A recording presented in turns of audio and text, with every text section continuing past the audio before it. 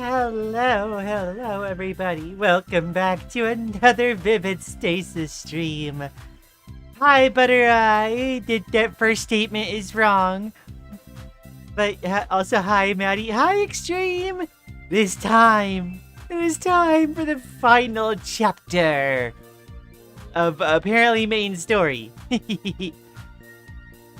For what has become handily my favorite game, unseating everything else in my life. Oh my gosh. Hi, Lian. Hi, Maddie. How are you doing? Lurking? Always appreciate you, ACE. Thank you for lurking.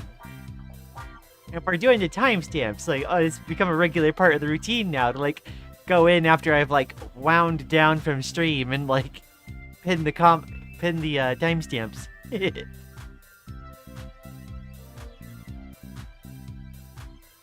I do want to give one update randomly for something I've been working on. This has been slower going than I was hoping, but I think it's been coming out pretty good. I still gotta do the shading, but I've got something in the works now for one of my commissions. And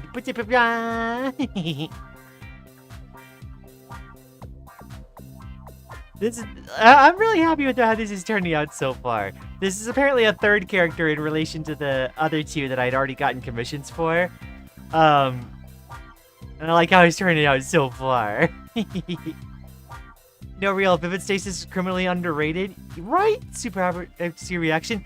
Yeah, no, how is Vivid Stasis free? But yeah, no, this is a commission I've been working on.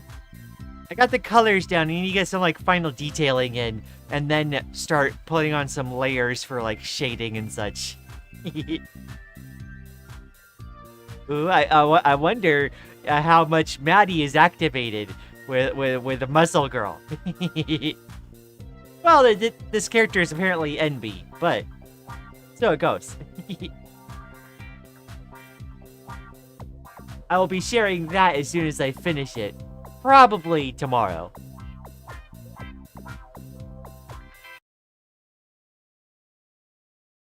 I was hoping to draw Kitsune Baddie today, but I had to babysit puppies. You're having to babysit puppies so often. Oh my gosh. But yeah, no. We're gonna be loading up Vivid Stasis now and just like... Oh. Like, I said this before. I said this on socials. But, like, every single time Vivid Stasis, every time I feel like Vivid Stasis has played all its cards, and I'm already gonna love it, like, as much as I'm going to, it pulls out something new out of its hat for me to just adore. And I don't know how it does it. I don't know how it does it while it's second free, of all things. Like, what? I am somewhat activated? Okay, good. I'm rising on the Maddie stonks.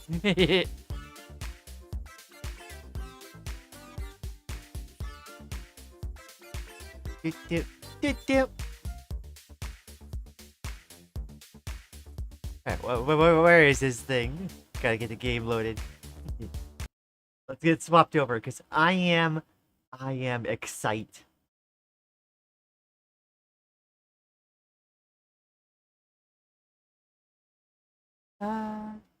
Miracles don't exist in the confines of this world. We create them. That was the whole thing.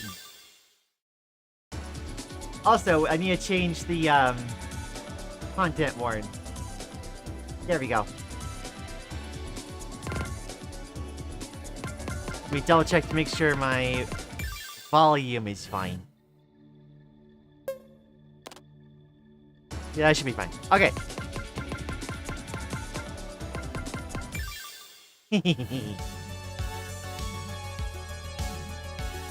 Ah, final chapter. Plaudite. Ah, all the color. Alright. When you select this node, you'll begin the final sequence of the game.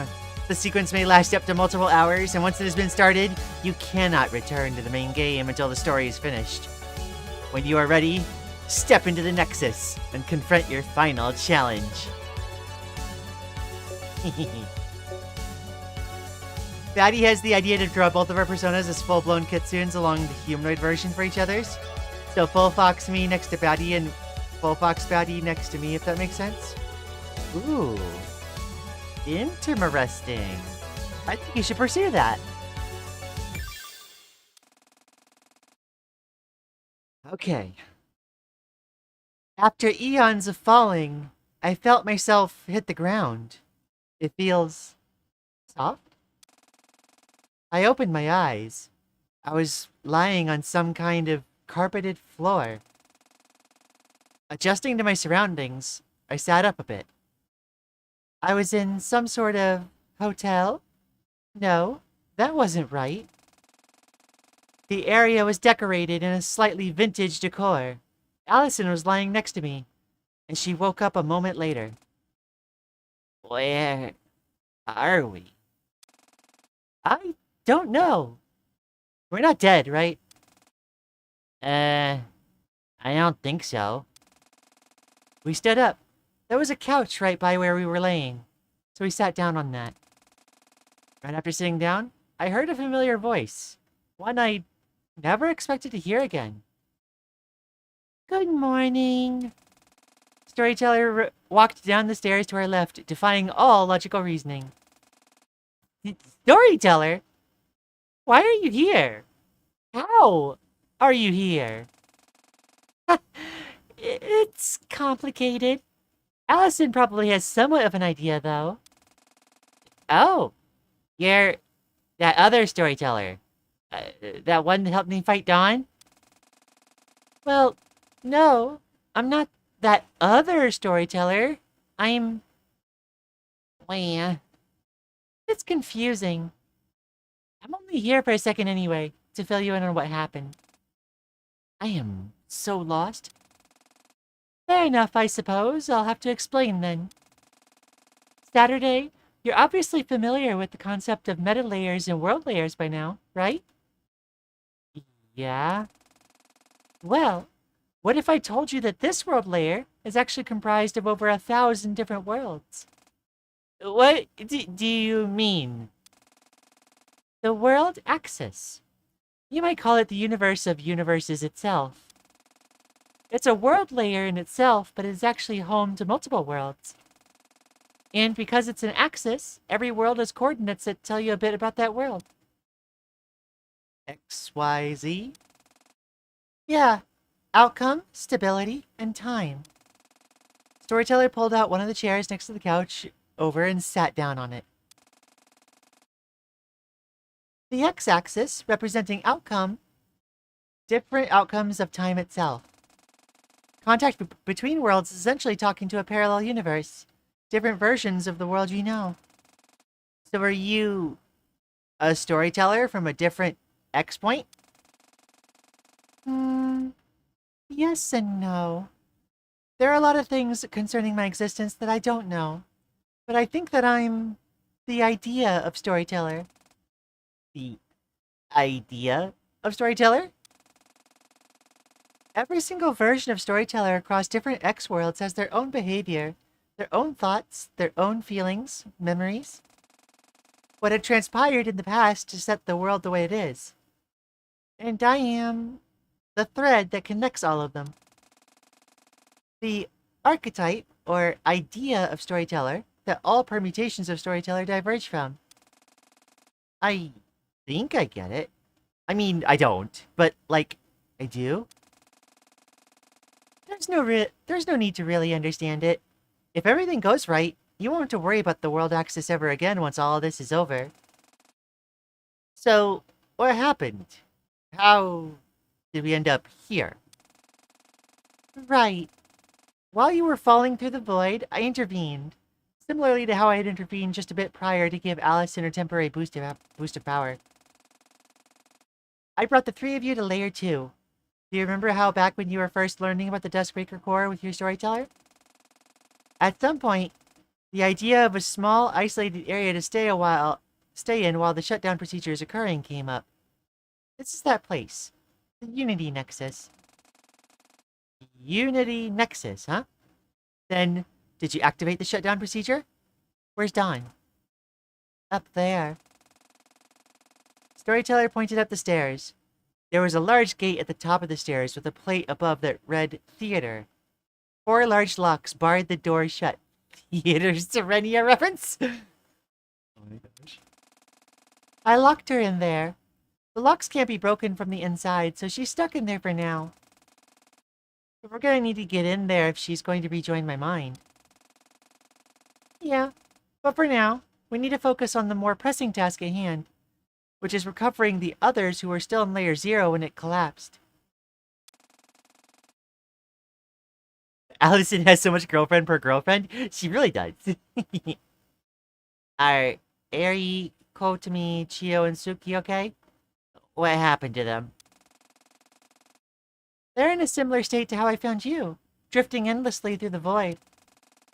They're alive, but stuck in a superposition state of being alive and dead, because Layer 0 is fully collapsed. We need to recover them and bring them here. Storyteller stood up and pointed to a computer in the corner of the room. Because this is technically inside the Duskbreaker's core, you have full access to the command line of the system via that computer over there. You can use it to locate and bring the others here, since both of you are synced with Layer 2. What about you? I technically broke some pretty big laws of the world axis just by intervening. It's already taking a lot to remain here. I need to go. Wait, laws? Who runs the... But before I could get an answer, her form disappeared. I still don't know who exactly she was, but she was definitely a storyteller. She can be trusted. I'm so confused. At least we're okay. And it looks like we'll be safe until we can get out of here. Yeah. I walked over to the computer. Let's try locating Suki's group first. I ran some commands, and sure enough, the 2 of them appeared on the screen. I ran the command to relocate them, and they materialized on the ground like we had, asleep. Time to look for Eri and Kotami. I ran the search commands, but no matter what, I couldn't find them. Panic began to set in. No, that's not good. Oh, what's wrong? I can't detect Eri and Kotami anywhere. Are they not... Just then, a bright light filled the room, and 3 figures materialized at the top of the stairs. 2 were Eri and Kotami, unconscious, and a 3rd girl I had never seen before. Kanshi? Oh my gosh. Eri! Kotami! And... who are you? Kanshi Nichibotsu. What? Kanshi? Then you're their sister? How are you here? With great sacrifice. Can you explain? Briefly, I had intervened just a bit ago, clearing a bunch of rubble that was blocking Eri and Kotami from accessing the weak point in Okawachi Shrine basement. After that, my remote connection to this world was cut, but I was still able to observe from the world I currently reside in. And saw what was going on. My transmitter wouldn't have enough energy to do anything for a while, so I took matters into my own hands. I entered the void myself to rescue them. You can do that? Yeah, I'm sorry. I don't have time to explain my full history here. Regardless, I found them drifting through the destroyed remains of Layer 0 in the void and pulled them out. Wait, if you pulled them out, why did you bring them here? Kanchi laughed. Because if they would never forgive me if I split them up from you. But they're your sisters. You 3 should be together. We'll find each other. The Nichibotsus are stubborn to a fault. We never give up. And we keep fighting until we get what makes us happiest. And to them, Finding me is only the happiest thing for them if they get to stick with you guys. I felt myself tearing up a little. Nabbit. Stupid Airy. Stupid Kotomi. Okay. Thank you so much for saving them, Kanchi. What happens to you now? I exerted, well, a lot of my own energy bringing them here. I'm not a part of this whole Duskbreaker thing, so accessing the Duskbreaker's core was difficult, to say the least. My wavelength is drastically destabilized now, and I don't know where I'll end up, but I will continue fighting until I can see my sisters again. Are you sure that's going to be okay? I've traveled the void countless times before. If nothing else, I know for a fact I'll live. I promise. Okay. Thank you. No, thank you for being the light in my sister's lives while I've been gone. Once all this is over, I'm really looking forward to meeting you, Saturday Tasagare. You too, Kanchi Nichibotsu. She smiled and nodded, and then she was gone. Allison and I carried Kotomi and Eri down and laid them next to Suki and Chio on the couch. If they're gonna take a bit to wake up, should we look around? Sure thing. We walked around Unity Nexus for a bit. It was small, but housed 5 main areas. There was a kitchen, a dining room on the lower level, and a bedroom, rec room, and theater on the upper level. We couldn't get into the theater, though, because that's where Dawn was locked. In the bedroom, rec room, kitchen, and dining hall, however, there were terminals that seemed to be connected to the locks. We tried interfacing with them, but all it displayed were seemingly nonsensical codes and an input screen. By the time we went back to the lounge, Eri and Kotomi were coming too. Yeah. Where are we? Somewhere safe, at least. For now. I relayed what happened to them, and told them that Kanchi had saved them. Kanchi, I'm really glad she's real. What do you mean? Well, they've been in a situation where it's hard to discern what's real and what isn't. It's possible the Duskbreaker was taking advantage of our desire to see our sister, or something. But it's really her. Ah, yeah. Just then, Chio and Suki also began to stir. Huh? Chio looked around. Unity Nexus? Wait, you know about it? I designed it. I sure hope I knew about it. Okay, fair enough. Suki stood up. What happened Saturday? I relayed for a second time what I'd learned from that other storyteller. I see. So then we need to find a way to break these locks, huh? Chio walked up the stairs and took a quick look at the locks. These are definitely not my design. I guess that other storyteller put them here. Yeah, they seem to be connected to the terminals in the 4 other rooms. If we can figure out what to do with those, we should be able to get into the theater. You said they were displaying some gauges, right? Maybe it's something in the 4th dimension? That storyteller did have the synchronization with it, after all. You mean it's something that observers have to figure out? More than likely. I guess we'll have to wait and see. Until then, we should try to take a breather. It's been a lot. Seconded. I am so tired. Final chapter. Claudite. This is the first one that's not, like, split for, like, a chapter name. Oh my gosh. Wow! We're getting Saturday in the between space again.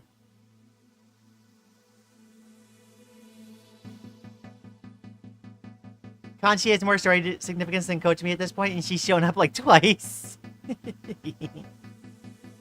Aww. Coach Me is providing moral support.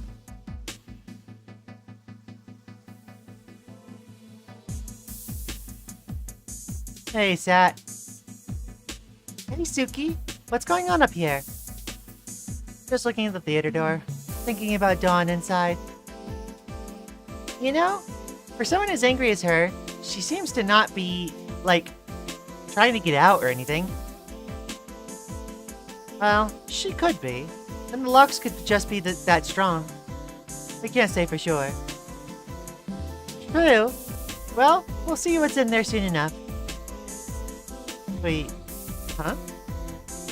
I guess that's technically true.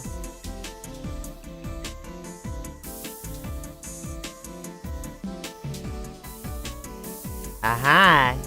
Yes. Okay.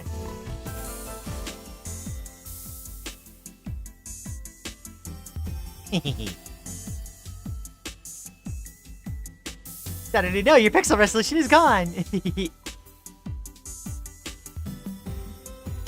Alrighty.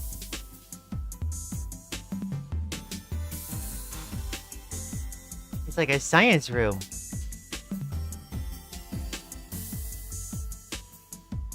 Hey, hun.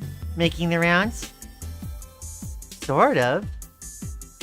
Dang, this place even has a kitchen, huh? Yeah, I guess it makes sense if it has a bedroom and a dining room. Is there anything of use in the fridge? Kind of. There's actually a, terminal. If you can just spawn food in through the Duskbreaker score. What? Yeah, I have no idea either. I guess that's, like, useful, though? I'd say so, yeah. I misinterpreted. I saw this big machine here, and I'm like, what big machine do? Oh? Why do I feel like that's gonna be relevant? Pixel Saturday now is in Yuri? Yeah. Oh, the machine is in every room, I see.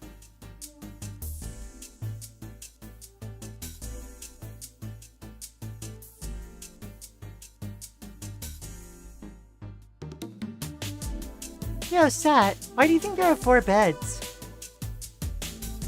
What do you mean? What's odd about that? There are 5 of us, and only 4 beds. Well, I don't think this place was designed for us, specifically. That makes even less sense. If the Duskbreaker was only meant to be used for 1 person, then... Huh. I don't know. I hope it doesn't end up being a problem if we need to get some sleep. Well, you and Allison could probably share a bed. Cutie patooties you two are. Or Ari and Chio.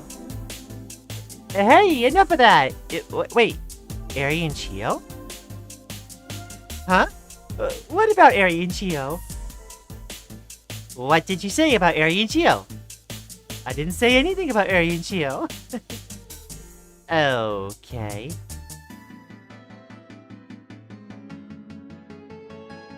Oh. Oops. I was just trying to exit the thing. I see, okay. Is that the only one that's available at the moment? Ah, the other 3 are inactive. I see. Quotes me hinting at the Yuri. Yeah.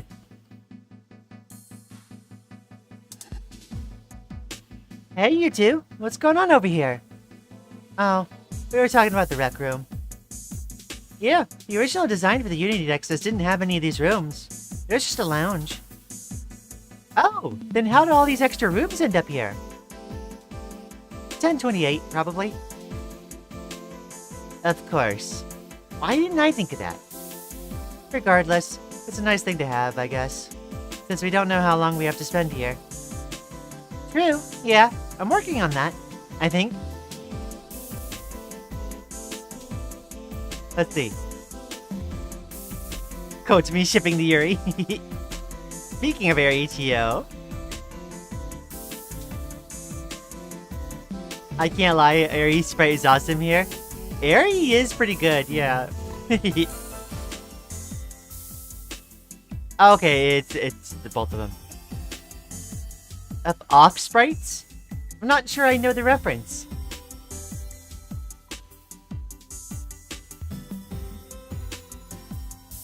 Well, just a lounge wouldn't have these fancy terminals well enough, would it? I guess, yeah.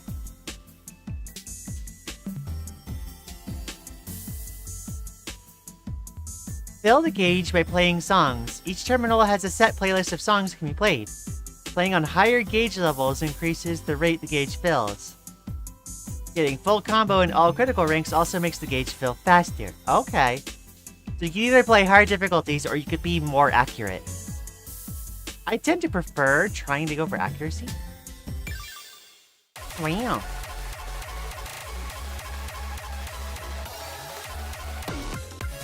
Wow.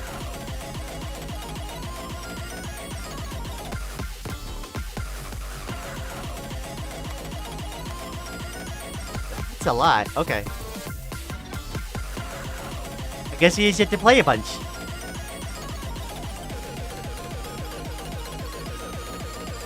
Another mini game. We had a good run. Everyone's gonna add 12 extra streams. Butter. Aw. You're never gonna let me live down the heckin' pool table and unbeatable.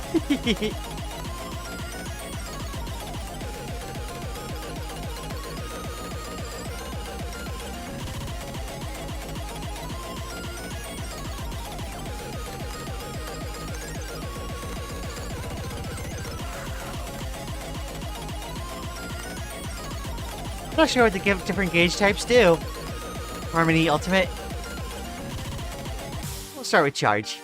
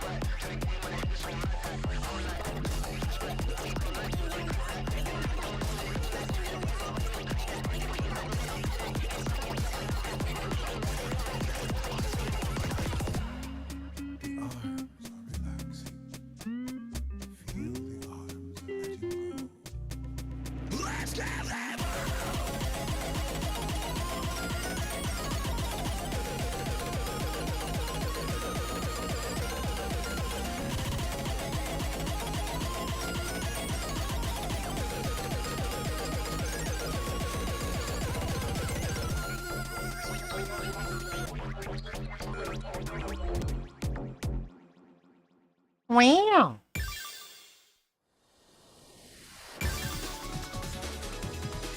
Me adding timestamps for pool tables and it taking over an hour. Oh no. Charge is the most lenient, Harmony is a bit stricter, Ultimate requires you to full combo. You insta-fail if you miss. Basic is just no gauge. Okay, okay.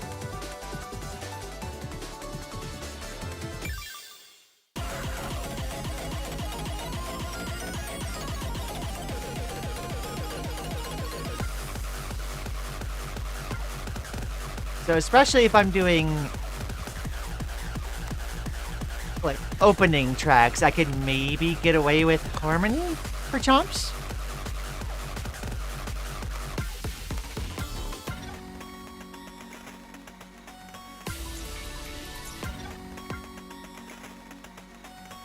I like that you can play like whatever you like here.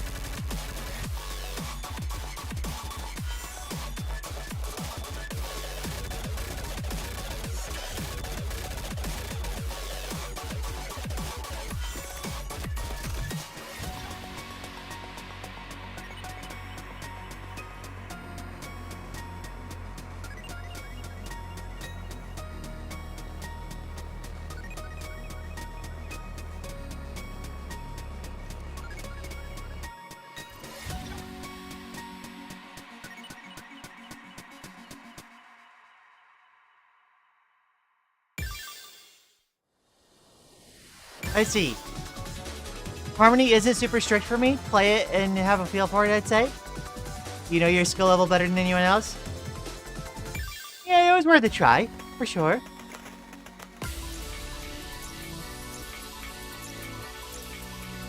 I just bit my tongue, oh Maddie! Oh no. Protect tongue!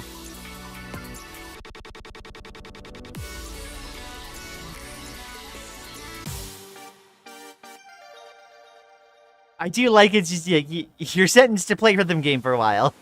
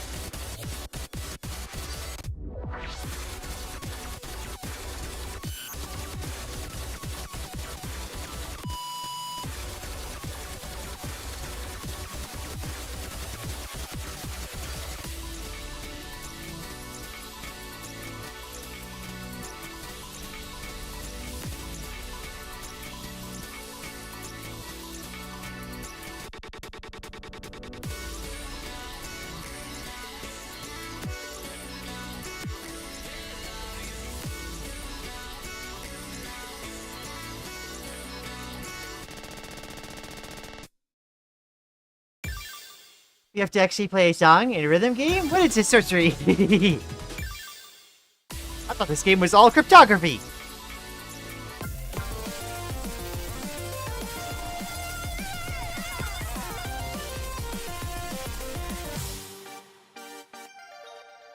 I think I ended up practicing this one in chapter 1, I believe.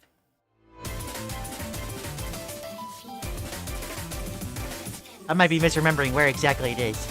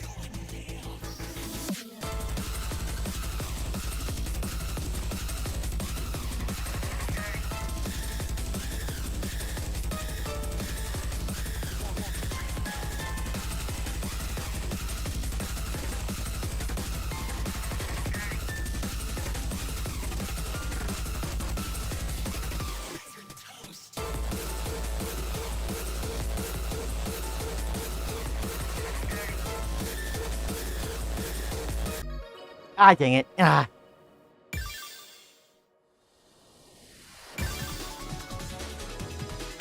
Lian. I felt like I was doing pretty well at first. Okay, hold on.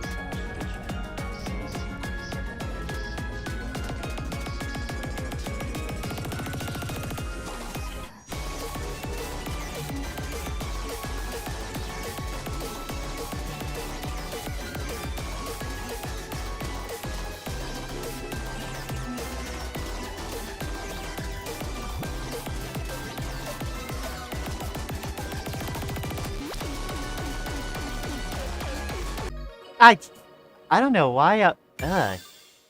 No, we try that again. Ah, I didn't. That confused me. I'm still confused.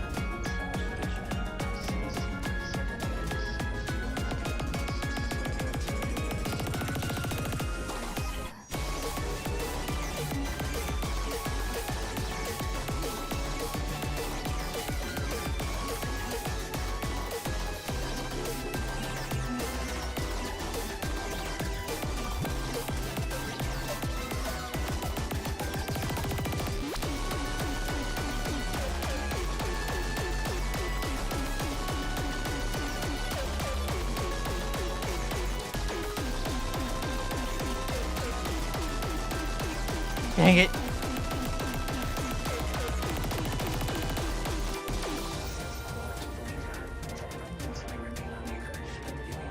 I think that was an instance of my muscles don't really have the practice to move like that. Dang. That was so close to full combo, too. A lot of the songs in the game are really good. They're really interesting. I never used to be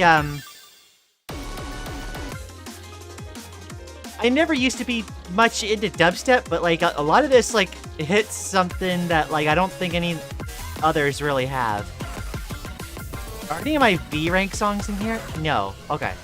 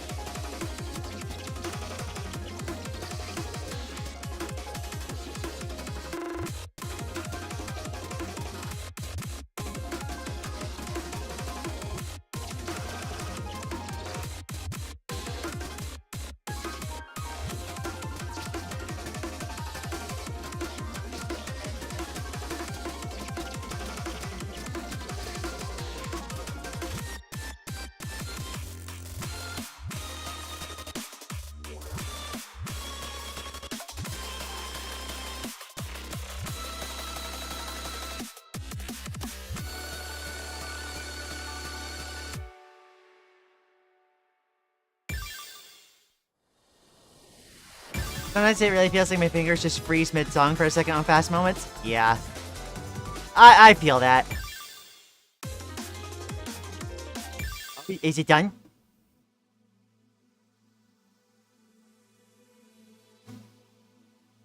Okay, the same dialogue. It's just now the bar is filled.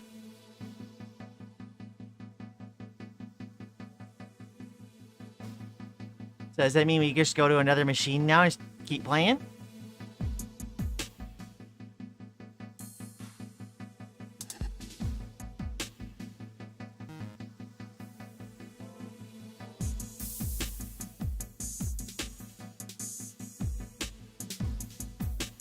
Not quite, it seems. Do I need to do something else on here? Oh, start challenge, right. Challenge? Wow.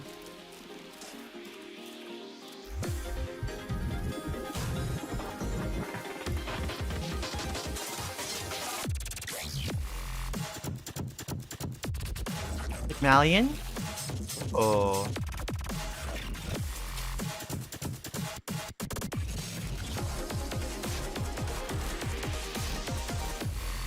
Oh, this sounds fun.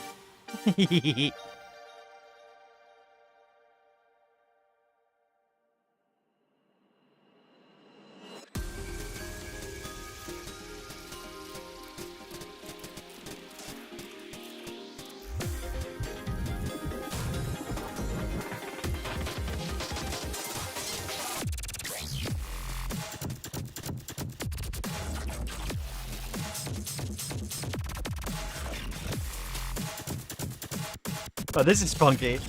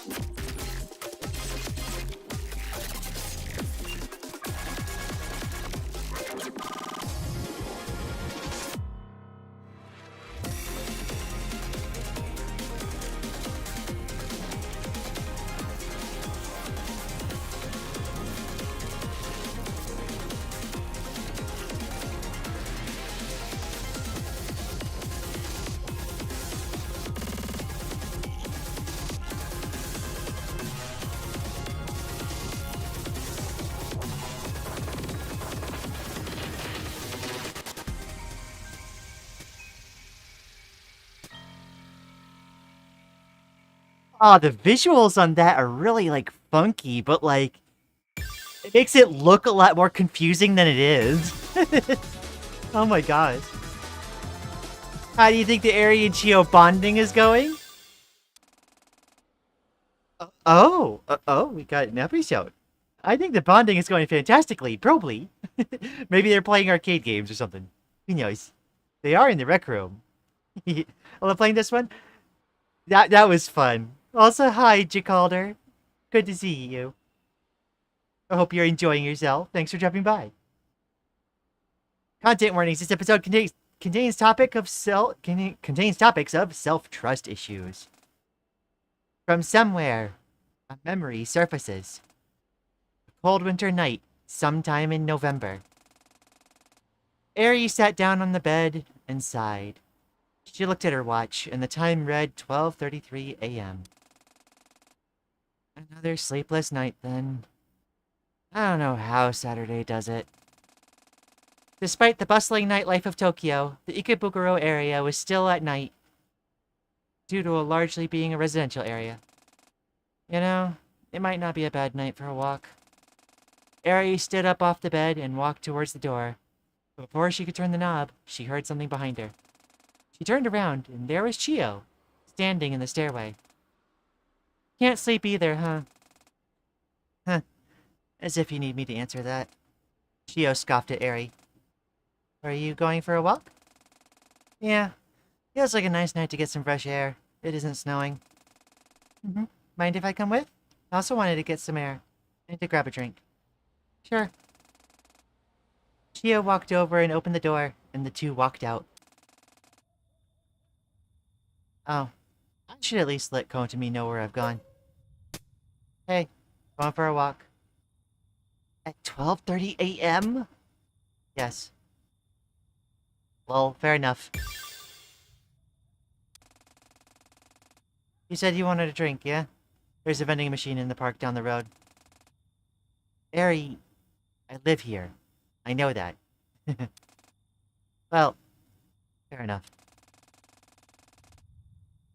Eri and Chio walked down the short road to the small park that sat neatly in the lot between two houses. You want anything? Probably not a good idea for me to be drinking at this hour. Do you want something non-alcoholic then? Sure. Grab a juice. Any specific kind of juice, or... Surprise me. I don't know how much of a juice flavor can surprise you. Chio walked over to the vending machine and ordered a juice and a beer. Do they even sell alcohol in vending machines? Yeah, they made new ones that have ID scanners. Technology's crazy. I guess so. Chio sat down and passed Eri her drink. This is just apple juice. Sometimes the element of surprise is to be less surprised than you think. Right. Eri opened up her apple juice can and looked up at the sky. It was a cloudy night due to having snowed just recently. You couldn't see the stars. Something on your mind? Hmm? What do you mean? Eri wasn't expecting the question, although thinking about it rationally, it made sense for Chio to expect that given the habit of going for a walk in the middle of the night. Well, you seem a little down.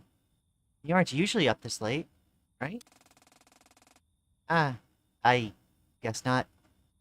I wouldn't necessarily say I'm doing badly, though. You sure? We may not be the closest, but down to lend an ear if you got something on your mind. There was a bit of silence while Eri finished off her apple juice. I told you about Kanchi, right? Mm-hmm. Your sister? Since remembering more about her from time to time, I've started to remember moments from her past. Moments between her, Kanchi, and I. I'm not sure why, it's just me. Kochimi hasn't remembered anything specific, and I haven't told her yet. Do you want to talk about what you remembered? I guess.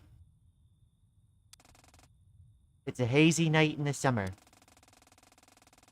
Eri knocks on the door to her sister's workplace, a small office on the 14th floor of a large office building.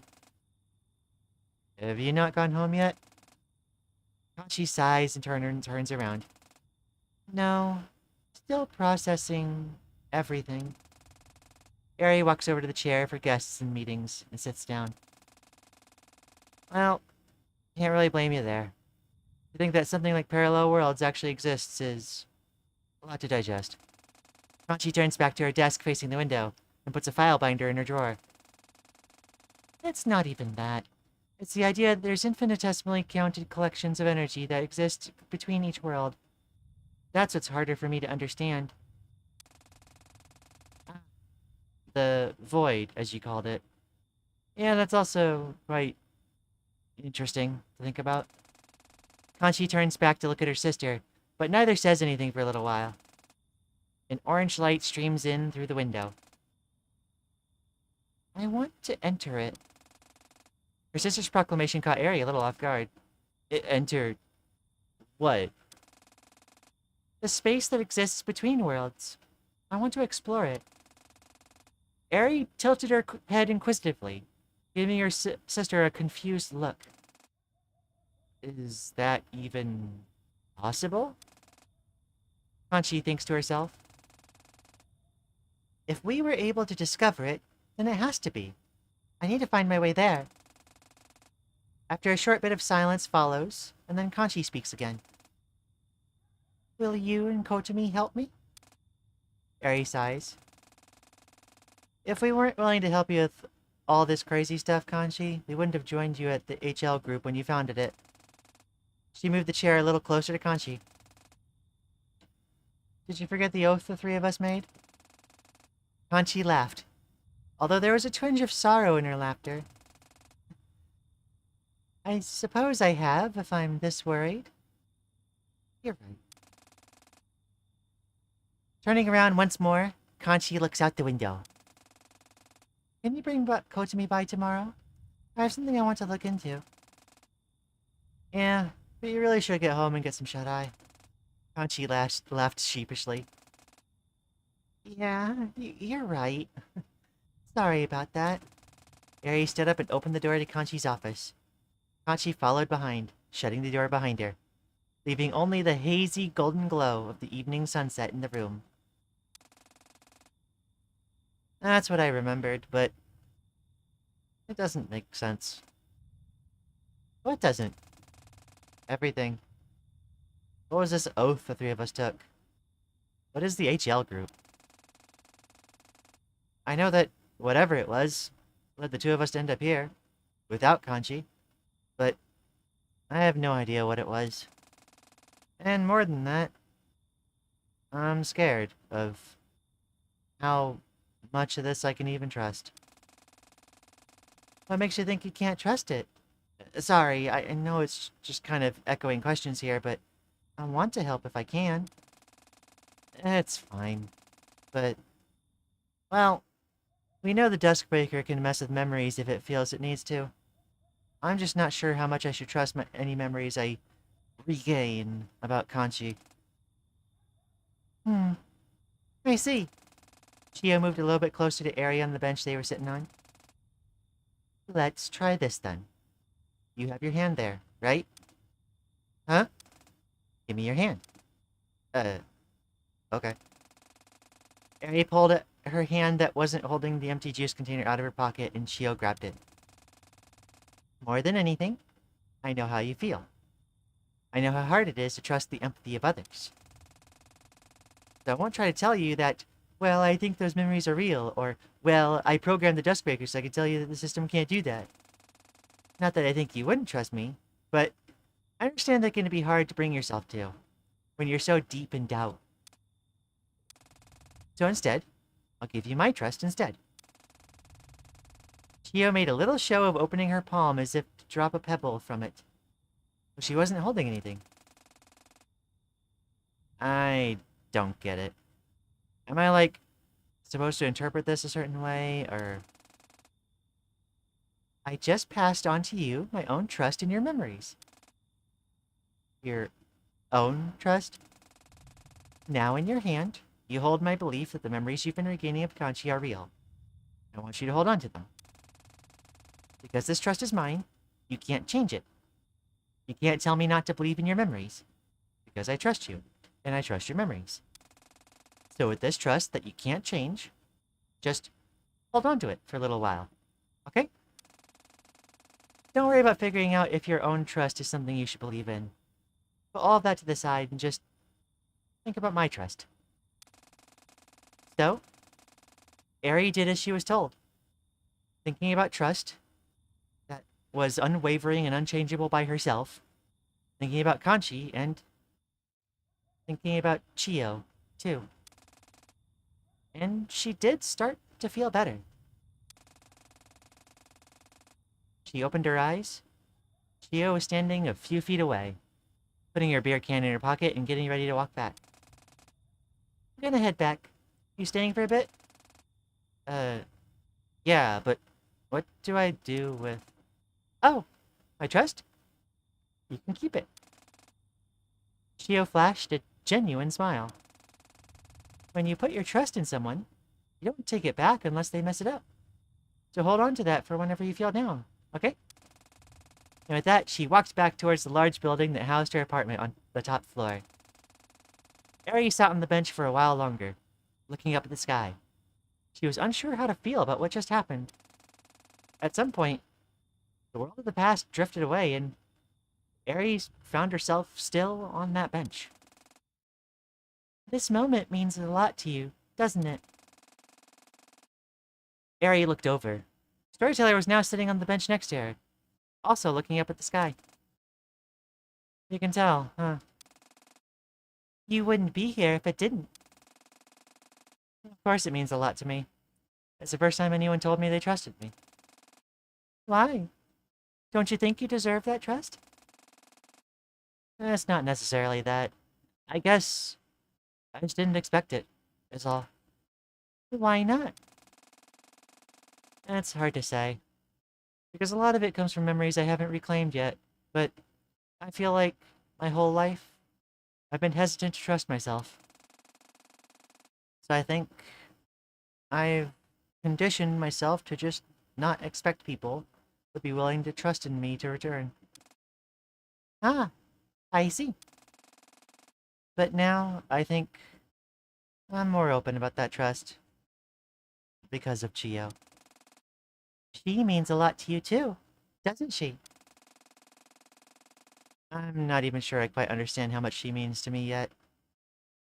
It's an exciting and scary prospect for someone like me. Interesting. Ari looked over at Storyteller. So, who are you? Just a teller of stories. An interested spectator, you might say? I see. And I assume you pulled me into this memory for some reason? I just wanted to see what someone would hold deep in their heart. I won't keep you, though. You have a future to look to. And you don't? I wonder. The girl from the past and the girl for the future looked up at the sky above once more.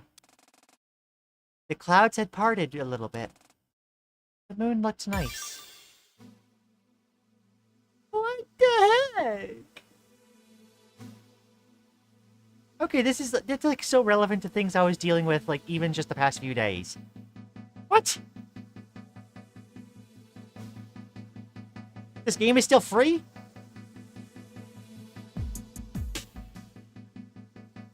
Oh, Kochimi's not here anymore. Can we do anything at the machine? Guess we could play the challenge again.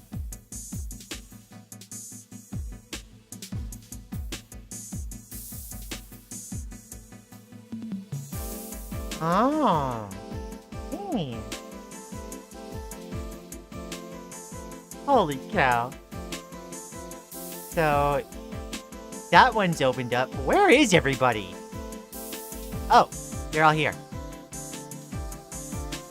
Hey, Sat. How you holding up? Decent. Looks like we're a quarter of the way to being able to enter the theater. Gotcha. Are you doing okay in terms of, like, stress? I know we're kinda at the end here. I think so. Yeah. It feels a little bit like a race against time, but I'm holding on. How about you? Well, I'm just trying to take it easy. Thinking about what happens once we're all out of here, and how this might be the last chance I have to really relax for a while. How so? I mean, think about what happens once we do get out of here. I'm sure we're gonna have to deal with a lot of complicated stuff to do with the military and your dad. God, true. I'm really hoping I don't have to see him again. Yeah, but even aside from that, I anticipate it'll take us a lot of time to adjust to being back to our actual bodies. Yeah, true. I didn't think about that. Yeah, I have no doubts he'll be able to get back to normal life, but it's gonna be a bit of a battle for a while, I think. For sure. Well, take it easy while you can, okay? I'll get back to trying to open the theater. You got it.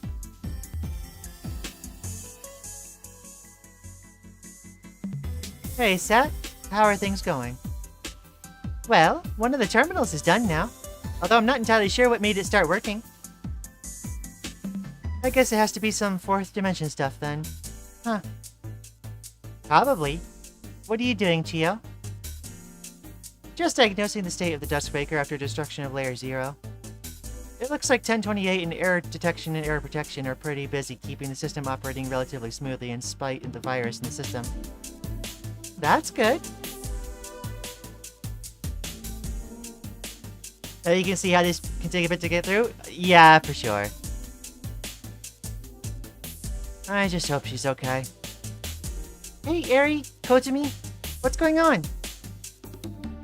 Ah, hey, Saturday. Thinking about Kanchi. I don't blame you. Yeah, we're a little worried. She seemed like she was always pushing things to do what she was doing. So I just hope she didn't go too far. The void stuff, you mean? Yes, when she broke the entrance to the Okawachi Shrine for us and then rescued us from Layer 0. She only had a limited amount of time before she was forcibly taken away. We just hope she's out there still, that we didn't lose her. Man, I understand, but I think she is. I don't think the universe would allow her to be lost forever. Universe? How so? I can't say exactly, but it's just a gut feeling I have. And you know how my gut feelings turn out. Completely disastrous and ranch-filled? Hey! Shut up! Not that one! But I think I get what you mean. Thanks, bestie. Yeah, of course. Oh my gosh.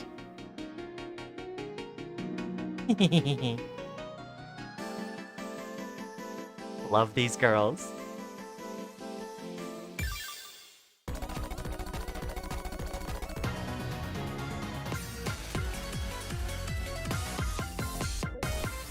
Oh, one of my V's is on here. Okay, cool.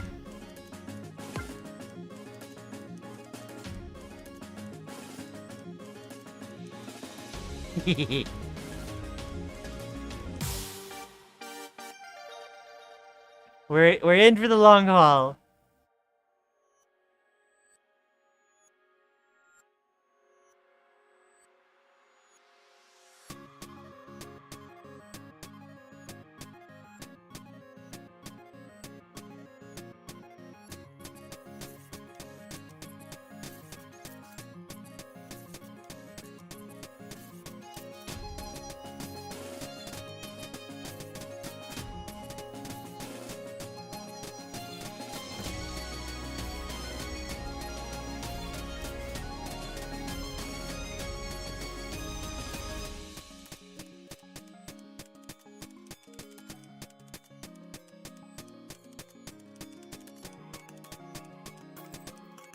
Oh, whoops.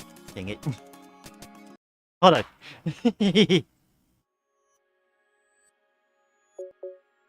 There we go.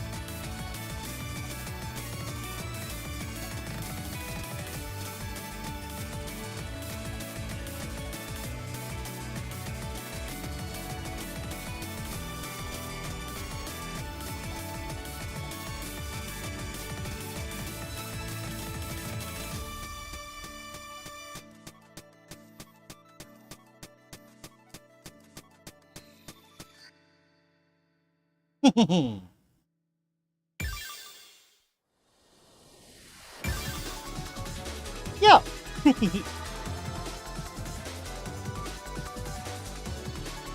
I was wondering why it's so difficult for me eat, and then I realized I didn't tie my hair up. Yeah, I know.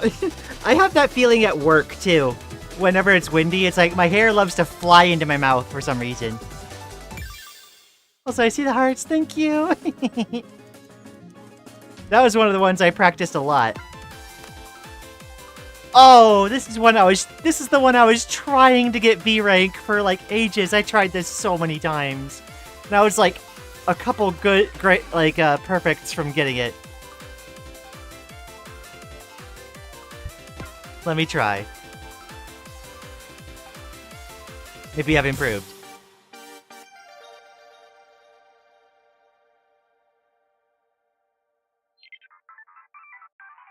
Also, remember to hydrate.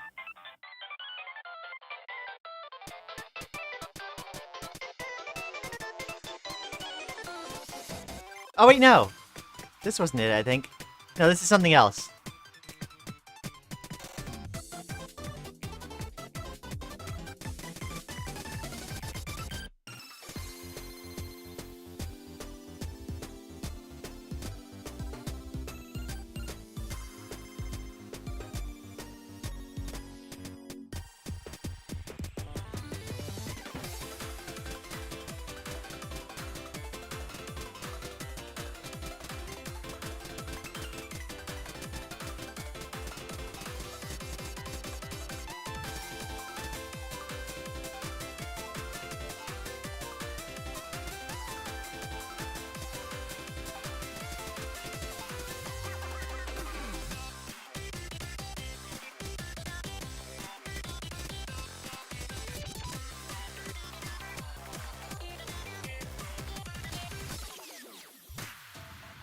Oh, this is when I was trying to open that one door and I needed to get, like, higher scores. Well, I definitely feel like I've improved.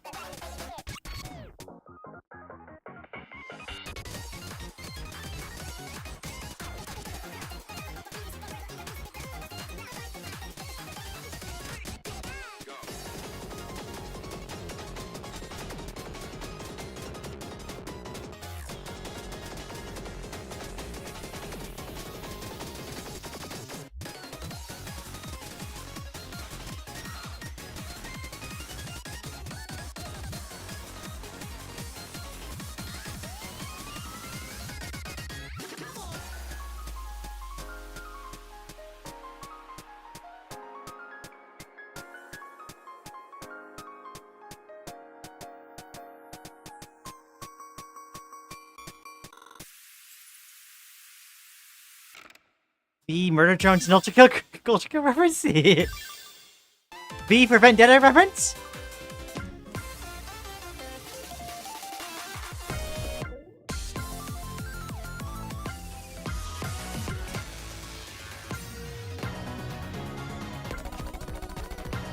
Okay.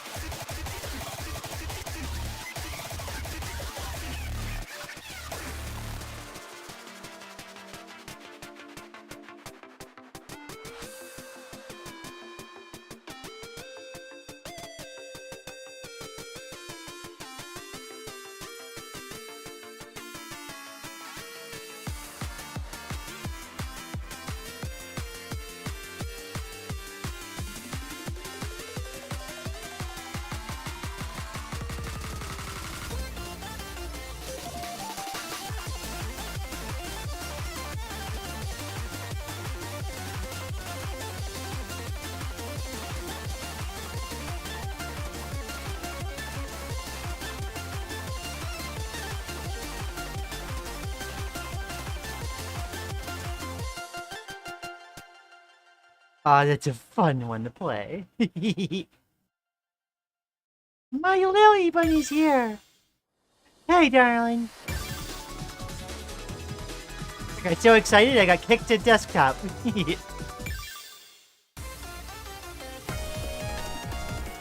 I haven't tried this yet.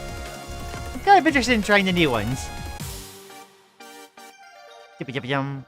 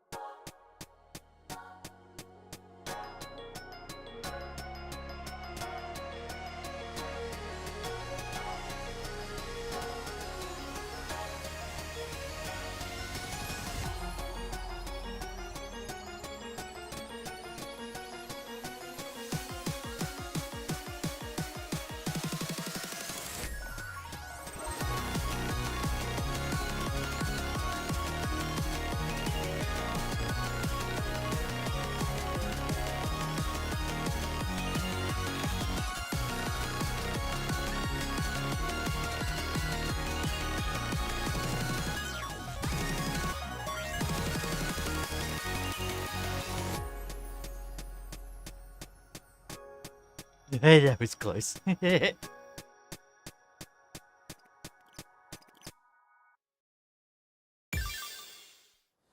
Yawns, hi Ari boy!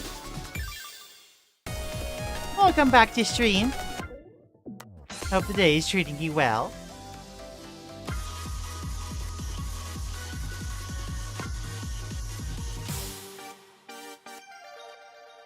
Hope you're doing well for the most part. Heck yeah!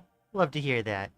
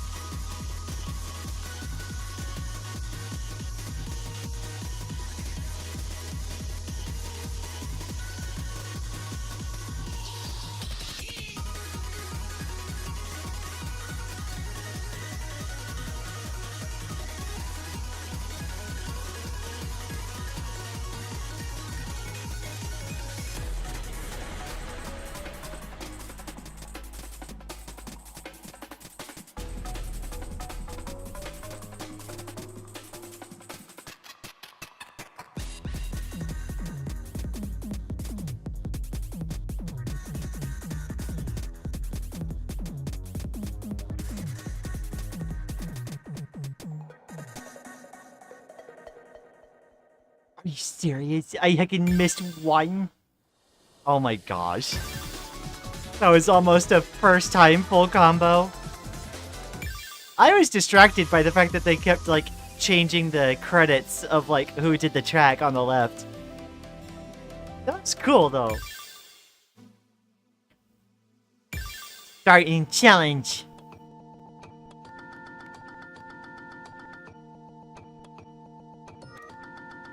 Wow. Is that a Saturday doodle I saw there? Whoa.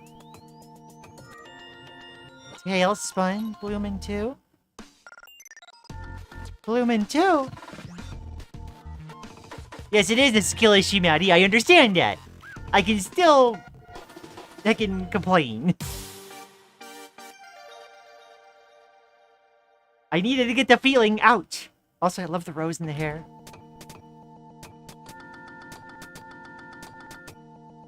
What's with the frame rate on this?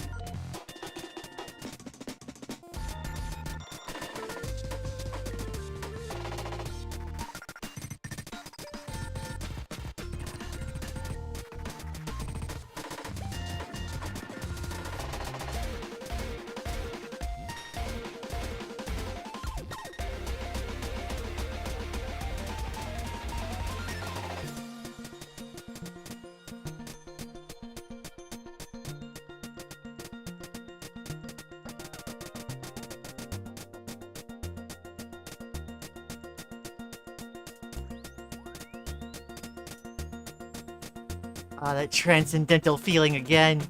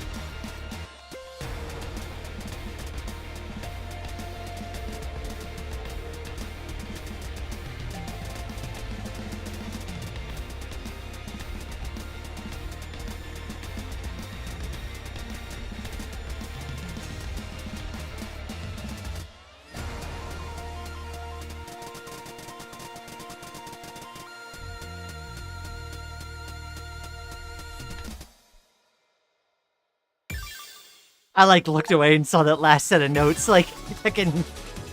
at the last second. Oh my gosh. That one was... Oh. That was so strange. It was such an odd song, but I was still able to, like, kind of follow. Blesses you all with the ability to control how crispy your food is. Whoa. In other words, cooking. Alright, another episode. Content warnings. This episode contains topics of parental violence, neglect, trauma, and natural disasters. Darkness. Not darkness from absence of light, mind you. Rather, darkness from the soul, and nothing but. Or, more accurately, a deep despair that eclipsed the entire heart. That could have been how Allison was feeling on that day in 2014. More Allison lore? Sometime in the afternoon, The skies had been flooded with a dark cloud that blocked out the sun. It wouldn't be inaccurate to say it resembled the night sky.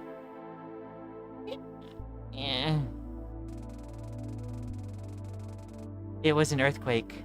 A magnitude 8 earthquake had completely decimated the streets of the city Allison had called her home for the past 6 years. Allison had been on her way home from school at the time. She was only 10. Suddenly, the ground started shaking, and chaos began to unfold. Now, Allison found herself trudging through the streets she had grown up in. She tried to avert her eyes from the violence and disorder happening around her, but it was unavoidable. It was everywhere. This... As she barely staggered through the streets to what was, until that just a short while ago, her home, she passed by many horrifying sights. Sights that would no doubt never leave the recesses of her mind as long as she lived. On the corner of 2 streets, a woman was chased down and stabbed in the back by a masked assailant. Down an alleyway, Allison watched as a young adult man stood under an unstable building, letting the rubble fall down and crush him into a horrifying red stain. But she didn't have the energy to be horrified, to be repulsed. All she cared about was reaching her home. Her home wasn't anything fancy or wealthy. It was barely a place suitable for a family in the first place. It could honestly be compared to living on the street in a cardboard box. The teachers at her school tried to hold her back, telling her they needed to get to the shelter point. But Allison had slipped away. It wasn't particularly hard to do with all the chaos and fighting around them. And now, here she was, at home. Or rather, what was left of it. The tiny condominium that their apartment belonged to was nothing but a pile of rubble on the ground. On top of it was a single figure, a woman kneeling down on top of the rubble. Stop it! Stop it! Allison approached the woman. She stepped over the piles of rubble and debris that once made up the place she called home. Please stop. Stop showing me this. I don't want to remember this.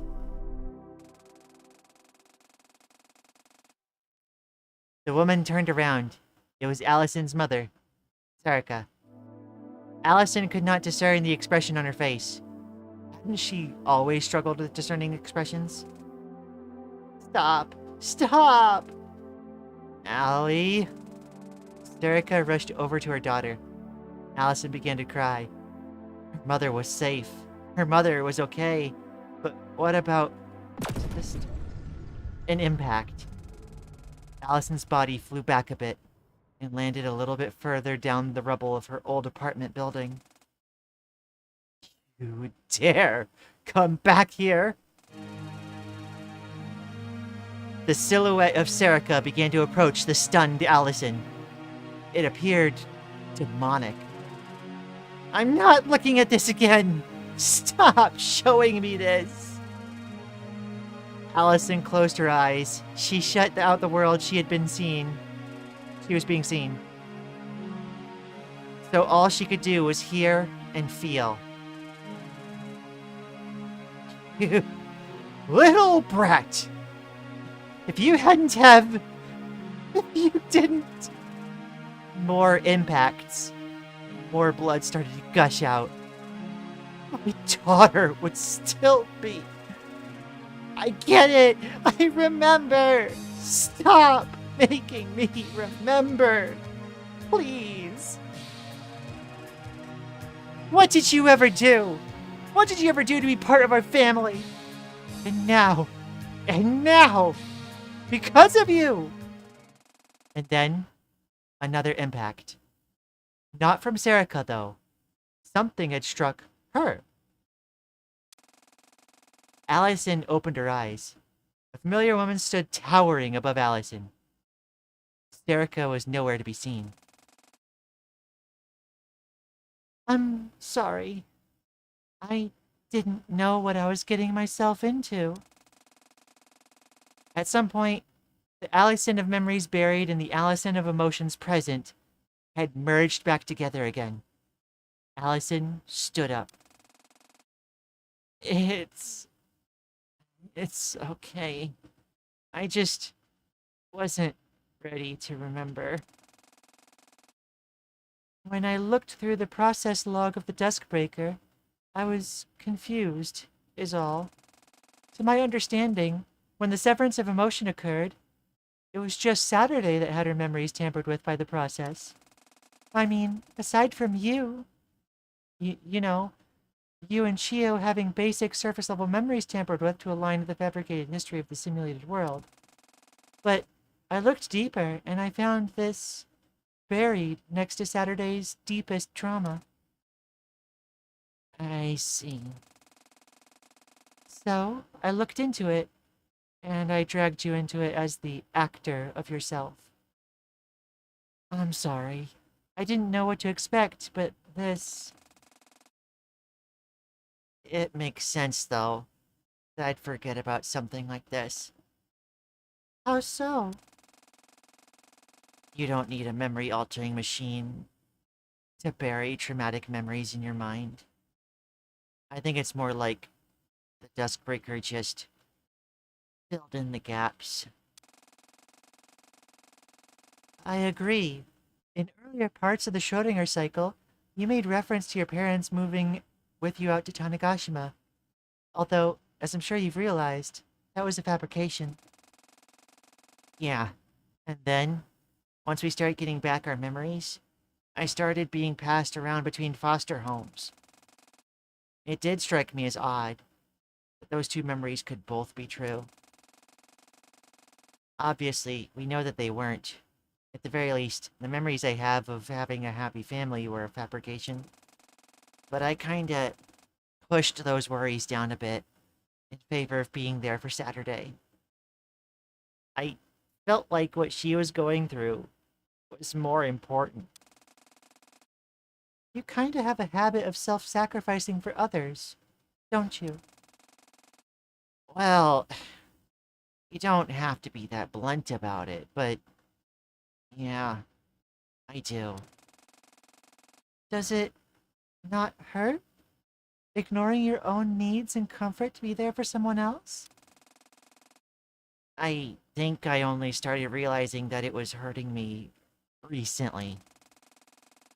After the graveyard incident and Saturday merged with, well, Storyteller, that's when I started thinking about myself.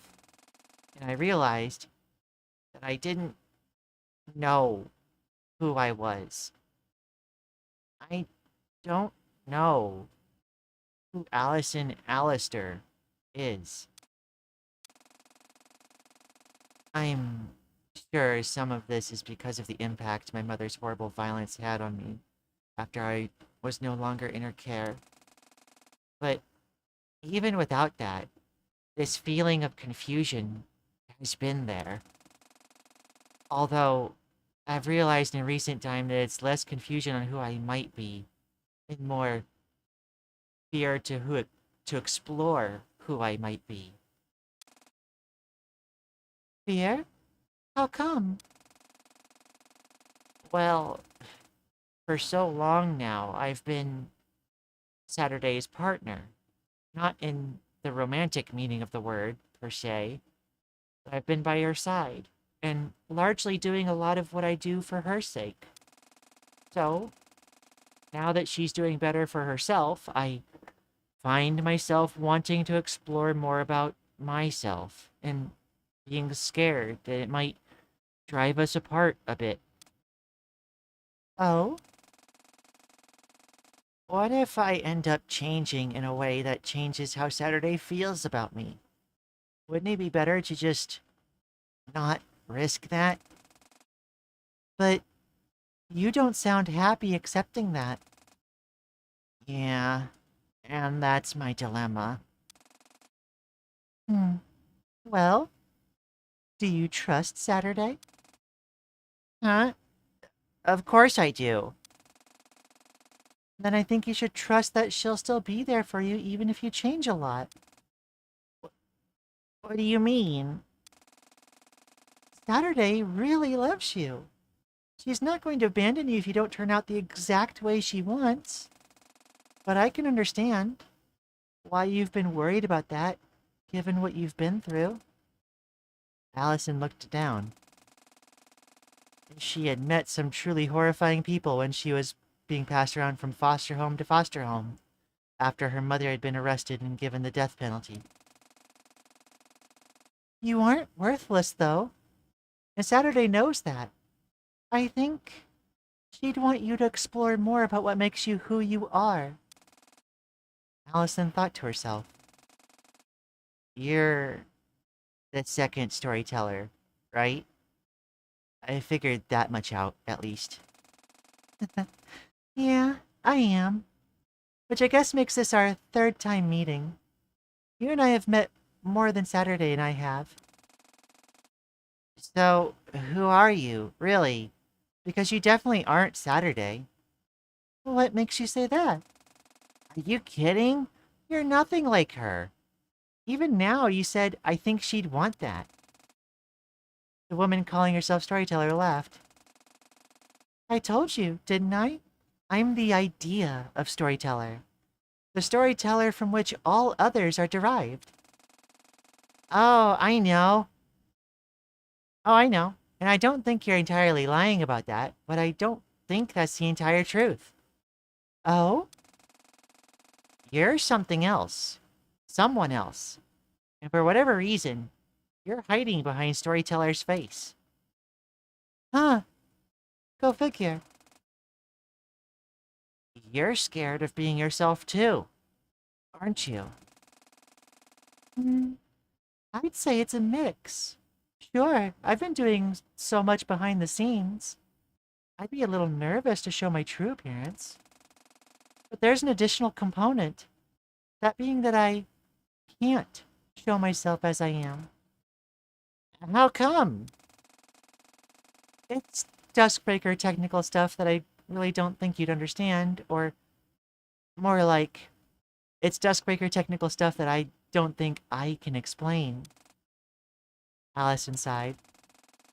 Well, I've been put in front of plenty of Duskbreaker technical stuff that can't be explained, but I understand. But you are a person, aren't you? You aren't an AI, or a computer.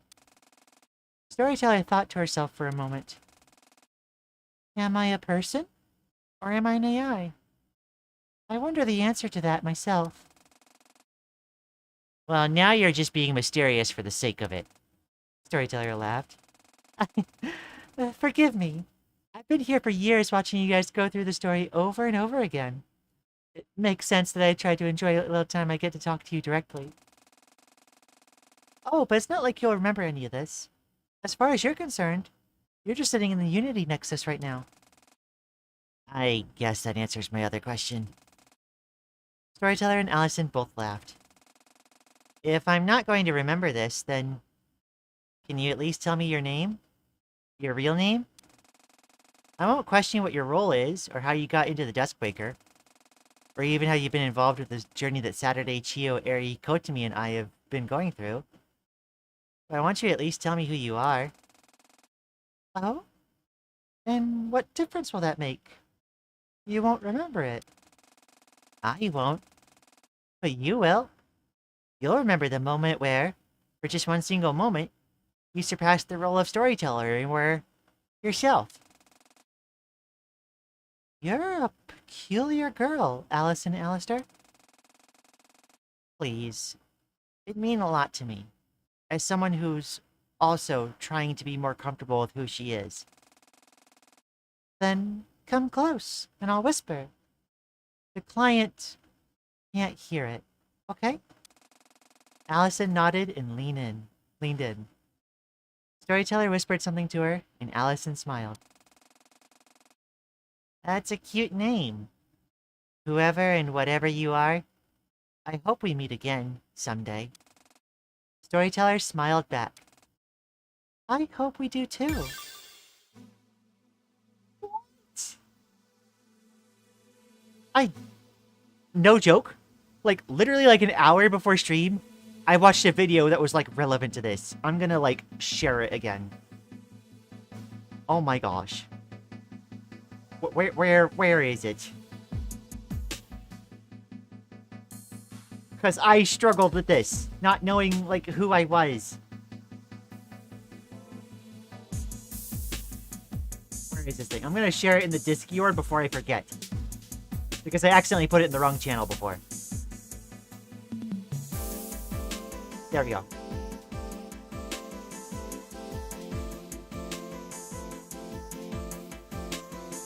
Yeah, something for later. Oh my gosh. What is this game? Why is it free? How do you think elemental reactions work in the simulation? What? Like, this fireplace. If you turn it on, or put logs in it, or whatever, does it simulate an actual natural reaction that would produce fire? What are you talking about? I think I spelled it out rather plainly. I have no clue how to respond to that. Did you try asking Chio? She had about the same reaction as you. I don't think you're getting any better of an answer then.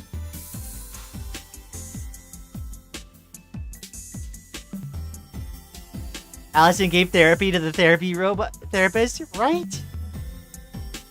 Hey, Saturday. Hey, doing okay? Yeah, mostly. Just thinking about the merge.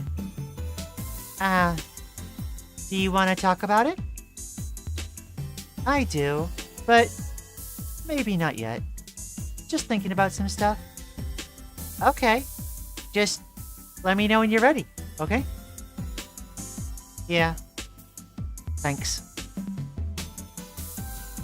I like that the Suki didn't, like, turn around to face her that time. And give Maddie your hat! Hey, Yuri. What's up? Going to take a nap, I think. I'm exhausted. I can't blame you. Is everything okay? For the most part, yeah. Just fatigued from everything that's happened over the past day. For the most part. You are really good at latching onto the one little thing and being stubborn about it, aren't you? It's not something I want to talk about right now, though. Once we're out of here, I'll explain a bit. Promise. Okay, if you say so. Make sure you're okay. I will. Thanks for the concern. Wow.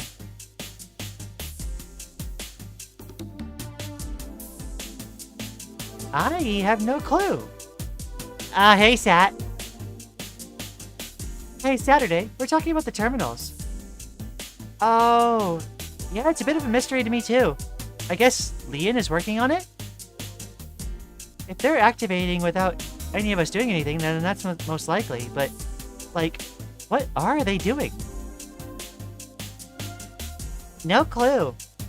Honestly, the terminal kind of looks like an arcade cabinet.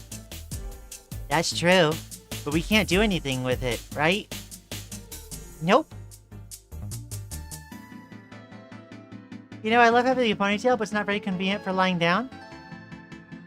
Yeah, I think, I like wearing a high ponytail during the day when I need to, like, kind of keep hair out of the way. But if I need to lay down, it feels like a low ponytail would be best. Time to play song.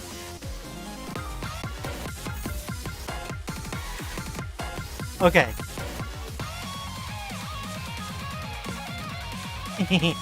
Time for more music!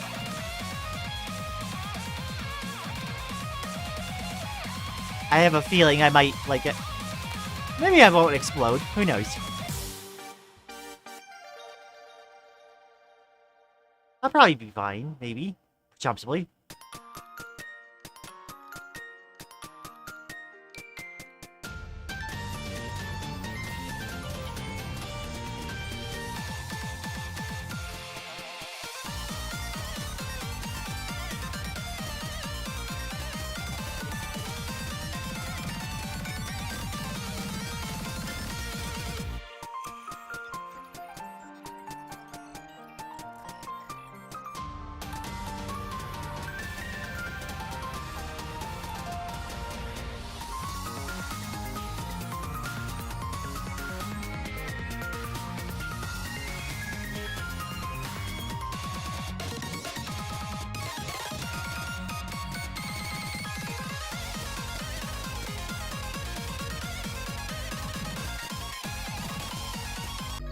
Ah, dang it. I'm pretty sure I can.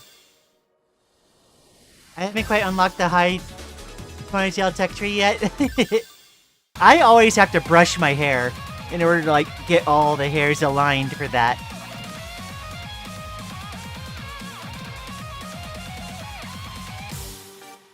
Let's try doing 2 difficulties higher than I normally do. Dies at the second fast segment happens. Oh no!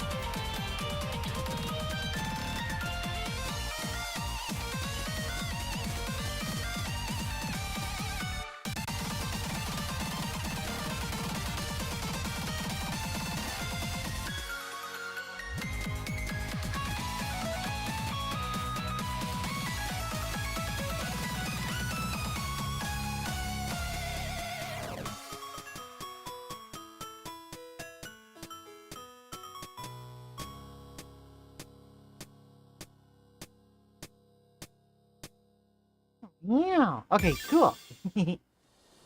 Get so much gender envy from this game. You're figuring out your style, Maddie.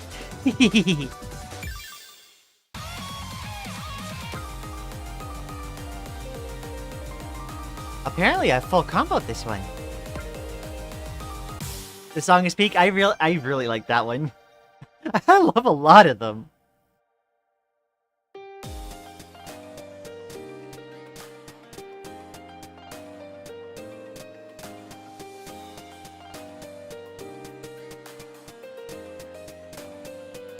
I feel like whatever my favorite song is just whatever story song happened last. Like with the voice acting. So it's like right now it's the Allison one. Just because it means so much to me.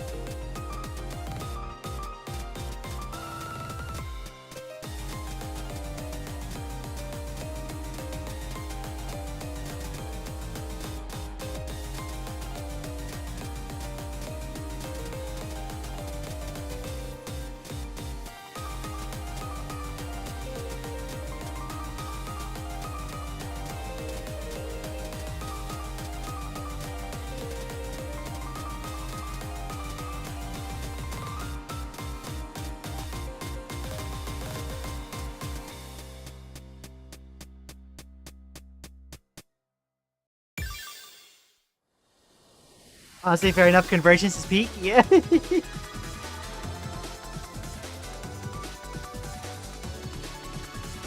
I thought you might say something like that, Lily. Not gonna lie. Once I shaved my arm today, which gotten rid of a lot of dysphoria for like 5 days until it grows back. Yeah, getting on estrogen helps with that a lot. At least with body hair. Facial hair, it's a whole other beast. Unfortunately.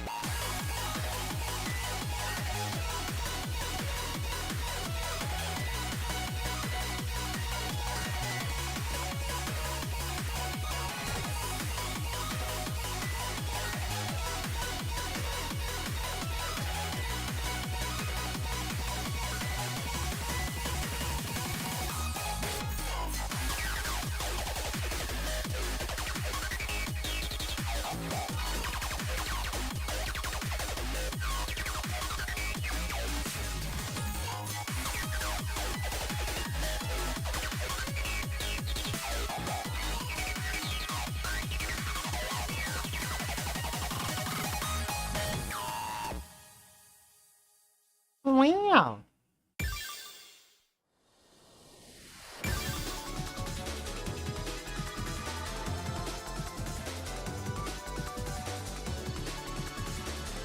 Laser focus aimed at me? Yeah. I feel like it, like, drills into the core of a lot of us, yeah. Heccin only one great? What do you mean? That was almost all crit? Oh my gosh. I'm AMAB but non-binary, and, I forget what OML is. Body hair is my worst nightmare? Yeah. Body hair got better for me once I was on higher estrogen doses. But,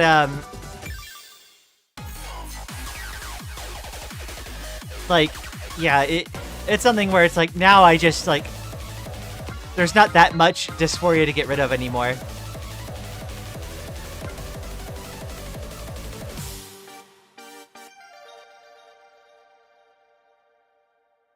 Oh my lord. Oh, right, okay.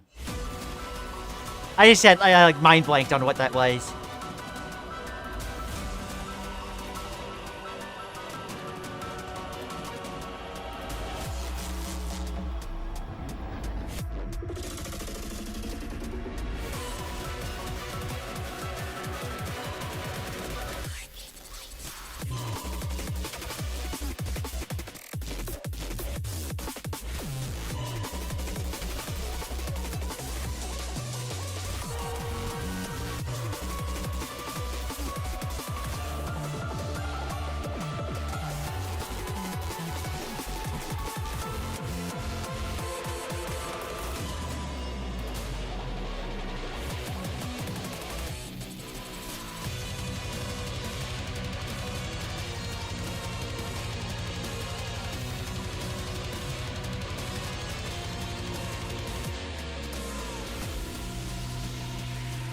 Ah, dang it.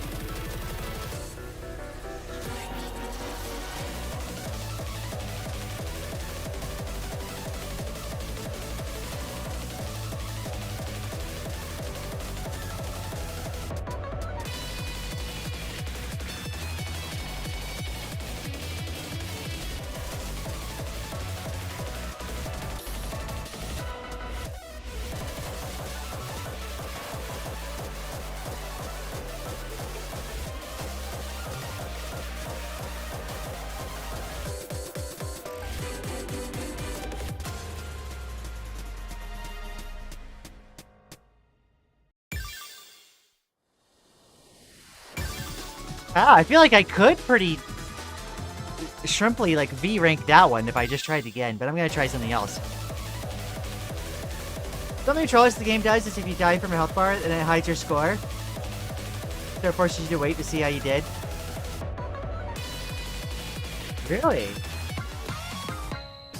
Oh, I hadn't thought about that.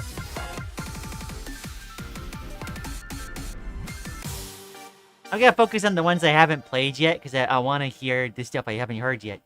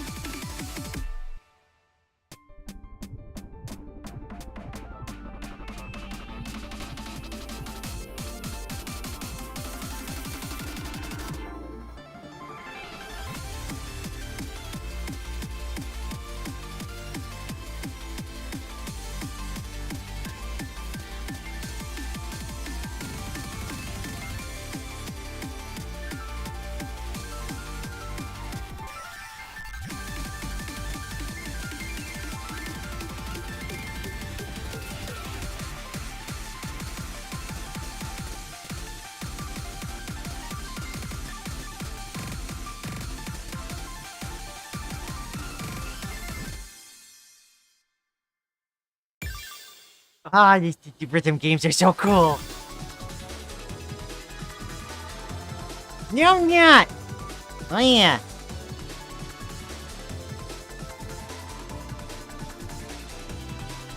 If I hadn't failed that one note, that probably would have been a V.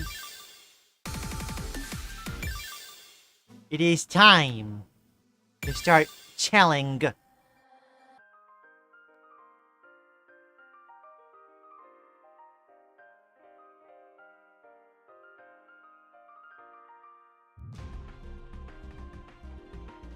No! Absolutely not.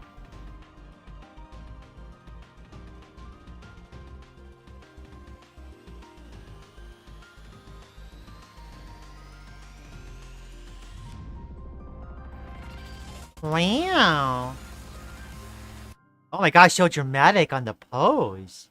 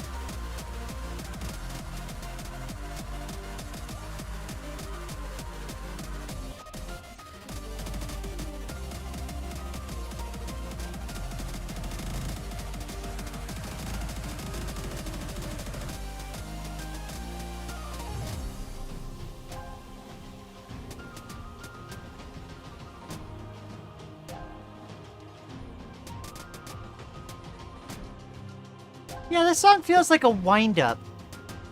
Towards, like, you know, it feels like a penultimate kind of song. Lead up to the climax.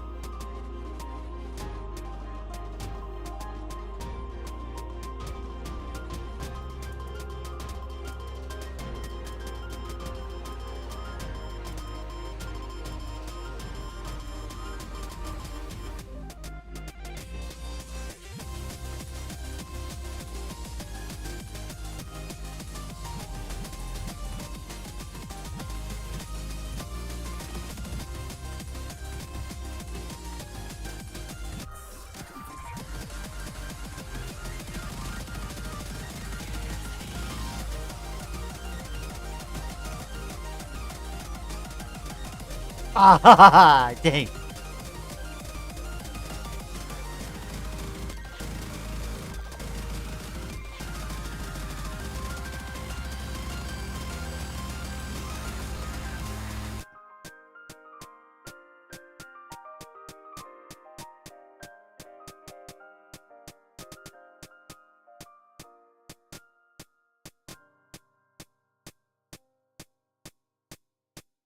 I almost, like, I caught myself thinking, like, halfway through, I was like, wait, am I gonna full combo this first try?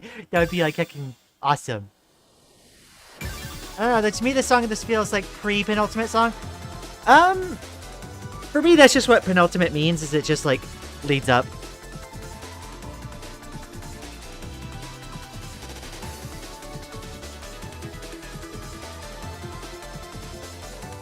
I think you put penultimate on a pedestal rather than use its actual definition, though.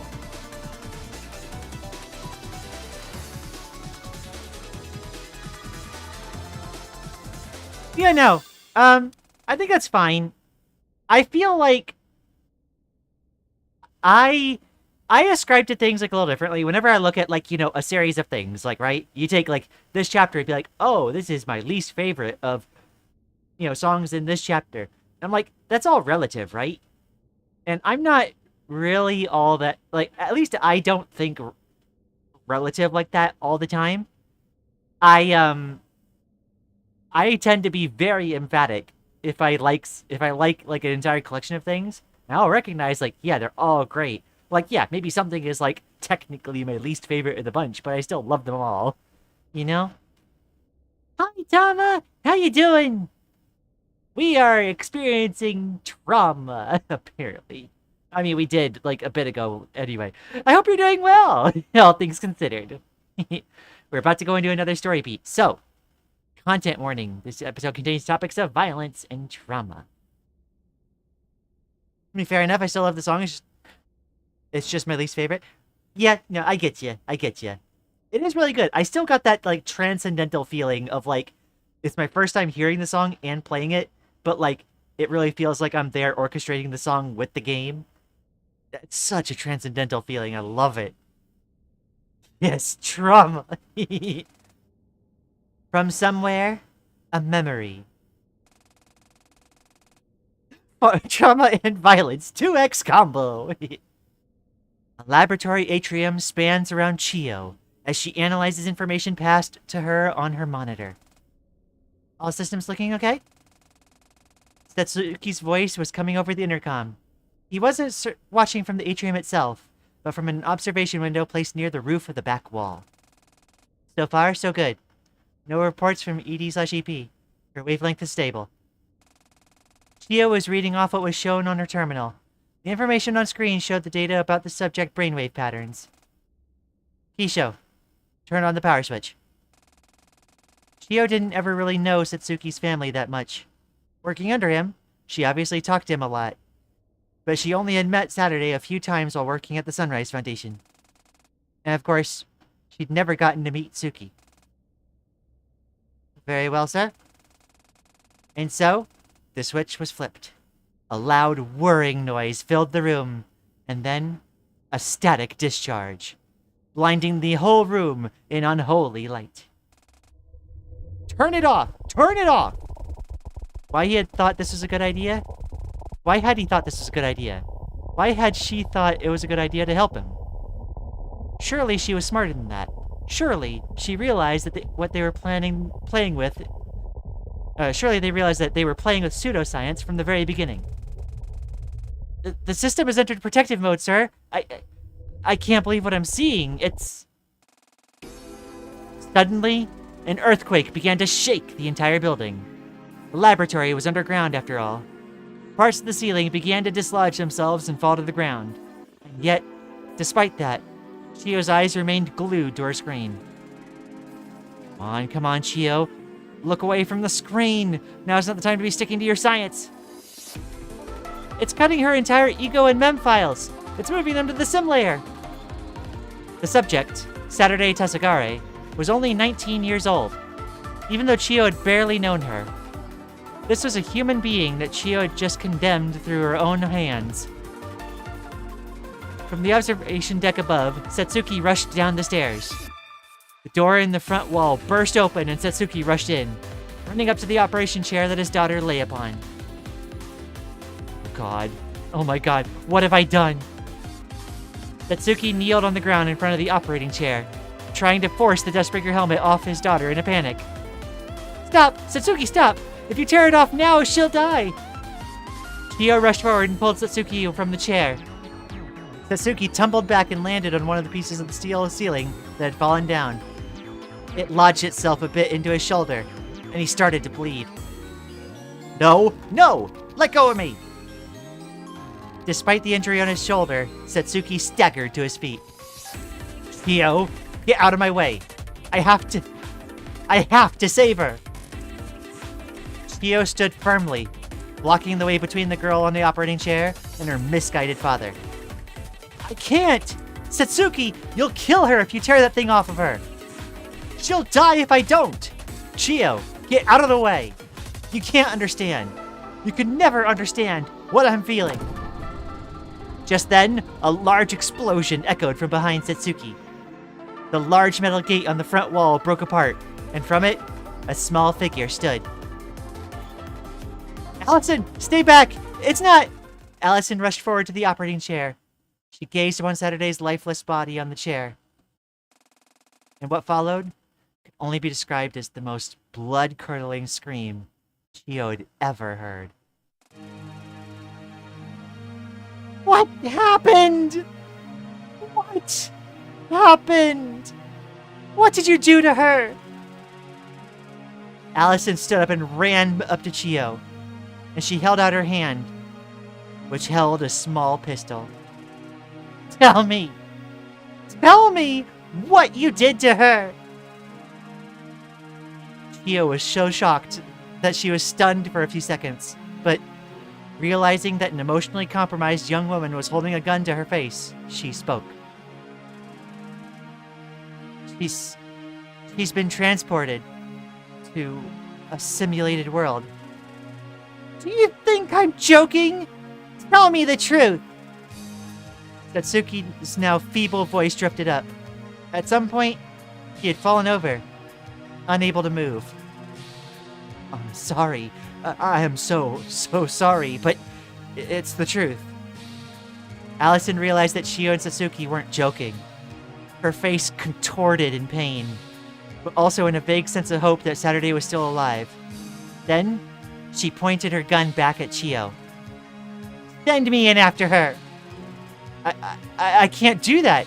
There's no way I could... The rage returned to Allison's face. Send me in after her! There was nothing Chiyo could do to decline, and so, she listened. She ran back over to the terminal she operated, and noticed that the copy process had finished on Saturday's memories. And so, the helmet was removed from Saturday's now entirely lifeless body, and placed on Allison. At some point, the earthquake had stopped. The chaos had given way to a horrifying silence. Satsuki remained slumped on the ground. What have we done? Everything. The engineer and the president gazed upon the two lifeless bodies that had just a few minutes prior had been full of energy and hope. Surely you knew this could happen. I didn't. Of course I didn't. Neither of us will be able to live with this, you know. I'd be fine with not living at all. After all, I've ended the life of my only remaining daughter. Just then, a loud shout pierced the regretful silence. Satsuki Tasagare! Chiyo Sakamura! Hands where we can see them! About a dozen men in military uniforms rushed into the destroyed atrium, guns trained on the only two people remaining in the room. And in the middle of them stood someone else. Are you going to give up like him? Surely you understand. Saturday and Allison are alive, and they can still survive. Yet he already views them as good as dead. If you've pulled me into this specific memory, Chiyo turned her back to the military blockade, then you already know what I chose. Storyteller smiled. Let's see your determination then. It was a mad dash. Chiyo ran forward across the large atrium. Her eyes were trained on one thing. The center of the room. No, the center of the universe itself. Open fire! One of the military men pulled Satsuki to safety, and then a flurry of shots. I can't die here. Those two, they're still... Throw area grenade, now! One of the military men pulled a small cylindrical object out, but before they could throw it... Yeah! The grenadier fell to the ground. Chiyo didn't have time to look back. He pulled the helmet off Allison's body and kept running for her terminal, slamming the Dustbreaker helmet down on her head as she ran. Chiyo, go, please! Fascinating. Even if it was an instinctual reaction, you still believed they were alive. More gunshots rang out, but Chiyo dodged them by ducking behind some large pieces of debris that had fallen in the earthquake. And then, she was there. She slammed her hand down on the button, and the whirring was back. Chiyo turned around, and there stood the dazed and shocked military group and Satsuki, with an unknown expression on his face. Was it regret? Hope? Anger? She wouldn't have time to think about it, and the helmet absorbed her mind's data. Chiyo was flung through space and time. Wow! So I think Setsuki, like, ran diversion long enough for Chio to do that. It's like a last moment of, like, lucidity. Oh my gosh. I love how Allison and Chio relive their traumas while Eri gets Yuri in a weird memory of Kanchi. Yeah, no, Eri made it out good. Oh my gosh. I came in at a very depressing moment, didn't I? You came in during all the drama, for sure. Oh, hey, storyteller. Yep. The chapter ending music here, it goes so hard. Oh my gosh. Chio dodging bullets like Neo from the Matrix. If Neo fought really hard to get into the Matrix. Still working away? Yep, we're pushing things close. Close to what exactly? I'm not sure yet, but what I'm trying to figure out. But something is approaching the Unity Nexus. And fast. Is it ultimation? Can't say for sure yet, but I need to focus. The other's in the dining room, right? There we go. Seems like it. Okay, I'll be fine here. Go see what's going on over there. Wow. Kochimi got left out like usual? Oh no. Kochimi, whatever you're making in here, please go easy on them. Huh? What do you mean? Look, I know the ranch stuff wasn't our fault. But it's not the only time we had cooking disasters. Listen to me, Kochimi. There's a reason Allie got so good at cooking. It was explicitly so neither you nor I would ever have to make something for her again. We're not trying not to let this be our last dinner, yeah? Please. Do not mess this up. Shh, you're worrying for nothing. And the Calico Pie to me? The Calico Pie incident? I'll just put this bottle of maple syrup away now. Good grief. What the heck happened? Well, that's a lot of y'all in here. What's the occasion? We're gonna eat. Kotomi's in the kitchen, cooking. I feel like I'm not ready for this. Her cooking isn't that bad. If you're used to it. Oh, God. Uh-oh. She's, well, she can cook, at least. Why is that scarier than anything else that's happened in the Dustbreaker so far? I need to get out of here. Good luck! Allison didn't say anything. Oh no. Kochimi's off to the side just vibing. Yeah. Real.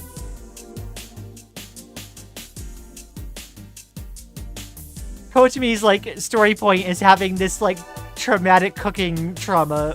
Or, like, this cooking trauma with Saturday. Oh my gosh. Look, as someone who's burnt soup, I know how bad people can be at cooking. Really? Oh my gosh.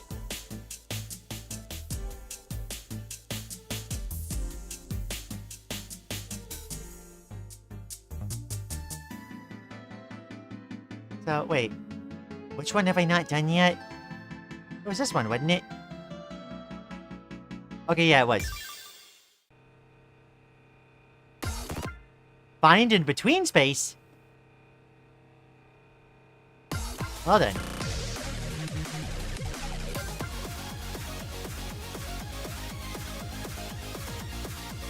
Nine? I don't know if I could do harmony on 9.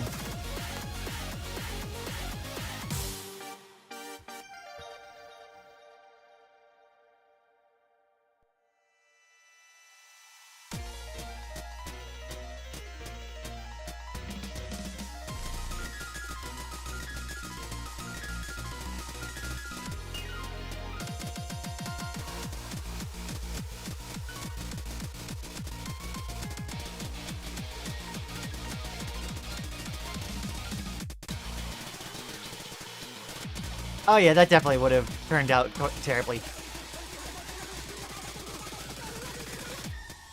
you think I want this?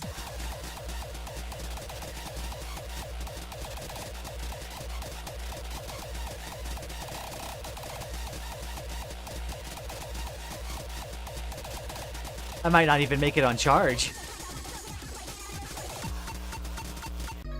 Yeah, no. Okay.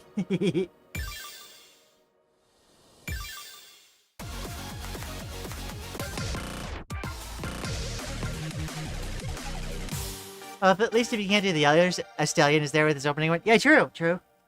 I wanted to at least try the bonus. But yeah, that wasn't gonna work out. There we go. It's all the boss songs? Oh, I see.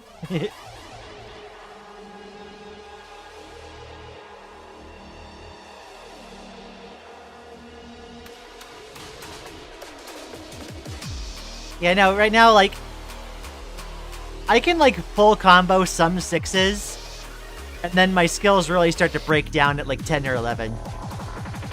Of being able to do them, like, at all.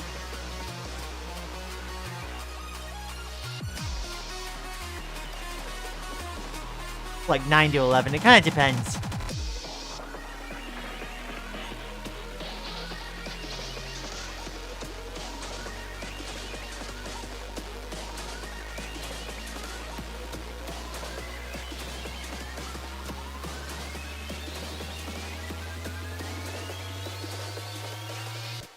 Can you still hear the song of the cosmos? Oh wait, this is the one where I was like, no, I need to, like, play it for real, because, like, this is, like, nothing.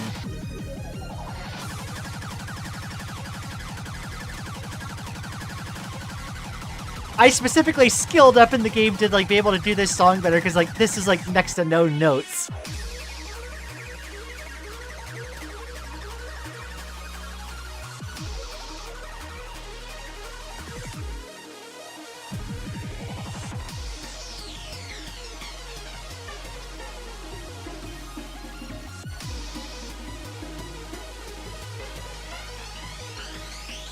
The heckin' 66 combo and we're halfway through? That is so weird. Even for a 1, this feels like nothing. This feels like a -2.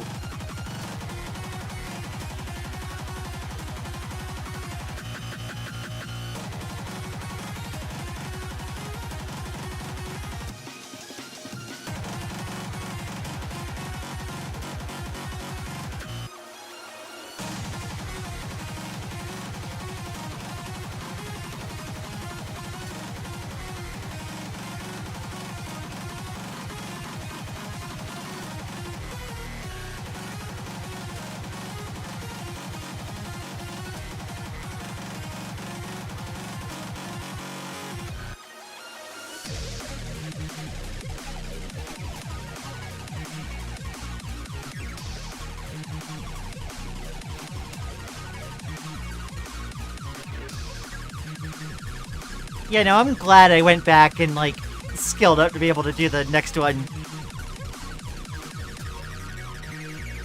Well, it was an all-critical.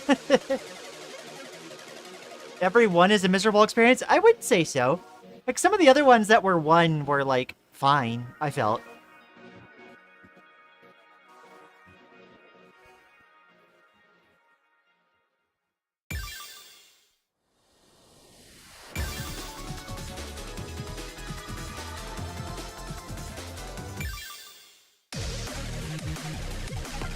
So, I obviously did this on middle and got an AA. Gotcha, okay. I'm curious of the side-by-side comparison, because it's like, this turns it into an actual track.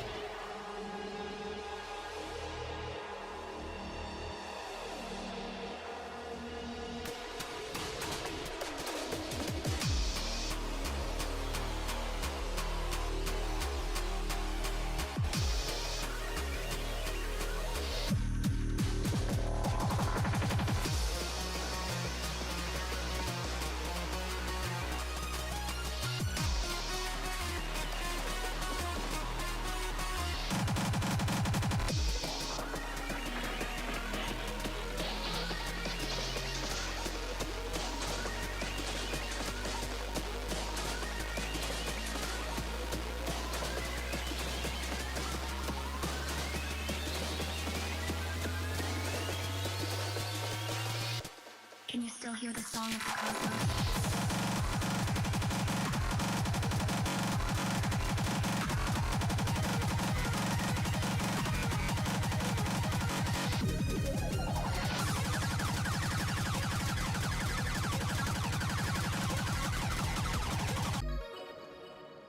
Okay, yeah, that makes sense. Okay.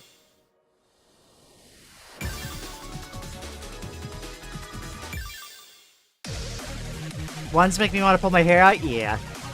I don't know, it might just be me, but I went through and got all crit on all ones, and it was, like, really not the most fun I've had in the game. Might be this, it's way less notes than I'm used to. Yeah, no, I think Estelian is like, especially bad with that. But yeah, it's like, you get to a point where you're playing so few notes, it's like you're not even really playing a game. You're just sitting there waiting most of the time.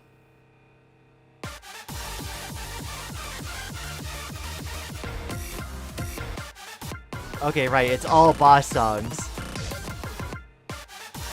I probably need to go down to charge.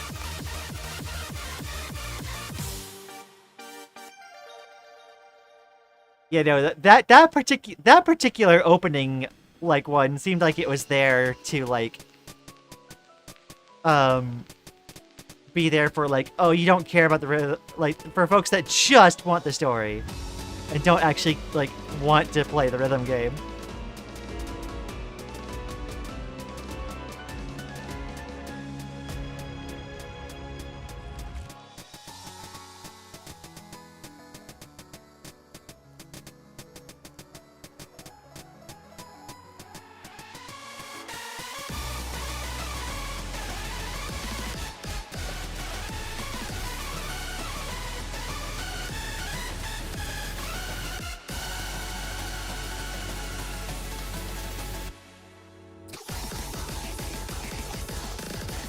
Ah, I forgot about the anti-notes there.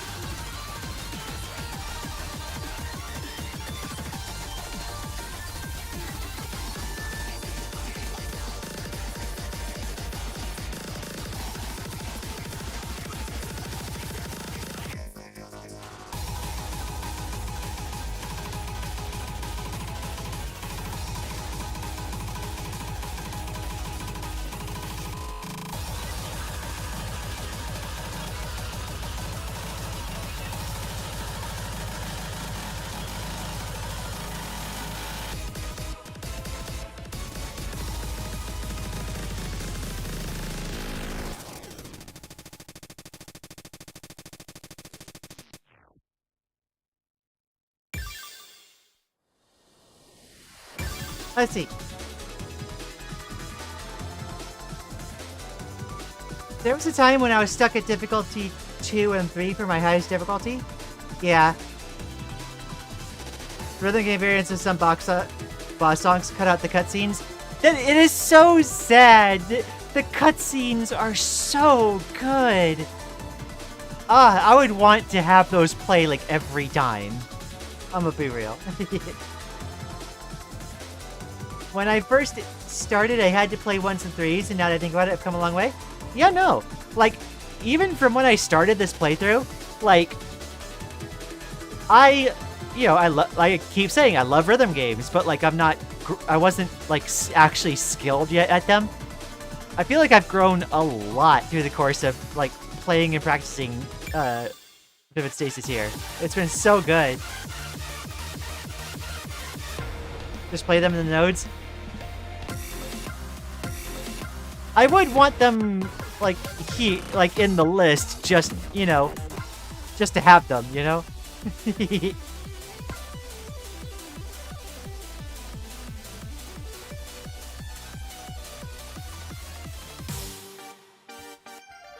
Night Allison is so good. Love it.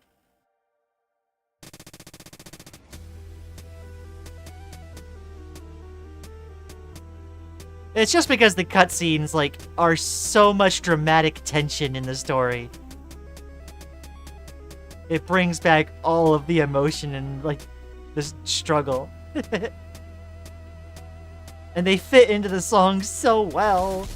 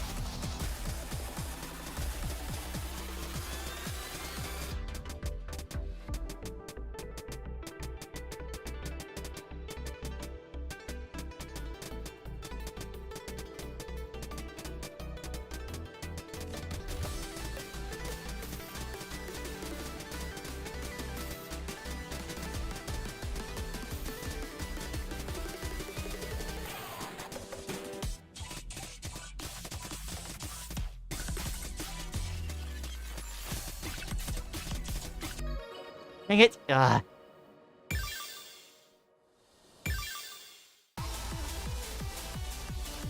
want to play these. I don't want to just spam a Stellian.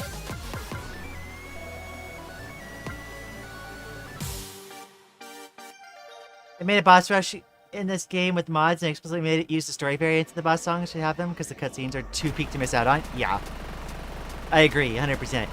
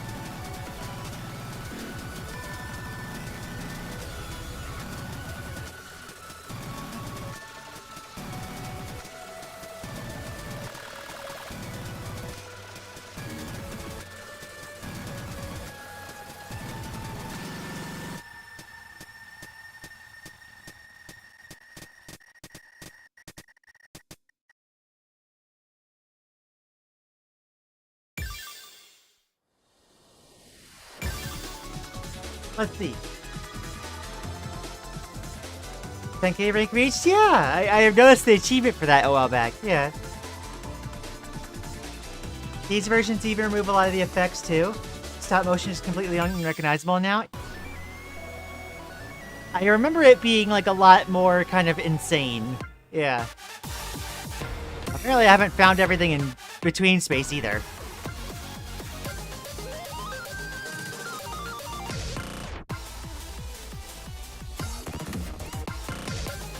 Let's see.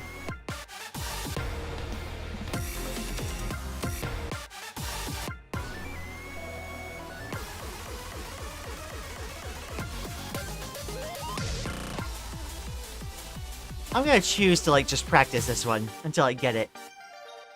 I think it's okay. As long as like stop motion and Lian don't have cutscenes, just do extra visual effects in story version. Hold on. Story version also gets bonus visual effects in the boss rush. Oh. There's a ton of between space you haven't found? Yeah, I kind of figured there was like maybe some hidden paths I didn't catch.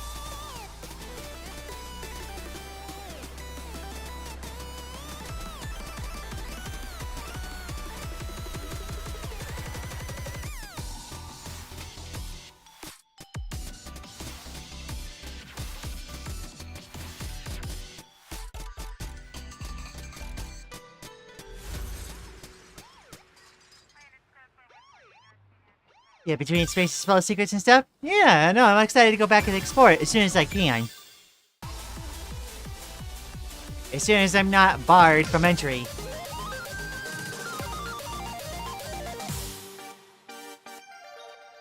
Wah! These songs are so heckin' cool.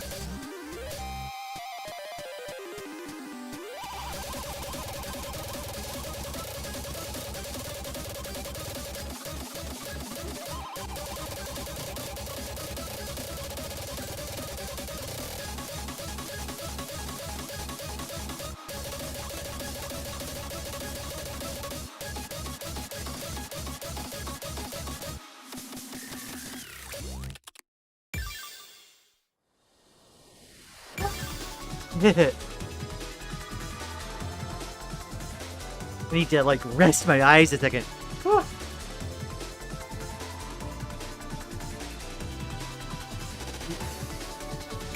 I think, that finishes the bar, right? Okay, good. So, I think that's actually a good spot. I was, like, really intensely staring there. I'm gonna go, like, take my break now before we do the challenge part of that. Just so I could, like, rest my eyes to get all freshened up, and then we'll be ready for more. Yuri?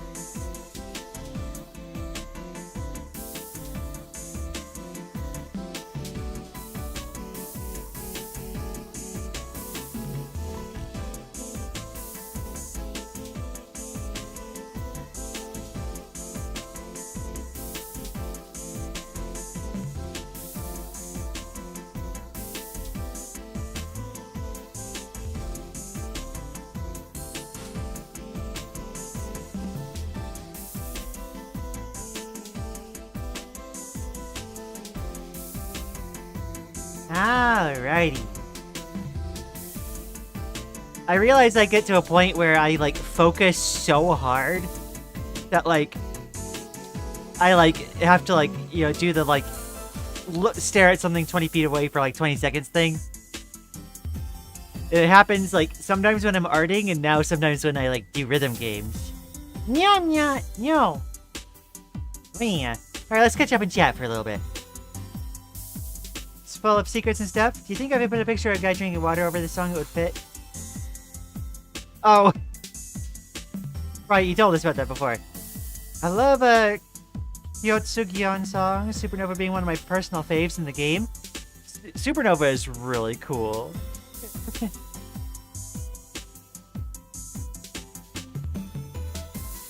Let's see. This next challenge is the only one of the 4 I can't beat on finale. Oh, interesting. Alright, now since I went on break, hello ladies and gentlemen, well, NMBs, welcome to episode 65. It's Fun Facts with Maddie. Fun fact number 1. The first artificial gemstones sold were artificial rubies, sold in the market in London, I believe, although I could be wrong about the location, and no one noticed they were fake for years. Let's see. I remember I had a bar reach 99% before. Really? Oh. 99.69%. Fun fact number 2, our sun is actually too small to go supernova. Instead, it'll kind of just expand all the way until Mars before eventually dying out. Yeah, I think I remember that being correct. Fun fact number 3, on average, lightning moves around at 270,000 miles per hour. Although the light flash from the lightning moves at the speed of light because, you know, it's light. Yeah. That is not fun fact number 4, comma. No. This game can be a little harder in the eyes as well. Yeah, I think in my case, it is literally just I focus way too hard. And, like, this game is kind of interesting because it reveals to me where my lapses in, like, concentration and, like, attention are. Because, like, there will be times where, like, my attention will break for, like, a split second because, like, some Discord notification or something popped up. Or my phone, like, had a push notification go through. And that one brief instant of, like, my attention going somewhere else immediately gets punished in the game. And I'm like, oh. It's, like, reveals to me just how much my mind wanders.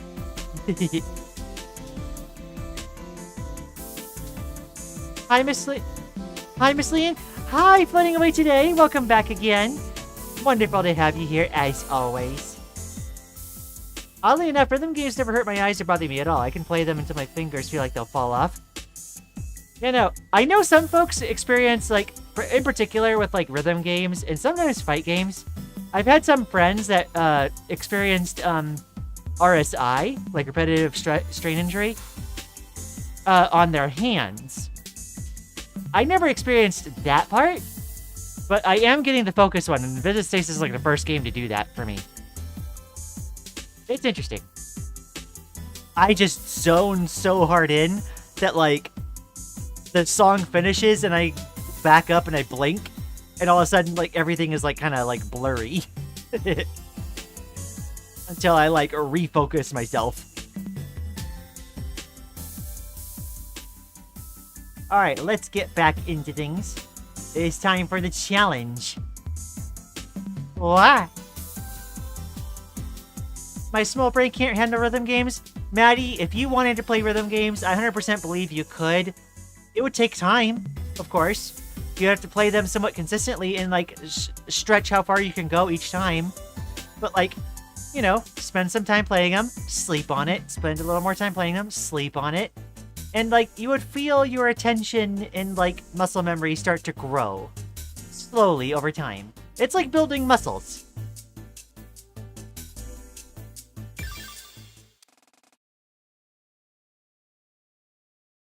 And last, but not least, is you. It's you. Sure is. You know, I've been diving into memories and feelings of everyone, trying to learn more about what someone like you feels. Is it so unfamiliar to you? Being artificial? Somewhat. I assume then you figured out who I am? Honestly, not for sure. But I have a pretty good idea. Lay it all out, then. Unmask me. You're the 1028 AI, aren't you? The part of the desk breaker that controls error protection and intervention? You're the one who programmed the gate command. Smart girl. I realized it after you told me you were the idea of the storyteller. Not necessarily a lie, per se, but when you mentioned rules and laws, I figured you weren't talking about the world axis itself. I should have known something like that wouldn't fool you. But there's certain programming I can't override. You had to figure it out on your own. That's how the illusion of a perfect world works, after all. It makes sense, though. With everything we've learned about you, I'm surprised I didn't pick up on it immediately once you said you locked Dawn in the theater. Only something with direct control over the desk breaker systems could modify the Unity Nexus in that way. Well said. And now you've arrived at the truth. Are you angry I deceived you? No, not really. You've helped us so much along the way, I couldn't criticize you if I tried. It's no exaggeration that we wouldn't be getting out of here if it weren't for your help. So, really, I wanted to thank you instead. Storyteller laughed sheepishly. Well, I don't deserve that much credit. It was you who made it here. Dang. Does copying Storyteller's appearance copy her mannerisms too? Give herself some credit. Both of us laughed. However, I can't figure out why I'm here right now. Mind telling me what's going on? Ah, of course. When I sealed Dawn in the theater, there were 4 locks placed on it, remember? Yeah, I've been interacting with the terminals, but they haven't really been doing much. The locks have kind of just been vanishing. That's because things have been happening behind the scenes. Even though I put the locks in place, I cannot reverse engineer them, so I have to go through the process of breaking them manually. With Ultimation's approach, my own influence on the code and parameters of the simulated world is weakening, so I've had to draw in extra power from the TVO client. So those watching from the clients have been doing something after all? Yes. With their power, I've been able to break each lock manually, although I've been observing, so to speak. Observing? I told you I was looking into each of your memories, did I not? I've seen memories from Eri, Allison, and Chio. I've seen what lies at the deepest parts of their souls. And as a result, I've learned more about myself, too. Yourself? But you're an AI, right? I am, but it's a little more complicated than that. I don't have time to explain, but I'm somewhere between an artificial intelligence and a human being. Uh-huh. So you're also trapped in here? No. My situation is completely different to all of you. I'm safe. And my happy ending doesn't require any of the hardship that the rest of you have had to endure. Dang. Lucky. Maybe so. Anyway, there's only 1 lock remaining now, and you're standing here in front of me. So, are you going to dive into my memories too? Not quite. I've done that enough. Instead, I have a simple request. Oh?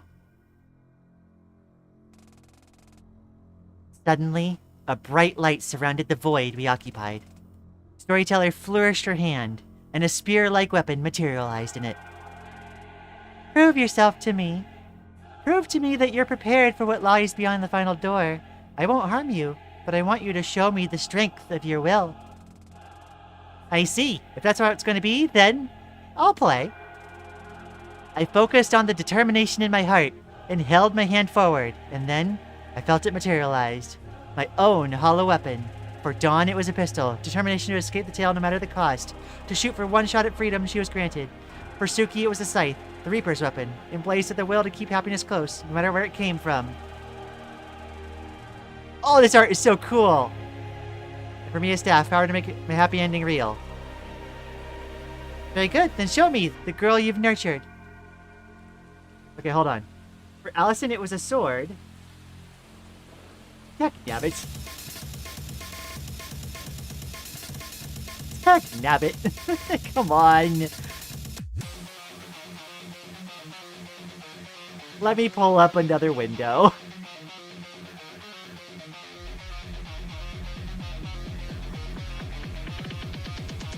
I need to see the rest of those lines.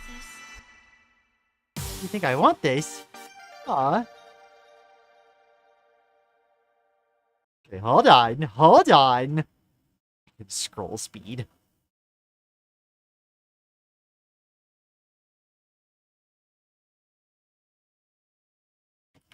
Where are you? It's gonna be streamception for a second. There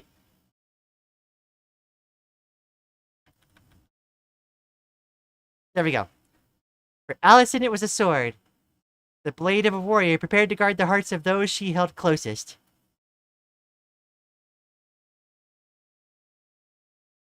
And for me, a staff. Even if it seemed like magic. The power to press onwards until I get what I want. Yo, okay. Alright.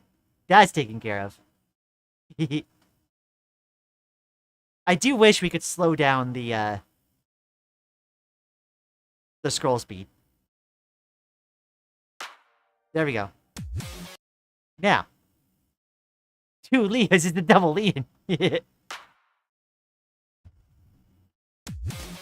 Okay, hold on. I need to get myself into headspace. Alright. Not what I meant to do.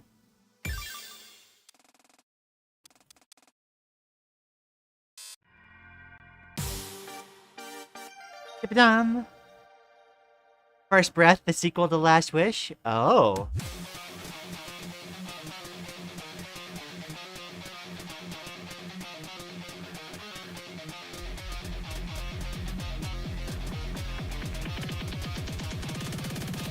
Do you think I want this?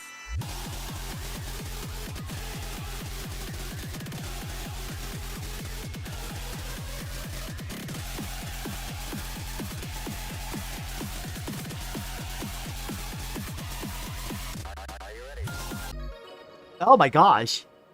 Okay, that's a lot. Alright. What the heck? MLM flag?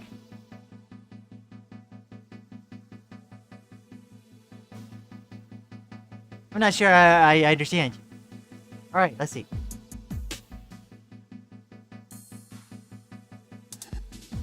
Oh, you were answering floating away today. Gotcha, okay.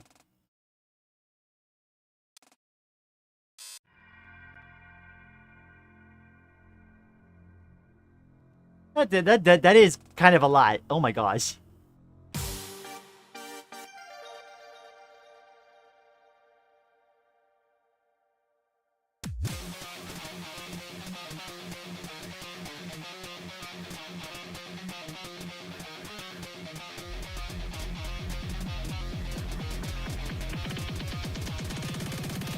Do you think I want this?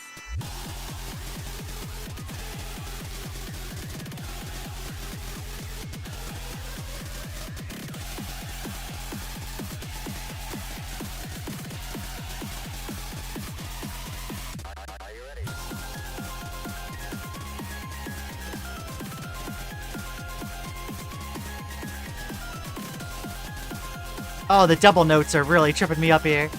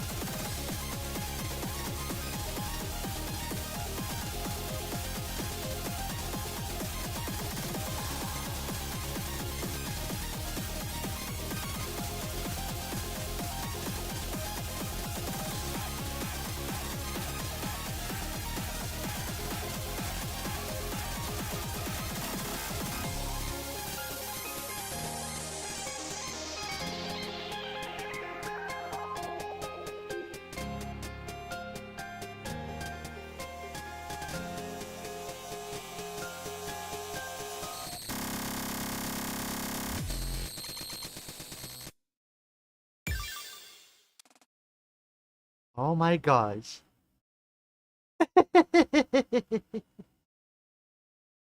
Oh gosh.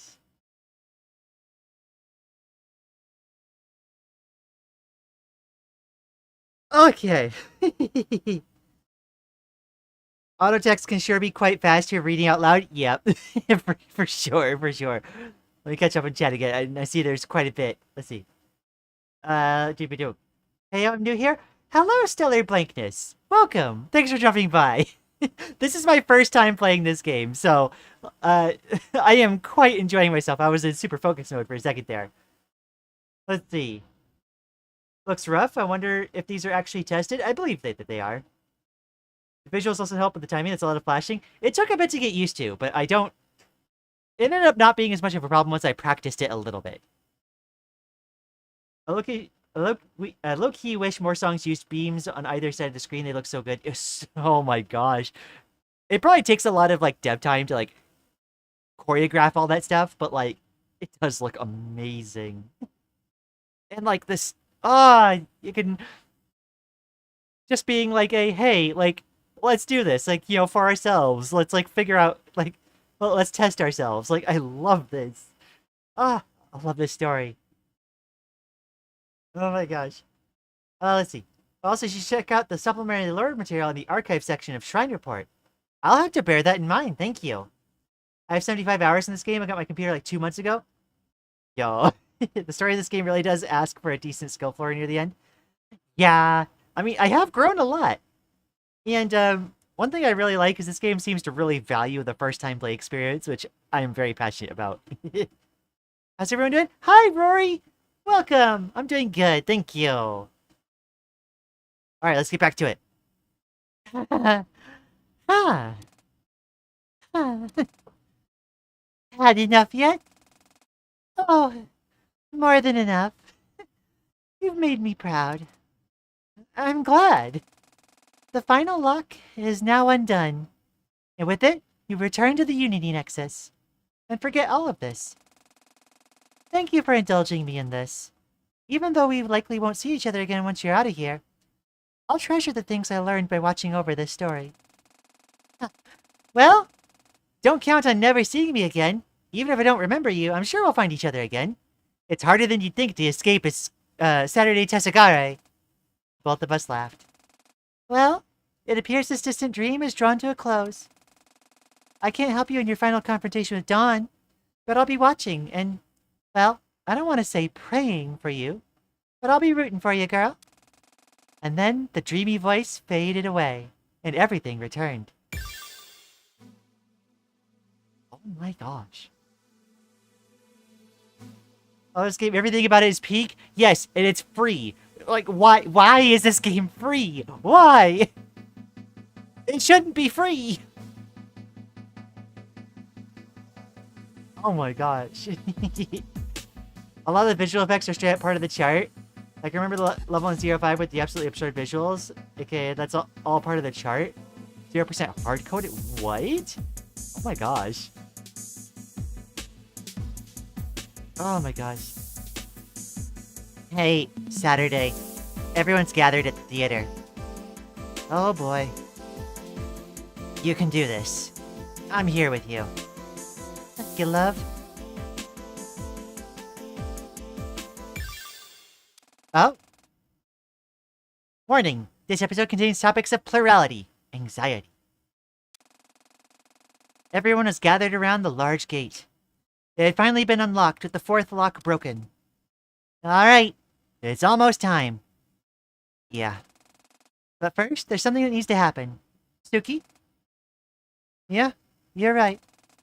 Suki came over to stand next to me. We're gonna have to rejoin minds. I'd like to ask for some privacy for this, please. Of course. Everyone, let's go to the dining area. Everyone nodded, and they left the area. Suki and I walked down to the foyer, where the remote terminal could be found. Are you ready? Yeah, Hey, it's okay. It's okay to not be ready. Take your time. Talk to me. I'm just scared. I'm really scared. I thought that by the time we got to this point, I'd have prepared myself mentally for doing this, but I'm not. That's okay. Come sit down on the couch over here. She was starting to get a little choked up.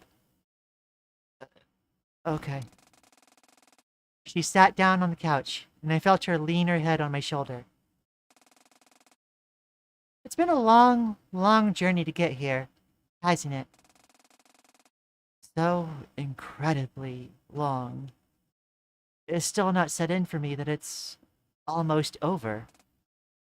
Me neither. Really? But you're so much more confident now. Of course. I am more confident now. But I'm still human. Even with all the memories returned, I can barely remember life before the Duskbreaker. And I can't imagine what life after the Duskbreaker will look like. And I'm really scared.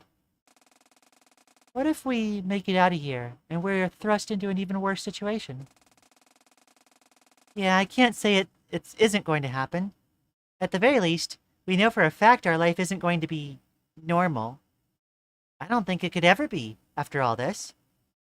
Do you lament that?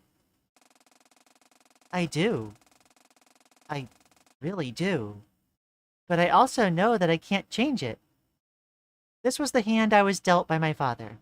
And the reason I have confidence to do it is because I have the determination to fight for my right to be alive in spite of it. I'm alive. Will be alive. No matter what happens, and if, for some reason, we stop living, we'll have gone out fighting until our very last. It's that kind of confidence that makes me so worried about losing myself in this merge. How so? You have all this confidence and charisma, and you've learned so many lessons, and here I am, scared, timid, beaten by the trauma of the cycles of fighting with the Liberator. We're not the same. What happens when we rejoin minds? Do I just become a figment of your imagination? Do I lose my self? Hey, I want you to see something. Yeah? Hey, World Keeper. Huh? Sorry, I guess you wouldn't recognize me by my mannerisms alone. It's okay. I do. Storyteller, right? Yeah, I'm not used to this. I think that I was scared by that. We would end up fixed, wholly one again. But if you're here, we're broken. In a way we can never fully be healed to the way it was before. We all turned out too human. And that's okay.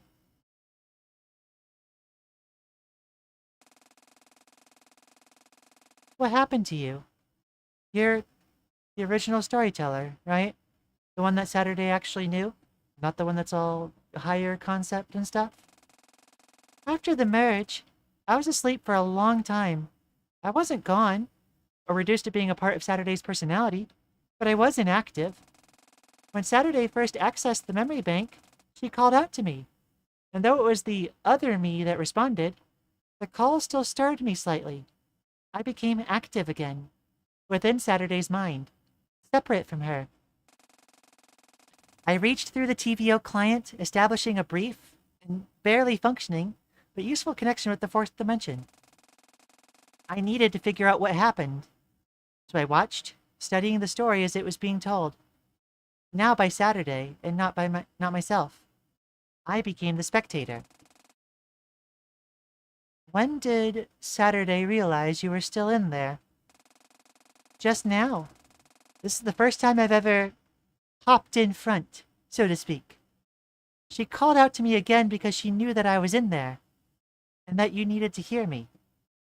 I don't know how she knew, but she did, and it worked.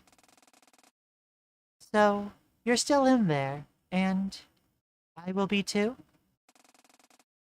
Yeah, it's going to be okay.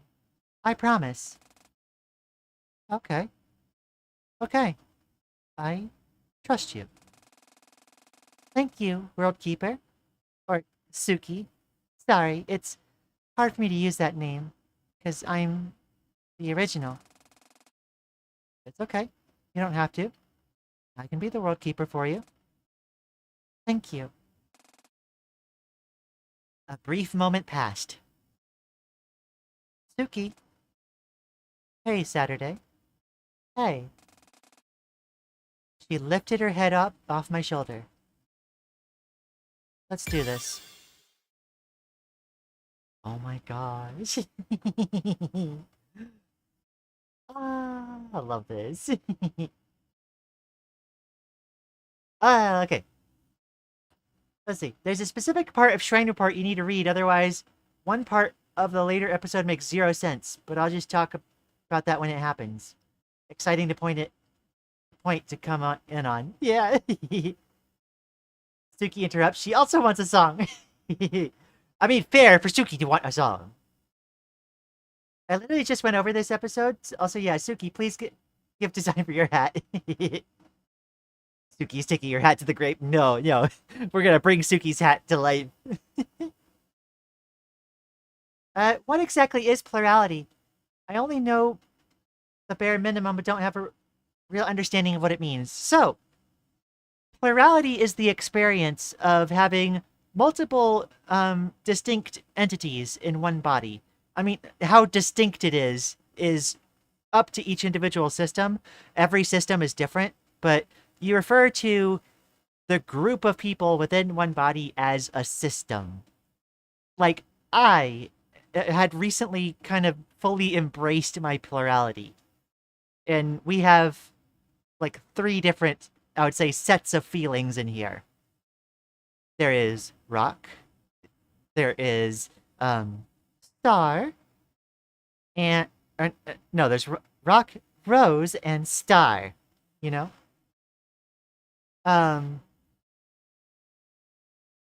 How this comes about is, like, very, very odd and is different from person to person. It's really hard to kind of express to someone who doesn't know that lived experience. But yeah, that's like the basic idea of it, is plural folks are multiple different people, like, existing in one entity. Let's see. Most people like pathologize it. They make it like a disorder, like a mental illness, but like it is something that does just happen, and there are very harmonious systems. Yeah. Let's see. Wait, is Saturday gonna get a new updated sprite? I don't know. Presumably, I would think so. This game was my first introduction to plurality before Lian talked about it. Yeah, no, it's a wild thing to have this game be entering my life at this point after I've, like, come to terms with it. Saturday doesn't get a new sprite? Dang.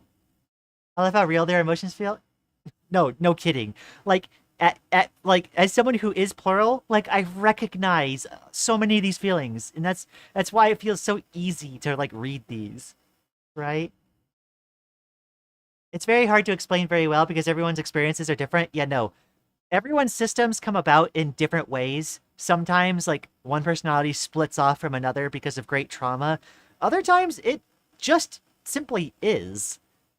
And, like, the circumstances that lead to everyone's experiences are so vastly varied that no two systems really work the same. Yeah. Someone just explained a tulpa to me today, and now I'm considering my headmates are tulpas instead. Yeah, and for reference, tulpas, if I'm understanding that right, are ones that you, like, kind of intentionally try to create. Which I'm not entirely well versed on. I suppose that could happen. I haven't looked into it too much. That was something I was actually scared by. I did not want to create tulpas, but I just wanted to discover what was already there, and found that, yeah, there's a few different sets of feelings here. It was so weird because, like, plural experiences, like, before you realize that you're plural, it's things like realizing, like, oh, you see something or you have something you have a reaction to, and you realize, like, oh, I felt like 2 or 3 different sets of feelings. Like, at once. Like, I had, like, 2 or 3 different reactions to the same event, like, simultaneously. And sometimes, like, it could be accompanied with, like, headaches and such. Precisely, designed with intent? Yeah. Alright. I think we'll have plenty more to talk about, but I'm gonna go ahead and do the merge.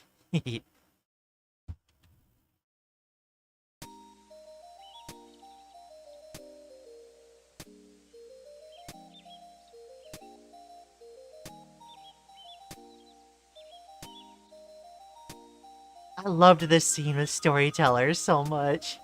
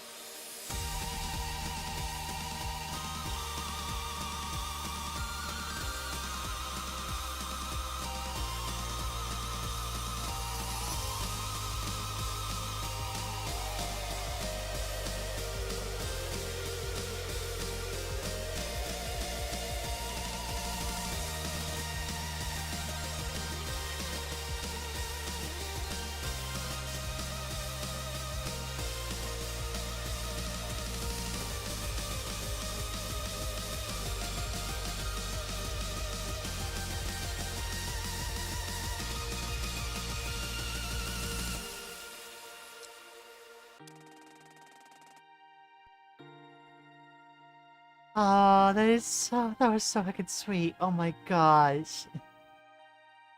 Something that, like, really struck me about how that music was playing is, at least with my experience, reaching harmony with your system, in a way, feels similar to playing this rhythm game, right? You, as the player, are playing a game which is giving you a series of notes, and, like, it doesn't always match up. You don't always play perfectly. There is some friction. But making the effort to try to harmonize, to try to synchronize, to try to understand and coexist, like, that really kind of embodies how I kind of feel about embracing our system. And I should say, if y'all love this, like, if this plurality stuff, like, is something you're into, 100%, 100%, like, on some level, I don't even care. You could, like, pause my stream and go, like, listen to this instead. Go pull up Jamie Page's album, Constant Companions. It is an album about plurality. Like, and it is an amazing track. Like, now, like, I already loved the tracks before I understood that it was a plurality, like, album. But, like, now, like, Machine Love and Dancing Delightful are my anthems because of it. Oh my gosh. It is so good. That song just that tune just represented harmony to me. Constant Companions, yes. It is easily now my, like, favorite album ever.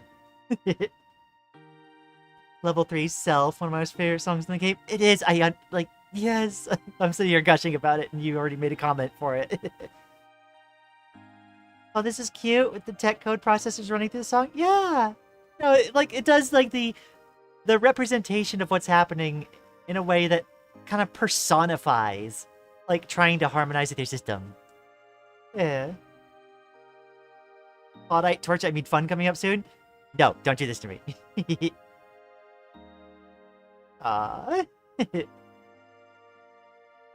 Not quite there, like... Oh my god, love, not quite there. Alright. Whoops. Alright. Let me, There we go. Sorry.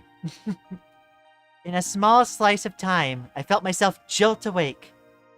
Suki stood across from me. What? Did it not work? No, it's fine. We're about to finish the merge, actually. So then, why are we... There was something I needed to do. I ran forward and flung myself into Suki's arms. Thank you. But what's this now? Thank you for trying to keep me safe. For thousands of cycles. But I was acting out of my own hollow ideology. You were still trying to protect me. No matter how inhuman the one acting it out was, your desire was kind, human, irrefutably so. Look, this is the last chance we'll get to talk to each other like this, okay?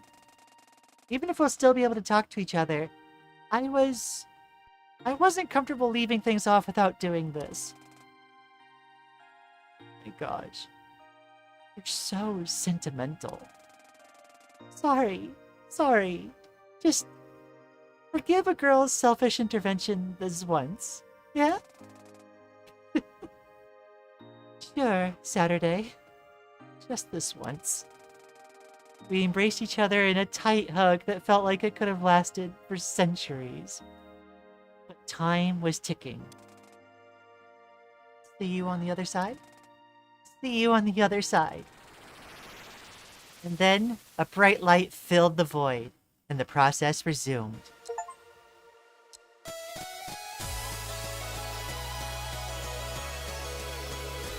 Oh my gosh!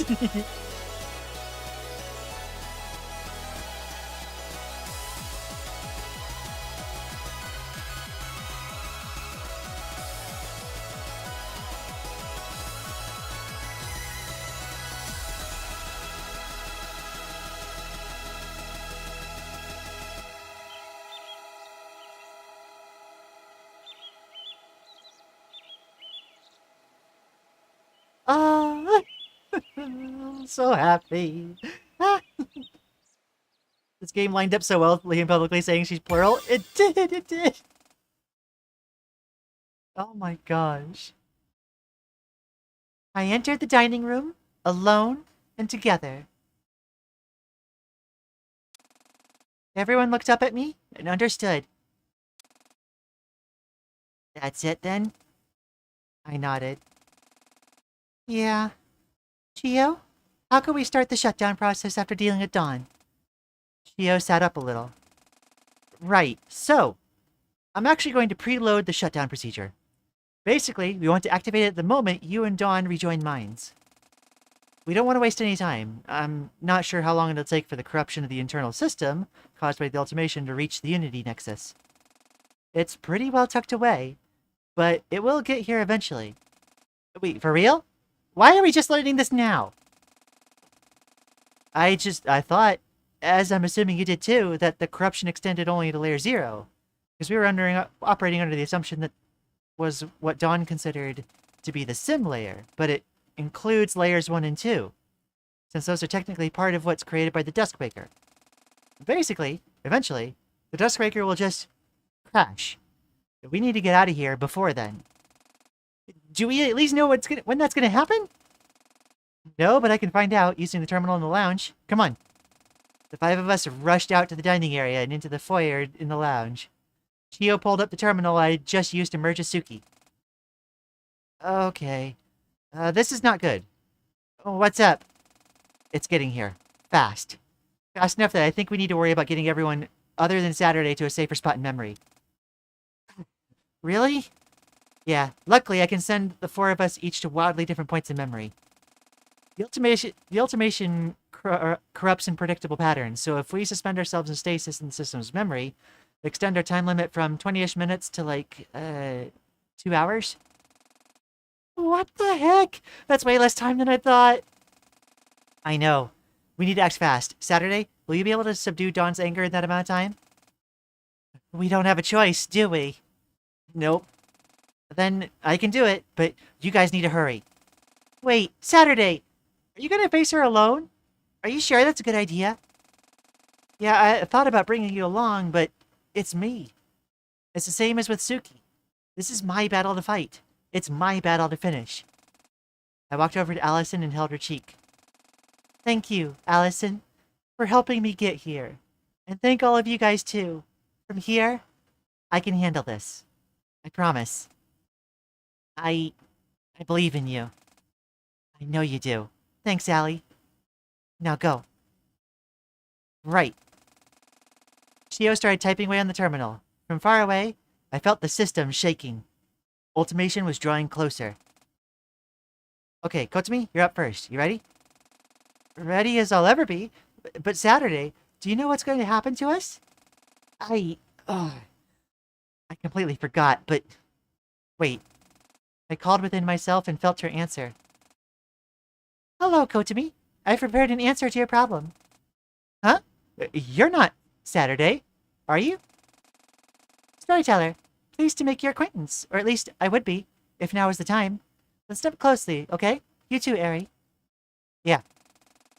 As I explained to Suki and Saturday a bit earlier, I created a very janky but reliable connection to the fourth dimension through the TVO clients. You two are going to take a slightly different course to arrive in Layer 3. In fact, Chio, this actually works perfectly with the idea I had. Mind listening in? You got it. Chio, Saturday, and Allison are going to leave the sim layer through the Duskbreaker shutdown sequence, since they have their original bodies to return to. But Eri and Kotomi's original bodies are here. So I'm going to leave their entire bodies copied into memory of the TVO client, and then sent back down a layer. Wait, will that work? Copying an entire person's matter would place an insane load on the memory of the TVO client. It wouldn't. It works a little differently for you, Sim 3, since the layer's scaling is largely proportional to the original layer, because of it being simulated. But just like how time scales through layers, so does data size. A whole human being in our layer's data scale wouldn't be that big for a fourth dimension's data scale. I never considered that. Are you sure this will work? I am. I promise. Now go. Wait, you are a storyteller, right? I am, yes. Thanks for looking out for my best friend after all that time. I know it was hard for you. Goodness me, Moen. Thank me once you're safe. Go, go. Once I was starting to get a little emotional, but like always, I tried to hide it. It was habit. Let's see. let me catch it back up on stream real quick because I accidentally hit the confirm button. Yum. Where is it? Where is it, past Lian?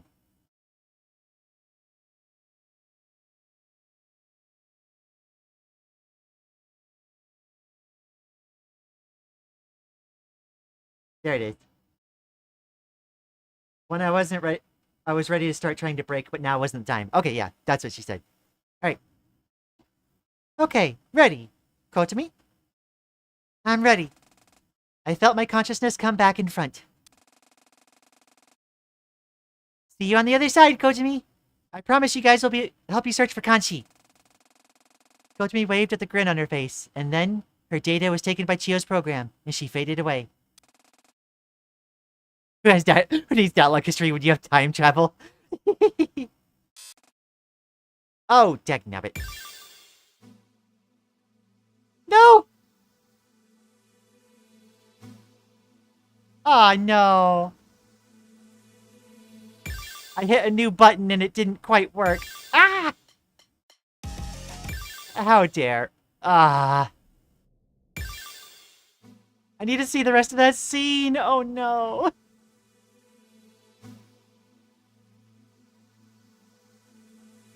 Ah. Okay, hold on. You'll need to go to the episodes again later.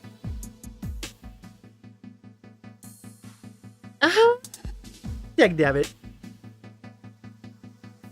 I was gonna, like, exit and then, like, restart the scene, but, like, Hold on. I can pull out the dialogue if you want. How would you do that? Frame by frame? I don't think so. Let me see. It's gonna be kind of jank.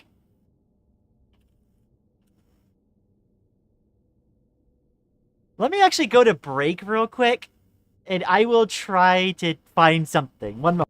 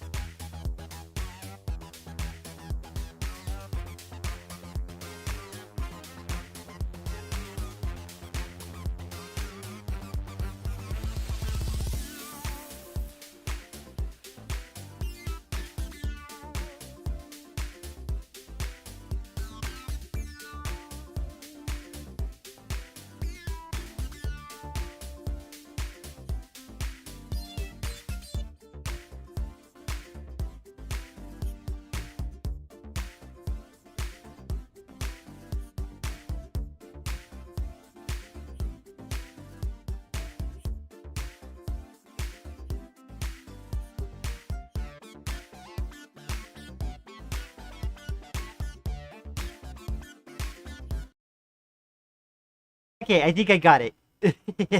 Alright. I found something. Thank goodness for folks that do this. Alright, this will be a little different, but I still got it. Okay. Alright. Aries next. You ready? Ah, you don't have the music to this? Oh, wait. No, I know what I did. I am. Hey, Saturday. Yeah? You're a good kid. You always have been. You always will be. Good luck in there, yeah? I smiled. Yeah, I promise. I'll see this to the end. Thanks for everything, Ari. Ari smiled, and I finally took notice of her true feelings. She was happy. She had a nice smile. And then she, too, was gone, taken by the relocation program. She faded into the, environment around us. The shaking got more intense. Ultimation was growing even closer. Alright, Allison, you're next. You ready? Just about. Allison ran up to me.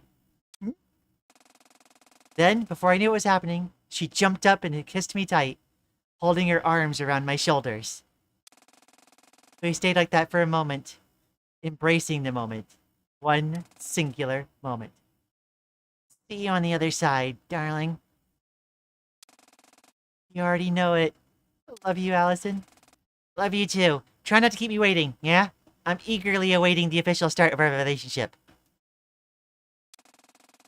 I smiled like a huge dork, and then Allison was gone. Relocated like Aryan Kotami. I turned to Chio. Just you left, huh? Yep. Hey, what's up? You're one of the nicest people I've ever met. Chio looked surprised. What's this all about? No matter what happens, I want you to always remember that. I know it's tough to go on believing in yourself after you make a mistake, but you don't let that define you. And if you ever fall into the loop of beating yourself up, I'm going to come find you immediately and smack you across the face until you realize how much you mean to me. Chio wasn't sure what to say, but she smiled. Wouldn't have it any other way. And then she typed the final command on her terminal, and she was gone. The shaking grew in intensity. I could now feel the ground begin to shake. This is it. Okay. We saved it.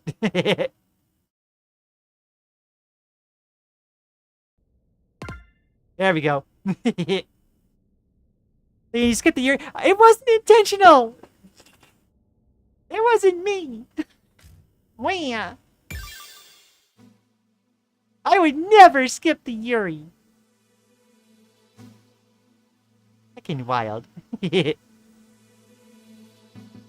gotta play through myself again because it's part of 44. No, it's okay. I think that worked. We can still access the machines. Wait, I think that's different than it was before. Huh. Because the finale of Plaudite. Let the song begin. 14-minute song? Really? I think I might have realized, depending on, like, this... I do, like, kind of look at the score to see, like, what's going on. So, like, that would have been interesting. Alrighty. Here we go.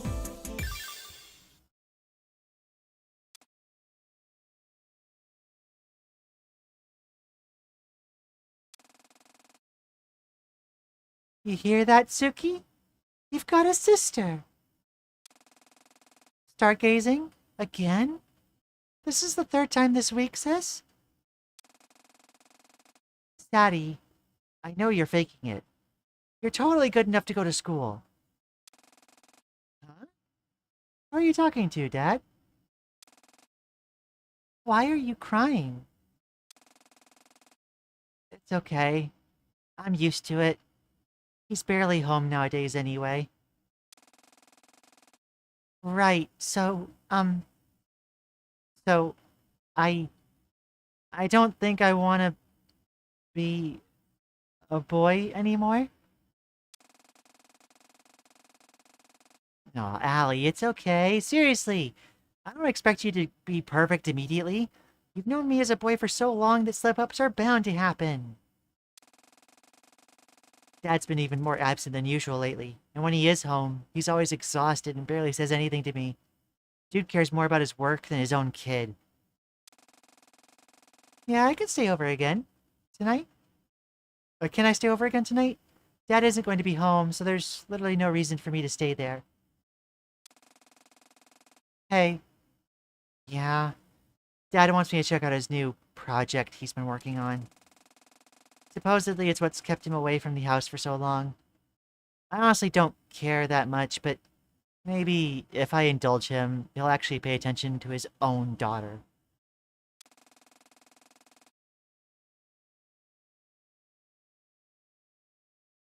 You know, I didn't notice that at first. I like as a trans person, like I'm used to like always having thought of myself as a girl at this point. But you know, that's just an inconsistency. Like the parents would have like referred to as like, oh, you got a little brother at first. Because like they wouldn't have known. Yeah, he said you can come. On the 23rd, so like 2 days away. See you there, Allie?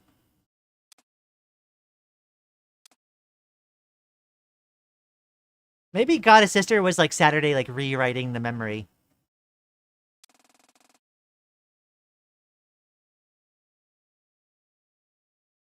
I finally reached the end of the hallway. The theater was large, though the reason for why eluded me.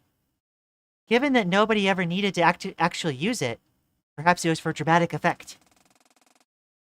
But the thing that surprised me most was what wasn't there. Where is she? I stepped up onto the dark stage, and when I did, light. Spotlight. On me. And then she stepped out of the shadow. Welcome to the end. I turned around.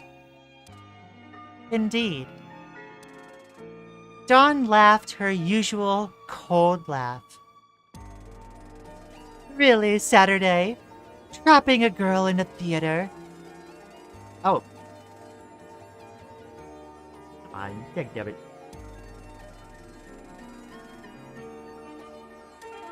Let's see.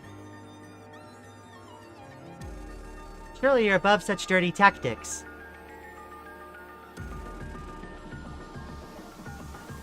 Oh my gosh. Hold on. Nabbit. Ah.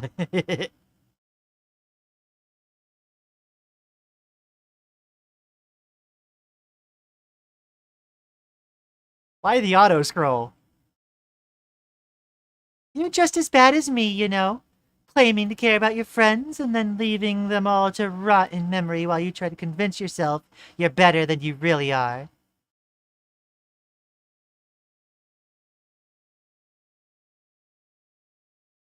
I don't know if I have all the text. Wah. Oh my gosh. It'll keep happening, so it's best to read silently. The auto text is pretty fast here. Heckin' rude. I guess I'm pulling up that video again.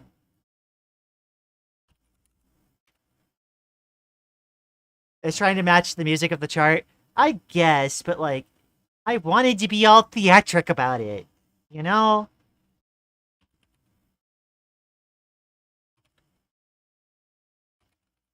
I want a chance to pause it.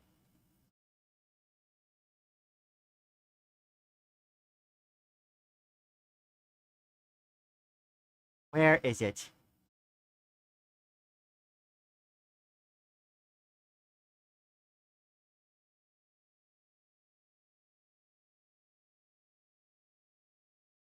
Wah.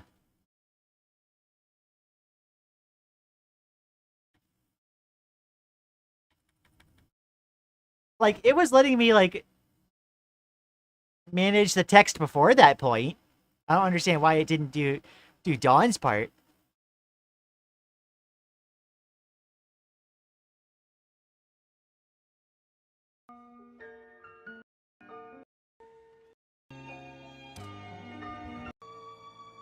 There we go.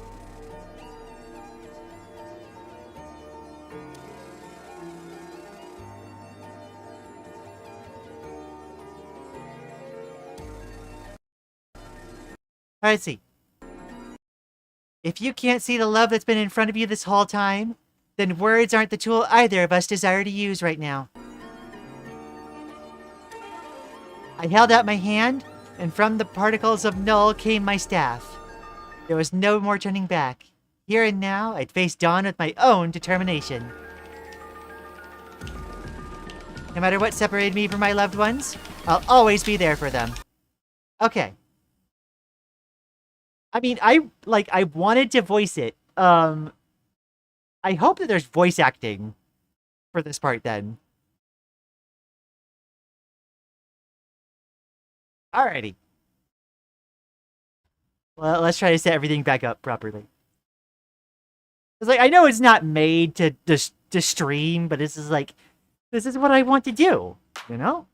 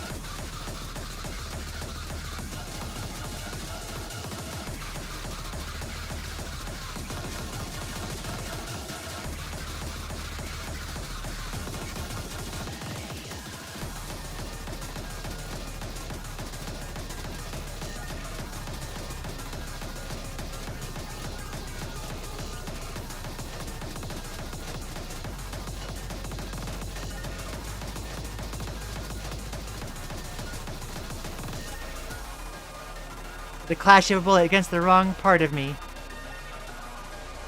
So that the extent of your will is that the extent of so-called love. If we can't leave without her, then I'll fight until the end to keep you here. There's no world for her, then if you embody her, then there's no world for you. Why does it go so fast? What the heck? Oh my gosh. Okay. Hold on.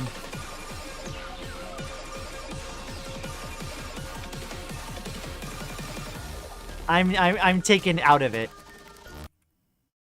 Why does it like stop the your ability to pause it? The text needs to keep up with the song. I understand that, but like I don't like to speed read, you know?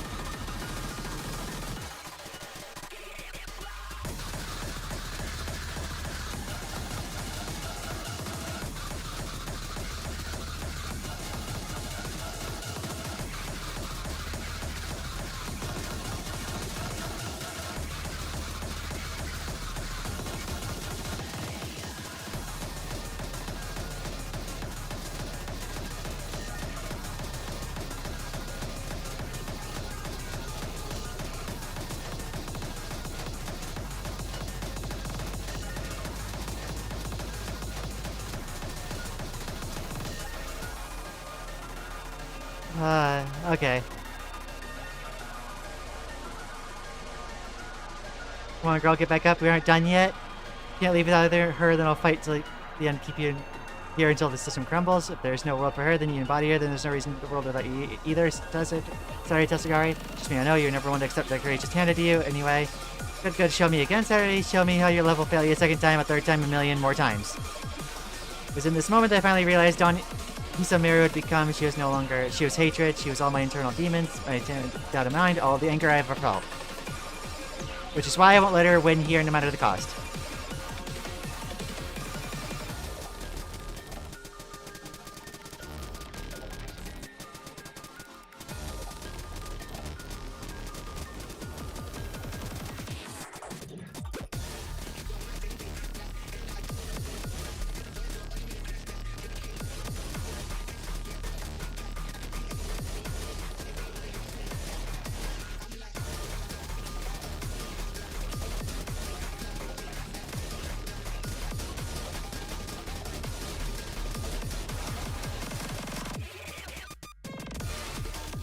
Like, the story is the reason I'm here. My goodness.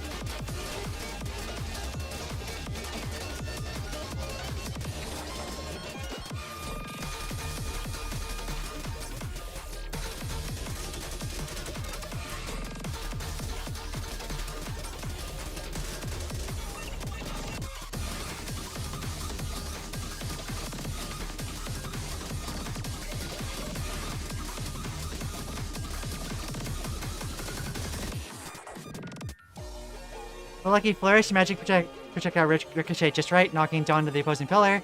So this is it? This is it? Your love? She brushed the dust off her skirt and stood up. Is that what you call love? It looks like to me you're just angry, girl. Hey, it's okay, just let it all out, you'll feel better. I shook my head.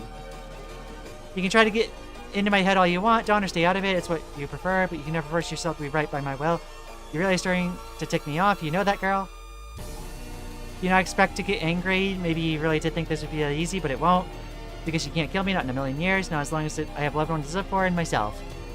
Yourself, I'm fascinating. Girl placed your self-importance quite high, it seems. As opposed to you claiming you don't care about yourself at all and only act in your own self-interest. Tell me, girl, what makes your self-love so powerful? You have any right to claim anything other than a self-aggrandizing ego trip? It's how I use it, it's how I express my love, it's how I use it to care myself. Breathe no matter the circumstance. Something you can't understand because your only objective is to make me miserable. Dawn laughed once more and fully regained her footing. I don't make me laugh, you lovey-dovey jumbo stuff. Be sure of making excuses for yourself, keep telling yourself that. Shall we continue then? Yep.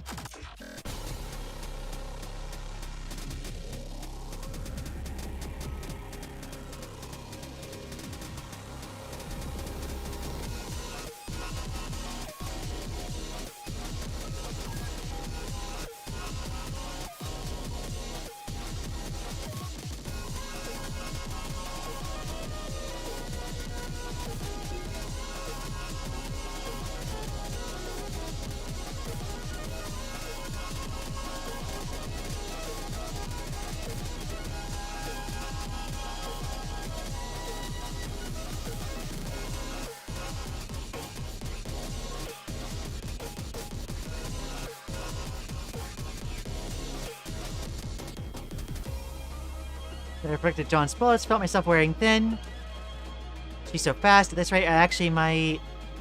then she shot a particularly scarily angled bullet, flew straight across my cheek, some skin came tearing off. Dang it. Dawn, realizing she'd finally gotten a critical leg up on me, stood above me laughing. And there we have it, the end. But no, this can't be happening. Just so Dawn rolled her pistol around her hand tauntingly. Sleep well, Saturday, you fought well. Her voice was scarily gentle as she said that. She fired 4 shots. I remember everything. Yes, welcome back, girlie. Yeah, sorry about that. I just wasn't prepared for exactly what Dawn had up her sleeve. Not that I can blame you, we wouldn't properly analyze what she'd become hatred incarnate. Felt like storyteller was blaming herself. I shook my head. Look, it's not that important right now. I'm here, but Dawn isn't. How do we get out of wherever here is? Right, about that. Where do you think we are? Wait, is this not the void? The true void? That's what I thought too. I fell through the metal layers, didn't I? No, that's what Dawn wants you to think, but it's impossible. You synchronize the layer too, but it's still in the sim layer. She doesn't have the capability to cause sinkholes. You focus your gaze on where it's really there. Ugh.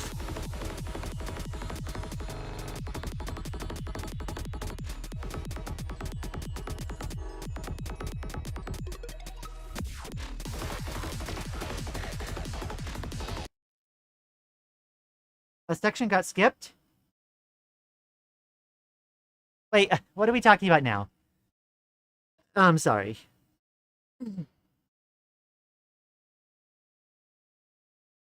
I'm not sure what's going on at the moment. Let me catch back up. Because, like, a lot of stuff has been happening. Let's see. There's no voicing. Yeah, I've noticed, unfortunately. Let's see. Spotted a Linux user? Yes, I am. Let's see.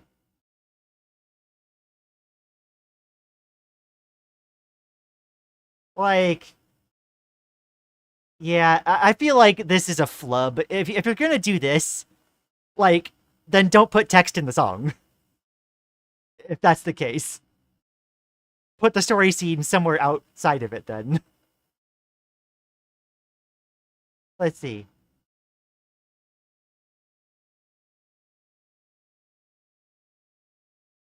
Yeah, no, like, there's other ways to handle that. You could switch to a way to, like, let the player be able to control the text and then loop back around to matching up the song again.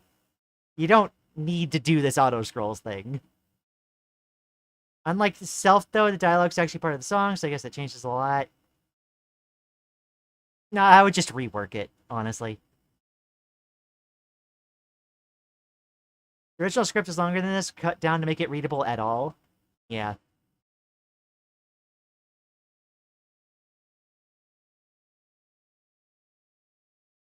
And, like, I'm either focusing, like, on trying to get, like, the actual, like, song right, or keep up with the story. I'm not doing both.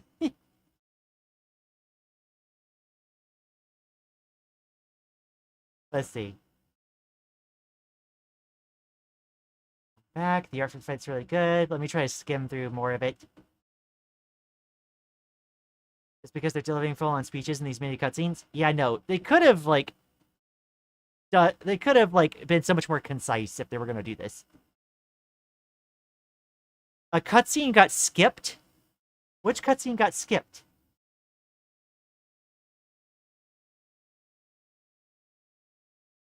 There's, like, a whole break in the middle of the song? What? I didn't think I pressed anything. What got skipped?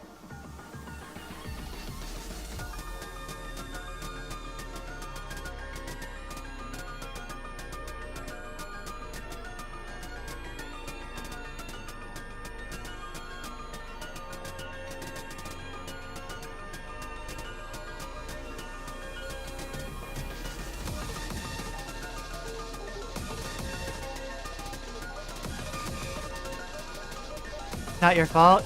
Oh. I guess that's not the thing I'm not really concerned about fault, really.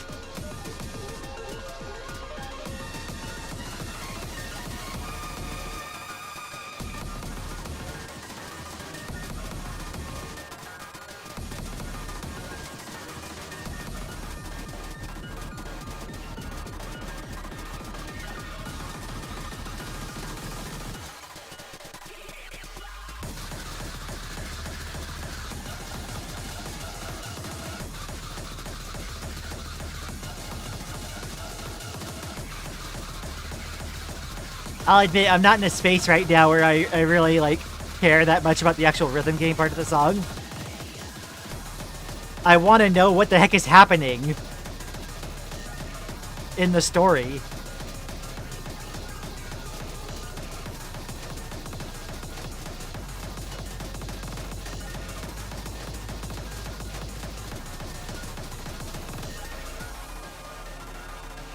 Let's see.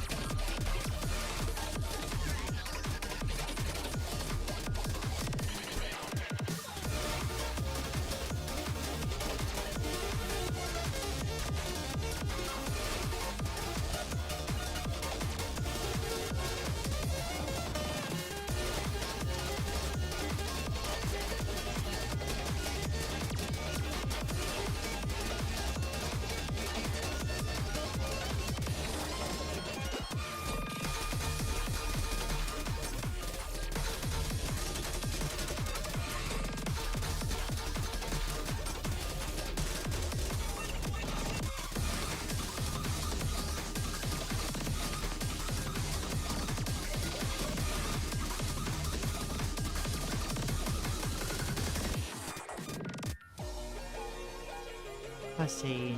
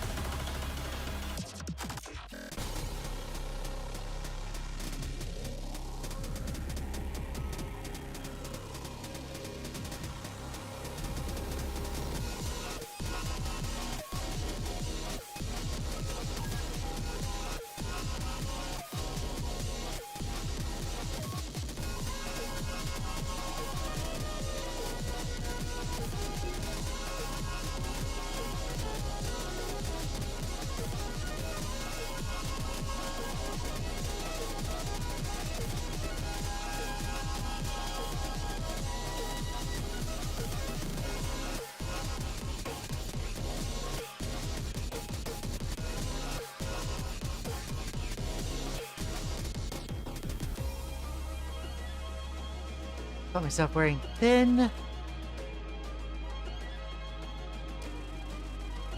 Alright, I seen this one. Scarily angled shot. She gotten a critical leg up. There we have it, the end. This can't be happening. Pulled her pistol around her hand tauntingly. Sleep well Saturday, you fought well. Fairly gentle when she said that. Fired 4 shots from the pistol. I remember everything. Wait. It's the same thing I saw before. Well, you know, if it skips again, thank you. Thank you.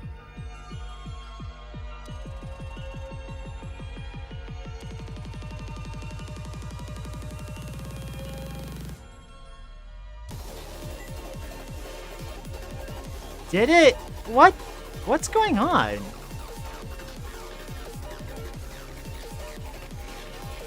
Ugh.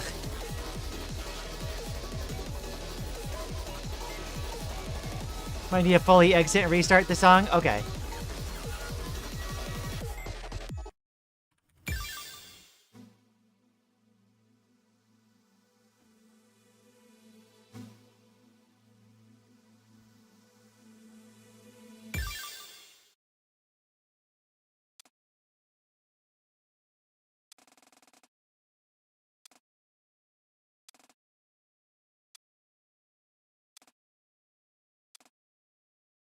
Oh, I just realized the Suki, you've got a sister. Did you hear that? Maybe that's when Saturday came out.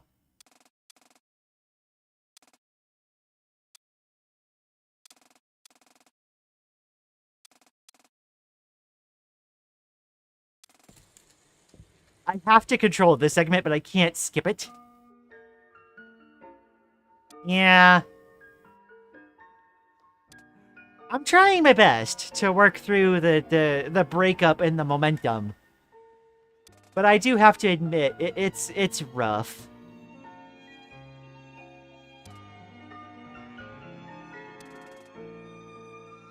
Like, I love the art. I love the mood.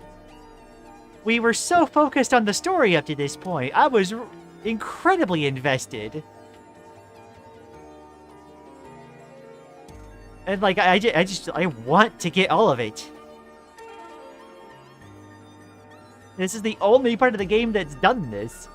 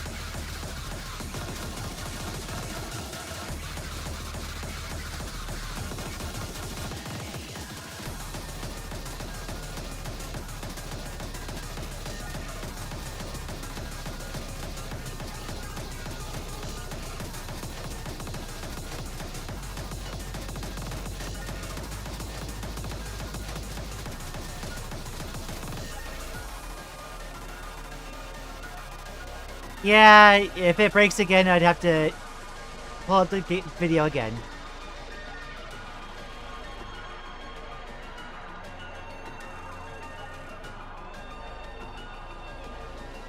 I wouldn't have even realized something skipped if you guys hadn't told me.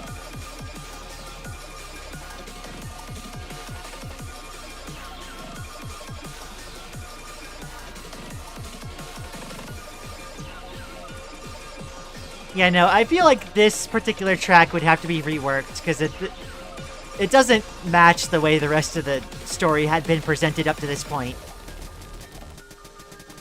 And it doesn't succeed at maintaining the mood. When, like, I can see what it's going for, and I love what it's going for. It's just you can handle it in a different way that doesn't have these issues.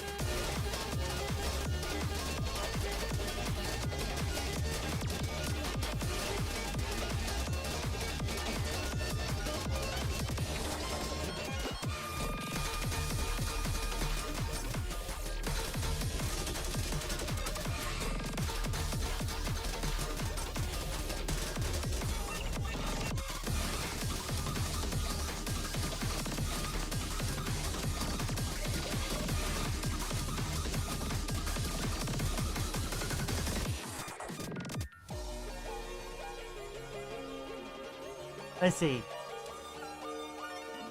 Buckfest update soon. Hopefully this gets caught. No, it's okay. Like, my opinion of the game is still really high. It's just unfortunate.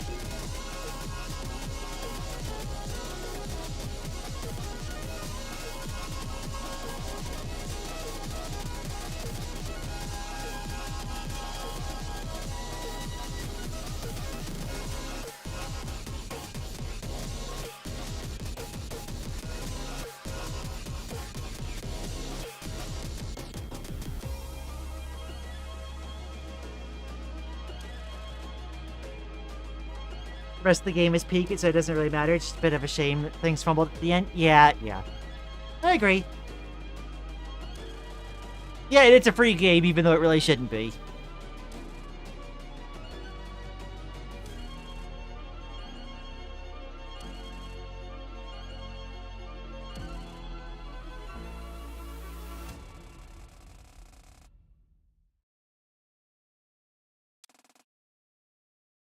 Oh, okay, there we go.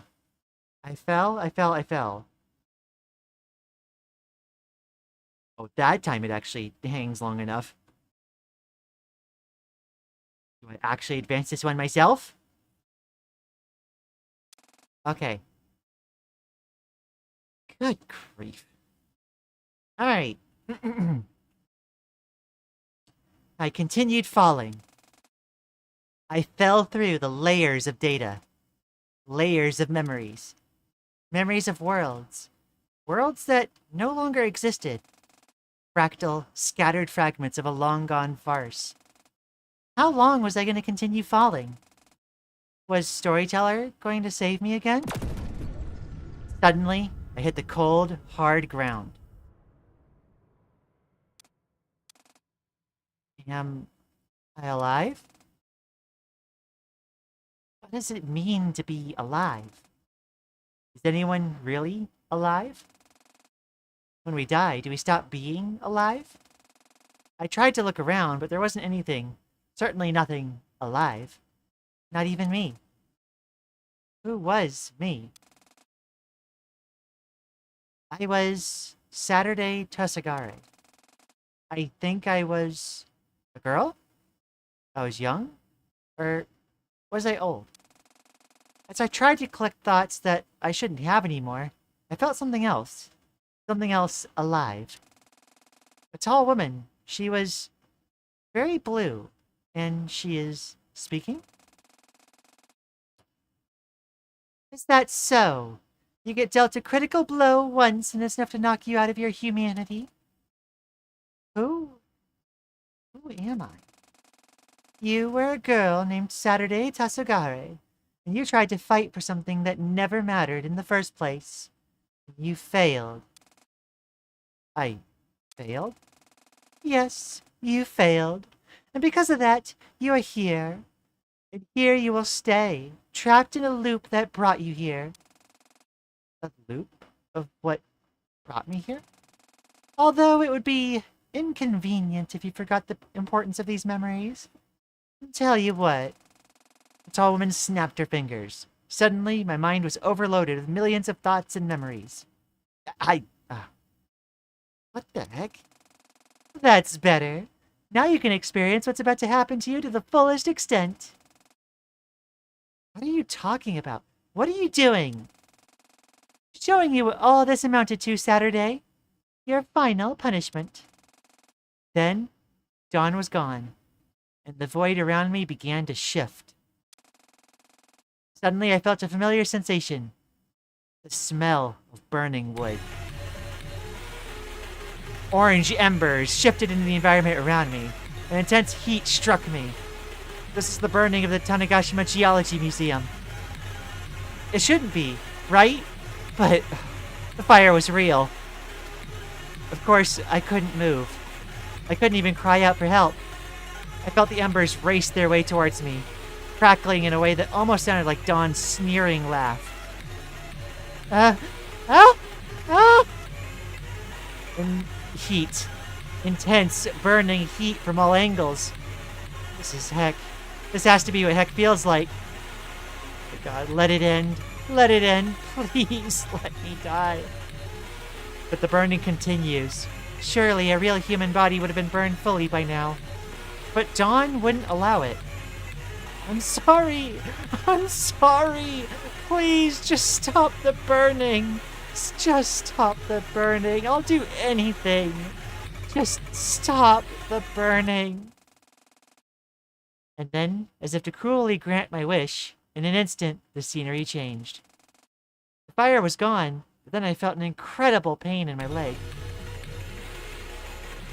I looked down to see it crushed under a large boulder. Ah! I realized what she was doing. All of those cycle locks. She was going to force me to relive them all.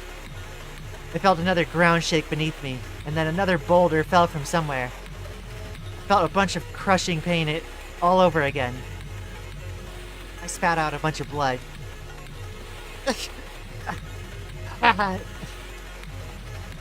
Another boulder fell, and then another, and then another. I felt the crushing pain each time. Each time it got exponentially heavier. please, I beg. Take away my memories again. Please. I'm sorry. Once more, everything cut. The pain instantly faded, and then the scenery changed once more. A hotel room. Just me, my sister. My real sister. Was it my real sister? She had a gun. I knew what she was planning to do with it. She shot it. I felt flesh tearing away from my body as it shot clean through my abdomen. But I wasn't allowed to die. She shot again. She shot again. She shot again. She kept shooting. 10 shots, 20, 30, 100, 1,000, 3,000, 100,000, a million, a billion. At some point, everything cut again. But I was no longer there to witness it. I had left. I had shut off. I was back to nothing. The environment was back to pitch black around me. I don't know if the tall woman was there anymore. I hadn't heard from her. So this is where it was going to end. Rotting away in nothingness. As nothingness.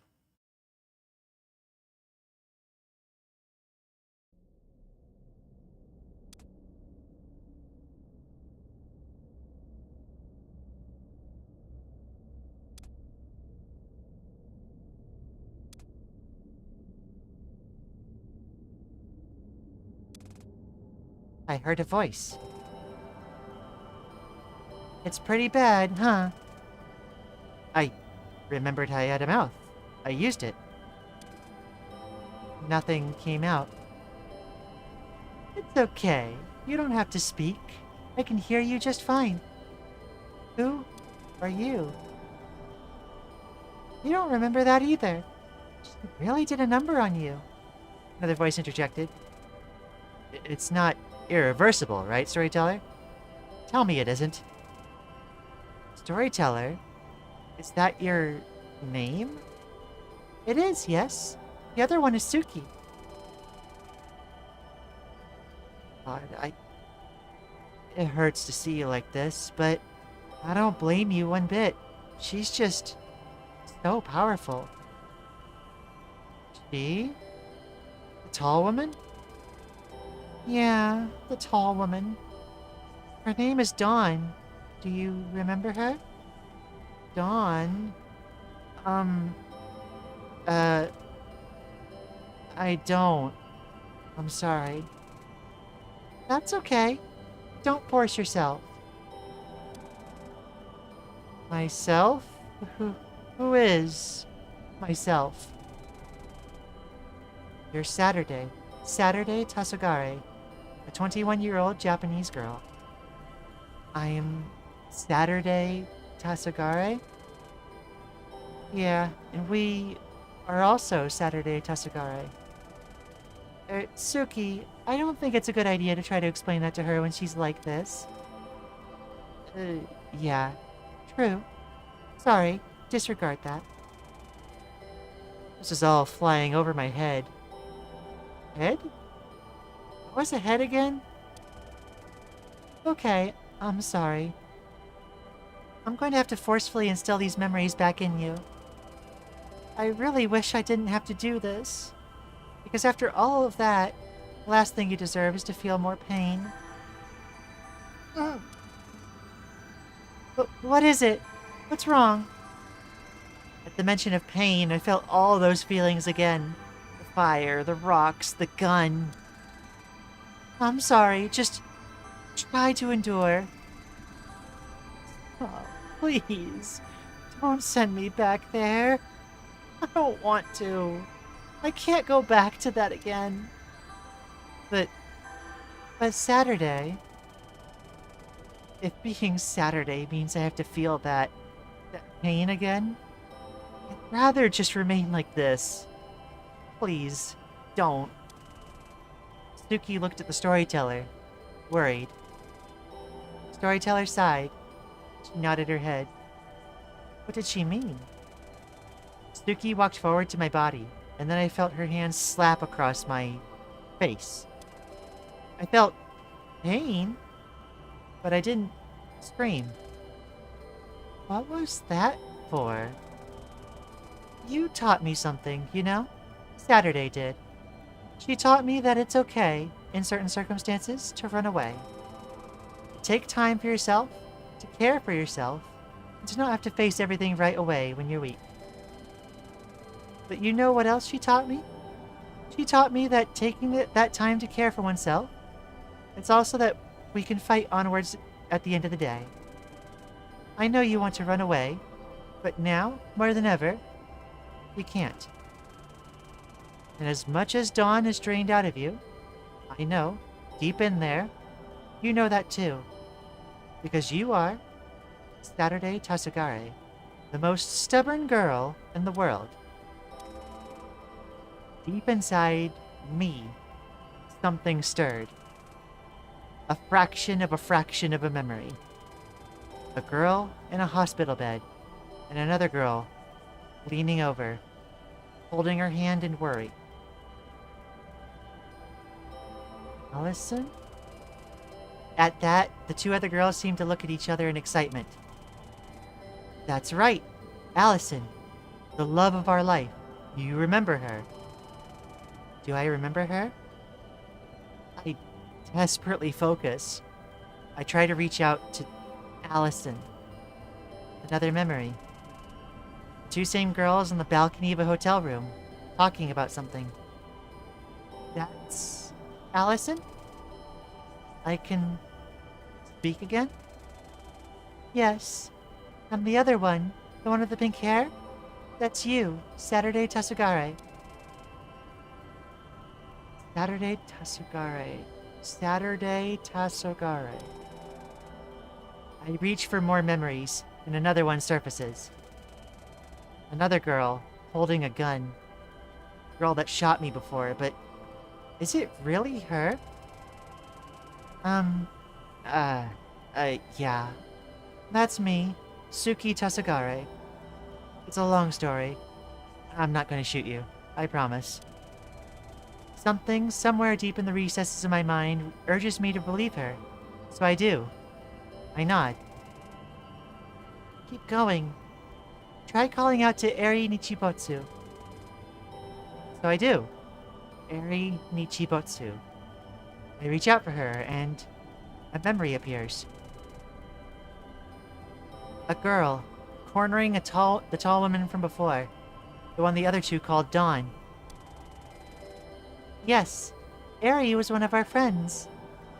Next would be, try calling out to... But I don't need to hear. I know what comes next. The memory of two girls. Fight and flight. Locked in combat. A memory of myself at a grave, mourning my sister. A memory of myself, finally taking a stand against the tall woman. Against Dawn, Hisameru. A memory of Suki intervening. A memory of happiness. Memories of battles. Memories of finding solace even in the darkest times. I remembered. I remember. I remember.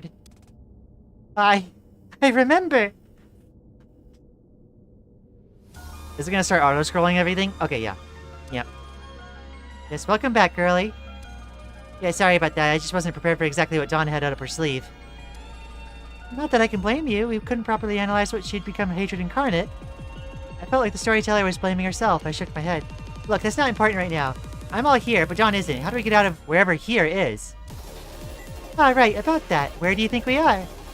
Wait, this isn't the void? The true void? That's what I thought too. I fell through meta layers, didn't I? No, that's what Dawn wants you to think, but that's impossible. She synchronized the layer too, but that's still not a sim layer. She doesn't have the capability to cause sinkholes.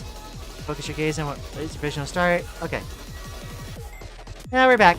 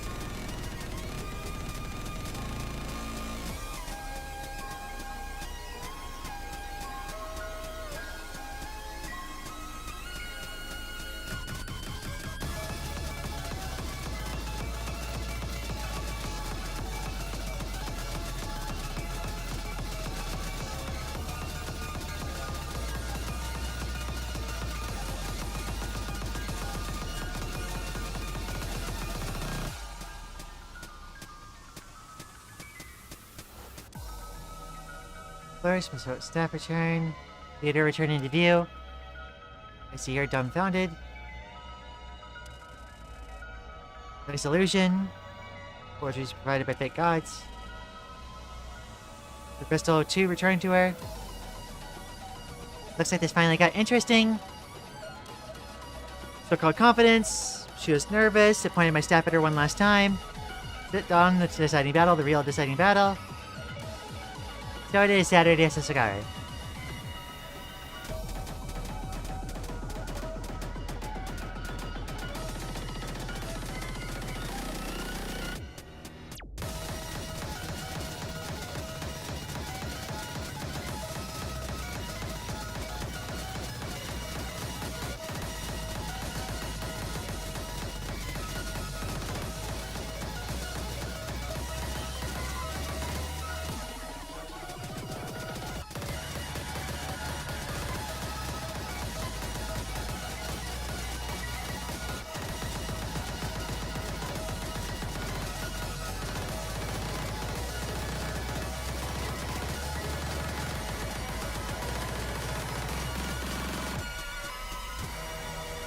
With the final hit, are you ready?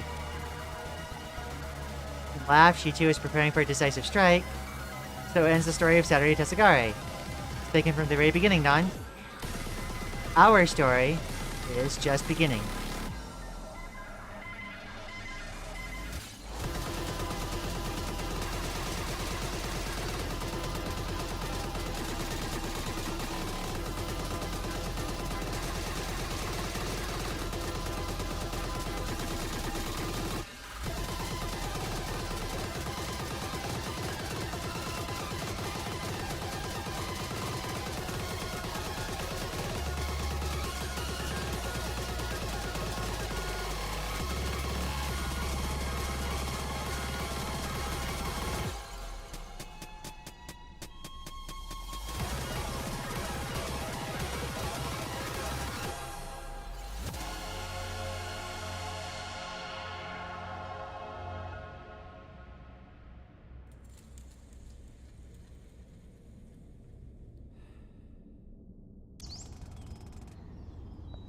Is this auto-scrolling?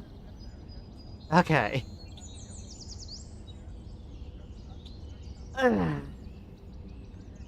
I have never so badly wanted to start learning how to mod a game.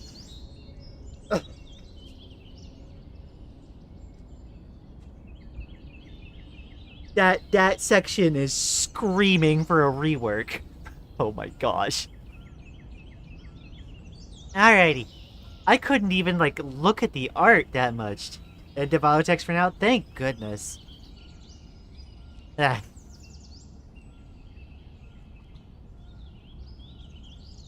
Totally not tearing up right now? Aw. Boss medley time? Yeah, I really love Nameless as a narrative concept. You know, it, like... I relate to that, like, in my plural experiences, the whole, like, Nameless, like, segment. And, like, thank goodness they at least, like, gave you a breather for that segment, because that's important. Like, the whole, like, one of the ways that plurality can come about is, that you experience something so, like, traumatizing and, like, mind-numbing is the big thing, that, like, your only recourse is to, like, shut yourself off. And, like, hecking, like, hide it away, you know? And, like, at least for my system, that's how, like, both of ours occurred. Both of the times that we split, rather. Let's see. It still said staff, which is interesting, but yeah, scythe. I didn't even notice that there was something different. It's a combination of 3 weapons, or just a modified scythe. It would make sense if it was a fusion of all 3. Don't worry, a rework mod wouldn't even be allowed because you can't replace content as per the modding policy. What the heck? Ah.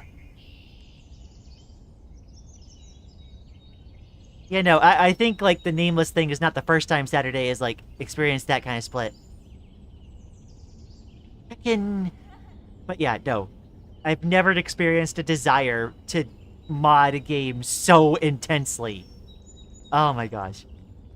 Because I can see what this can be, and I want it to be that. Ugh. Oh, well, let's continue. Remember to hydrate.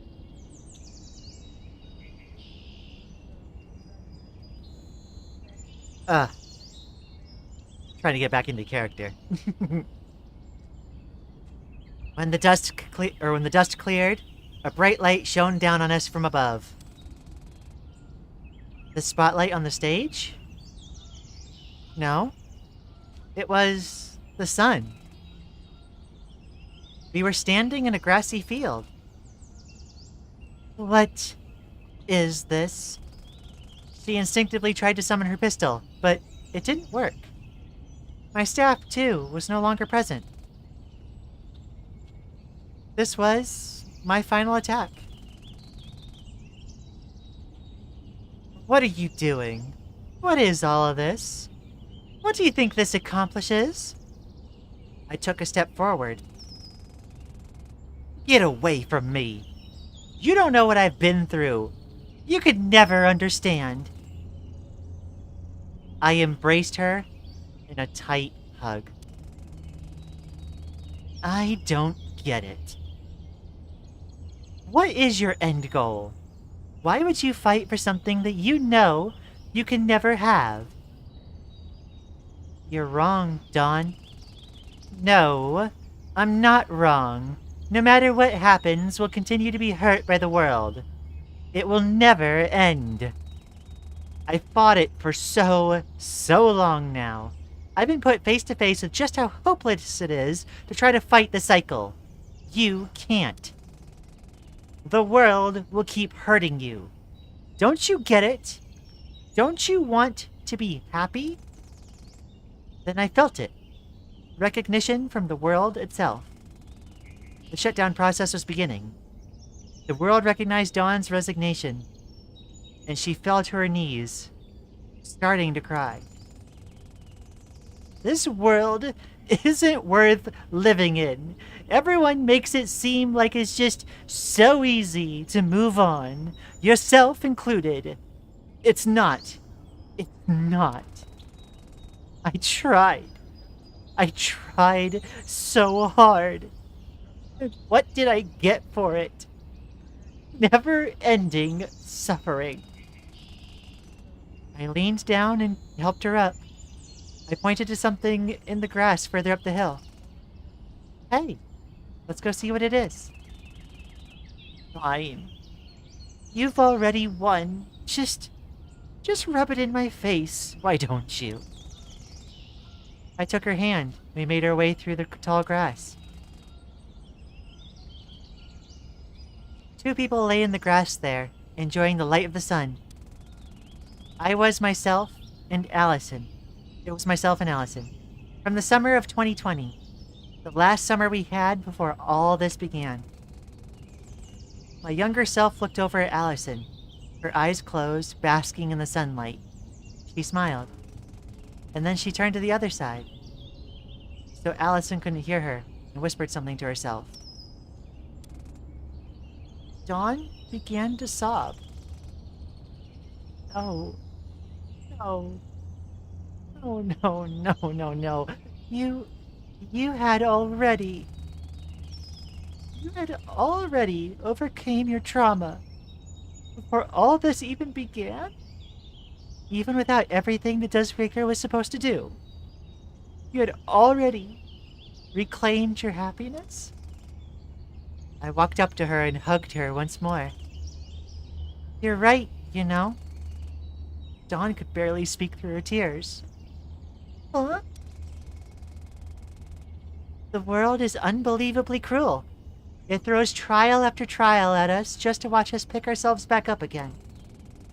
It's a cycle that starts when we're born and ends when we return to the Earth and begin our journey in whatever may follow after. And that's so beautiful because, in spite of it, it's a cycle. For every time you get knocked down, you can pick yourself back up again. Learn new things, find new things to love, find new things in yourself.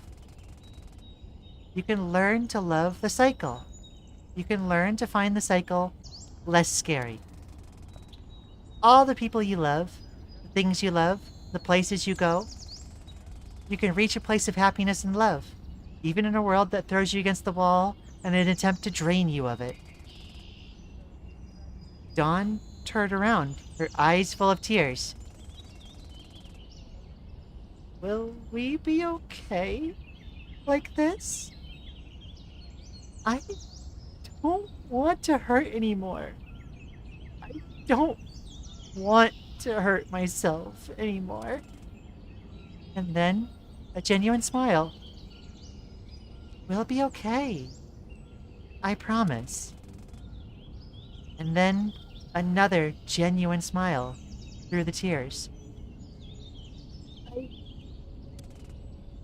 I believe myself. As the merge completes, Dawn's form begins to fade from the scenery of nature. The younger Saturday and Allison sit up as the sun begins to set. Soon, we'll be back in school, you know. We won't have time to do this all the time. Well, yeah, but the fact that we can do it at all is pretty cool to me. So I don't take for granted that the time I'm given to do cool things like this with you. Fair enough. Should we get going back to your place? Let's wait a little bit. The sunset is really nice from up here. 3 people. 2 younger, 1 older.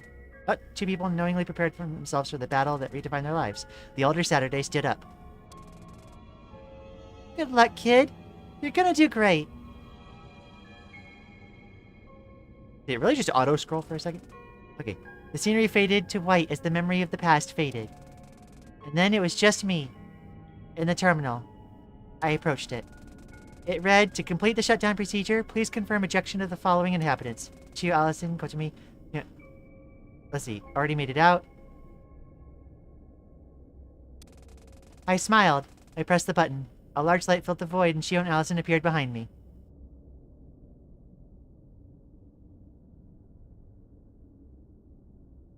For now. I just wasn't prepared, was all. Did it put the control back in my hand randomly? Okay, that's... I don't understand.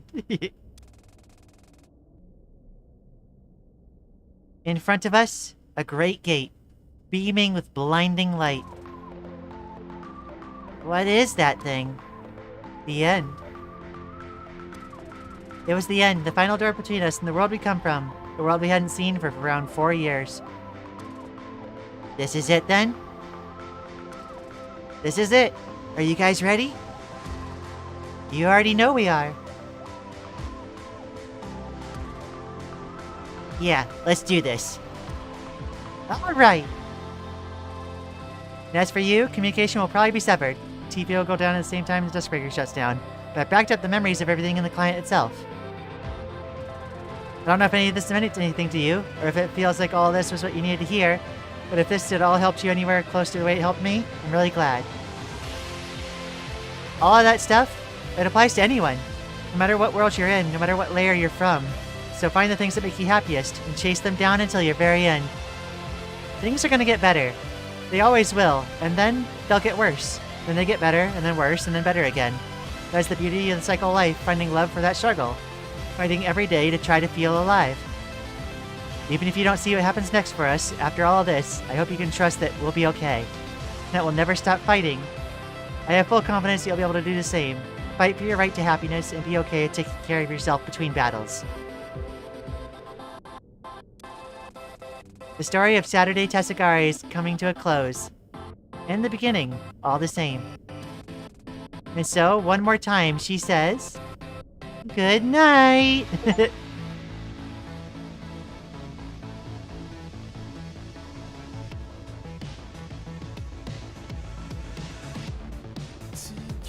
Oh my gosh.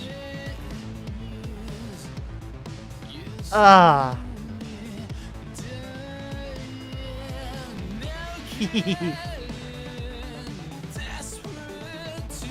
Where do I begin? Ah. I really wasn't expecting such, like, an insane plural story immediately after I decided to finally, like, go ahead and have it be known. Like,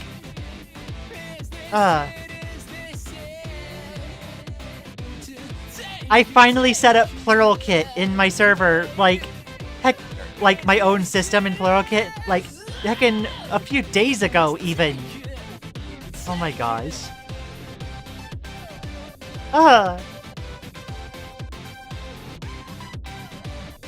Post game after the credits? No, I am like 100% committed. I want to see all the content. A soul suspended in stasis. A vivid stasis. Heckin', yeah, no, fire writing. It was definitely wordy at points, but that was like the only real like thing I could really say about it. Oh my gosh. And like, even the difficulties that I had in there at the end, even the difficulties, like there's that friction I talked about before. Like, becoming at peace with your system isn't always an easy thing. Like, even the friction, as like rough as it was, is still representative of that. Oh my gosh. I literally have no clue what happened for most of it, but it looks like it was beautiful. This is the most beautiful free game I've ever heard. In fact, I could drop free game from this. This is the most beautiful game I've ever played. Oh my gosh, I loved the art. I loved the gameplay. I loved the way the like cryptography kind of like really engages your critical thinking and like gets you to analyze things in a deeper way. A lot of like plurality in my experience was like taking a lot of feelings that felt fake, feelings that felt like they were made up, and you know, you convince yourself so much, it's like, that can't be true. And then like eventually you try it. You exist. Your feelings are real. And like you realize that like trying to lie to yourself like that the whole time only hurts you. And so embracing yourself is important. Vivid Stasis is far from perfect, but it's still one of, if not the best experiences I've played, and it's free. Yes, yes, absolutely. It's like, even the imperfections, like it adds to the story it wants to tell. Everyone has a personal experience with it. Oh my gosh, I may be too EP to watch most of the stream, but I'll definitely go through the VODs. Transgender, yeah. The heckin', I wasn't expecting a trans rep in this. I wasn't expecting a plural story. I was like, oh yeah, it's a fun rhythm game, right? I love rhythm games. And like, it ended up being like perfectly tailored to all the things I adore. Rhythm games, like, I loved like messing around with the cryptography. I loved like the trans stuff, the plural story. Like, oh my gosh. And the fact that I wasn't expecting those things, and they came up naturally, like, was wild to me. There is no other game like this. None. Even other meta games that, like, try to do freaky things like, oh, you're messing with files. Like, this manages to be so much more than even that. Oh my gosh. I love this game so much. I can't wait for playing more Fight, Heartlogged, and Investigate. No, I found, like, the dev. I didn't remember those names off the top of my head, but I instantly went and, like, okay, I'm gonna wishlist everything this dev is doing. I want to be notified, like, the moment it, like, arrives, because, like, this dev gets me. This dev gets me. And, like, I am so grateful for this. Oh my gosh. Fun fact, there's exactly one transgender character in each of the main casts of the 4 games. Yes! Oh my gosh. That is amazing to hear. It's such a special and self-indulgent game. But right? The self-indulgence is important. The self-indulgence is like, it's you finally granting yourself space to say, like, you know what? Yeah, I'm allowed to think about myself. I'm allowed to, like, take myself seriously, you know? That was part of, like, becoming comfy with being plural for myself. I'm allowed to treat it as real. Like, the scene with Ari and Chio being like, here, you have my trust, you're not allowed to change it. Like, you have to give yourself that trust to, like, become comfy with being plural. There's a reason why plural systems deny so hard. And it feels so made up. But no. Like, I have 3 heckin' awesome entities in my noodle. And we all love each other so much. This is why I love Constant Companions. It talks about that love. And this, it just, I'm geeking out. Oh my gosh. I am overwhelmed in a very positive way. From the outside, it feels like something that out of fiction that could be real, right, ACE? Like, but like, that's the thing. You experience those feelings, and like, it's a similar thing with being trans, right? You convince yourself, like, oh, you made it up, you got it from some fiction, but it's like, no, you're just masking that those feelings came from within, right? So like, each person has to go through their own journey of like, figuring out that like, that what they're feeling is real. Yeah. Game limiting the meta stuff to enter a URL is a nice thing. Yeah, no, it's like enough to evoke that feeling, but like not be too gimmicky about it, you know? The scuff adds charm? Yeah, it does. There's nothing like it. There really isn't. This is my, easily my favorite game ever now. Do you stream on Friday? Not on YouTube. I stream Tuesdays, Wednesdays, Thursdays, and then on Sunday. Usually. I'm on Twitch other days, but those I'm just like streaming my my raid progression in Final Fantasy XIV. That's why I do it on a different platform. This is easily the most unique game I've played. Right? There is no other story like this. Like, yes, there are parts of it that have been done elsewhere, like Simulated World, like, oh yeah, Matrix, like, right? Like, talking about the trans story, we're getting more of those these days. Still not enough, but, like, we're still getting those. But, like, I've never seen such a dissection of plurality. And, like, it resonates so much with my experiences. And, like, it's obvious from the way it's written that, like, it's written by somebody who is also plural and understands. Oh my gosh. Or maybe they're not plural, maybe that's just a presumption, but, like, they at least know enough of, like, authentic plural experiences to be able to represent them. The credits is coming to a close? Yeah. I love credit sequences. Like, I often don't pay attention, even though I probably should. But it's like, it ends up just being an excuse to introspect. All Vivid Stasis players, past, present, and future. Charlie, Emmy, Mara.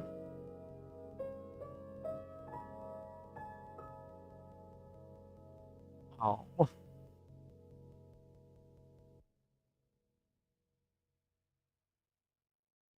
I have been gushing about this game on Fetty, like, endlessly. And, like, this is a Jamie Page, I swear.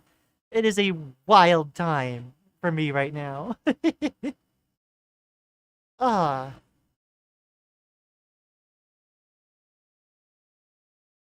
game just heckin' closes. Because, like, yeah, it's done. Good luck.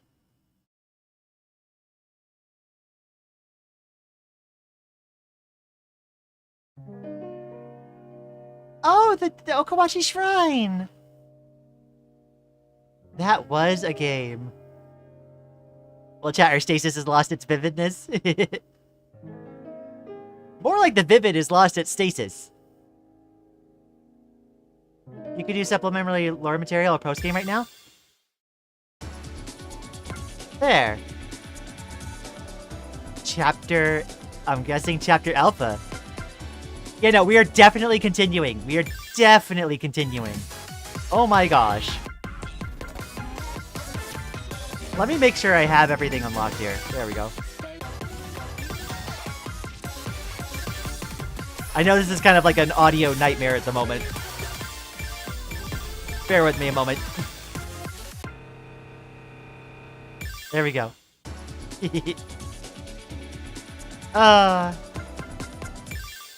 I think my regular stream time is about to run to a close, and I do need to prepare for raid soon. So I'm just gonna do some Tamasachi. And then I'm gonna be streaming this again on Sunday. Let's see. Where are my stats? Let's get some support.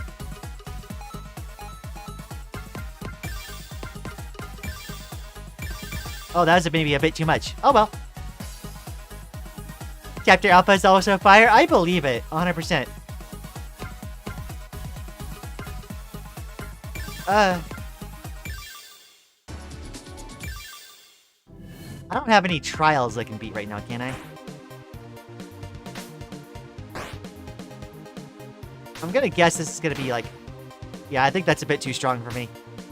Never mind.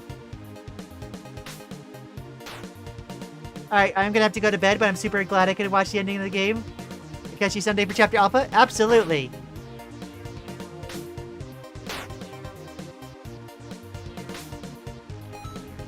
Oh, maybe I can out-heal it. Okay. There we go. Never mind. Yeah, it's fine. I didn't mean to actually start a fight. I wanted to see what it was. Yeah, take care, Extreme. Thank you so much for dropping by. But yeah, I think with looking at the time, I don't necessarily have the time to continue doing something else. But I can sit and chat for a bit. I think it would be best if I, like, saved, like, more stuff for the next stream. Alright, let's go to the hangout. What? I have a stream on Saturday for Vivid Stasis, and then you're streaming Vivid Stasis on Sunday. Double stream? Are you watching? Absolutely appreciate it, and thanks for dropping by, Stellar Blankness. I very much appreciated the new faces I saw in stream today. Even despite the technical difficulties, it was amazing. Alright, so I'm gonna say, real quick, if you enjoyed the stream, put a like on it. It helps me with the algorithm quite a bit. And there's links in the doobly-doo for the Discord where we hang out in between streams, as well as all my socials. I'm a VGen artist, so you can go ahead and commission me as well. I will hang out for a little bit before we end stream. For reference, tomorrow I'm going to be streaming Amori, and then I'm going to be back on Vivid Stasis on Sunday. And with that, I think that takes care of all the housekeeping. Yeah, I'm going to probably go ahead and call, that feels like a really good place to, like, call as far as, like, the progression goes for today. We can have Rock fight a stalagmite. Look, I'm not powerful enough yet, you know? Thanks for the stream? Absolutely! The doobly-doo? Yeah, this is the doobly-doo, Tama. Thank you for stream. I definitely watched the VOD on this one. Yeah. Just call me Stellar. I kind of go by that now, at least for this account. Don't have to say my entire handle. Okay, fair enough. Appreciate you letting me know. Been lurking around the Unbeatable and Vivid Stasis streams. I'm glad to got fully watch you play the ending. Absolutely, Hack. Like, it's been a special experience. Thank you for lurking, as always. Have a good rest of the day, y'all. And thanks for streaming. Thanks for dropping by, Tama. I'll be sure to, like, drop by. I think my like, watch stream for you, or my watch, like, streak broke for you because I didn't realize that there was that one, like, I think 18-minute VOD. I was like, oh no, dang it. But I'll definitely I'll keep dropping by, for sure. Maddie says, like, subscribe, and join the Discord. She'll make a small rock permanently stuck in your shoe. That's so uncomfortable to walk everywhere. Maddie, you find the most devious things to do to people. How could you? let's see. Probably didn't get as much from the game as everyone else did, but it was still a fun time. I'm glad you enjoyed it, Butter. And, like, I very much enjoyed your interactions with, like, you know, speculating on the story and, like, talking about it as far as everyone goes.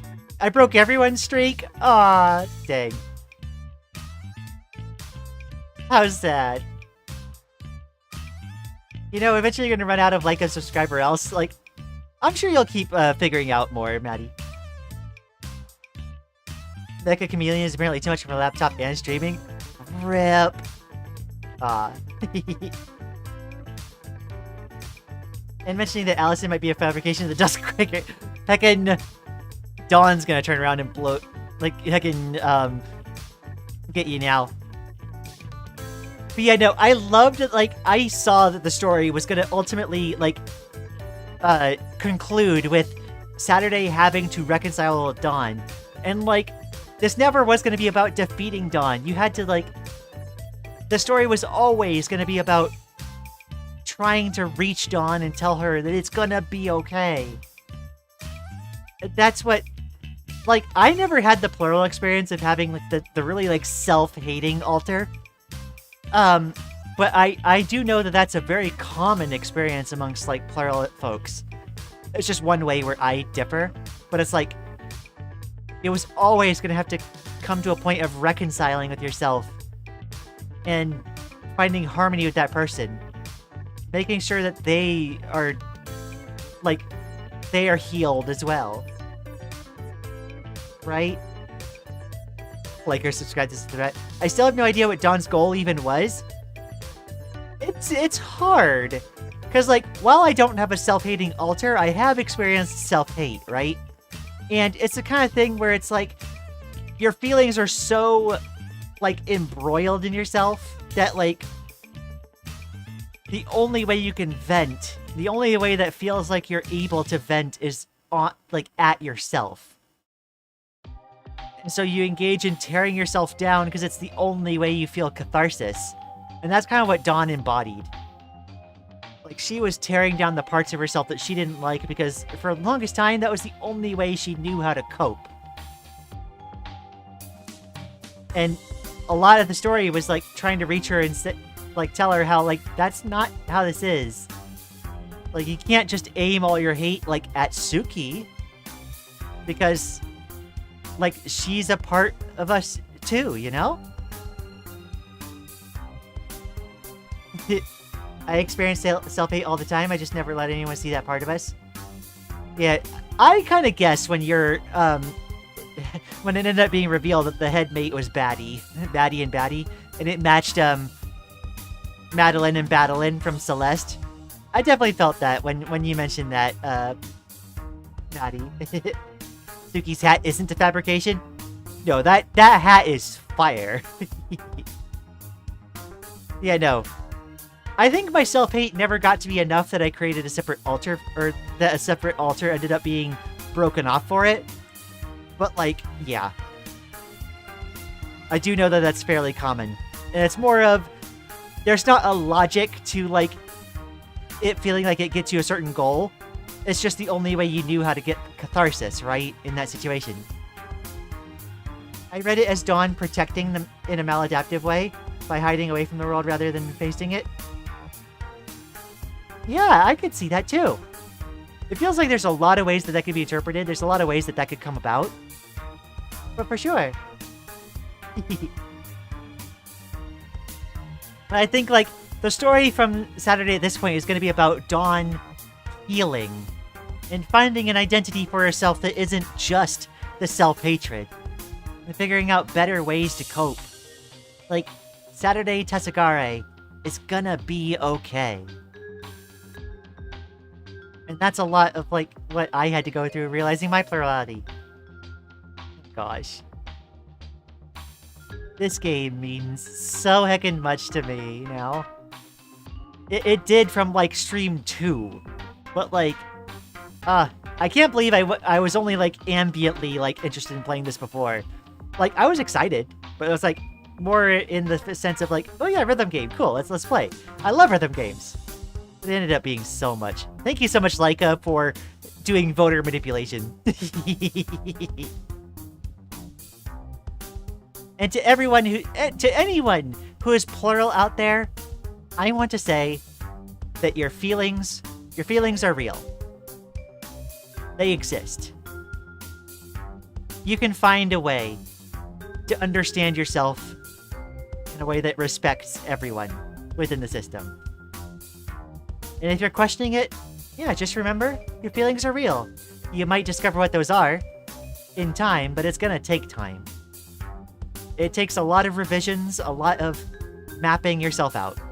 But you can do it. I believe in you.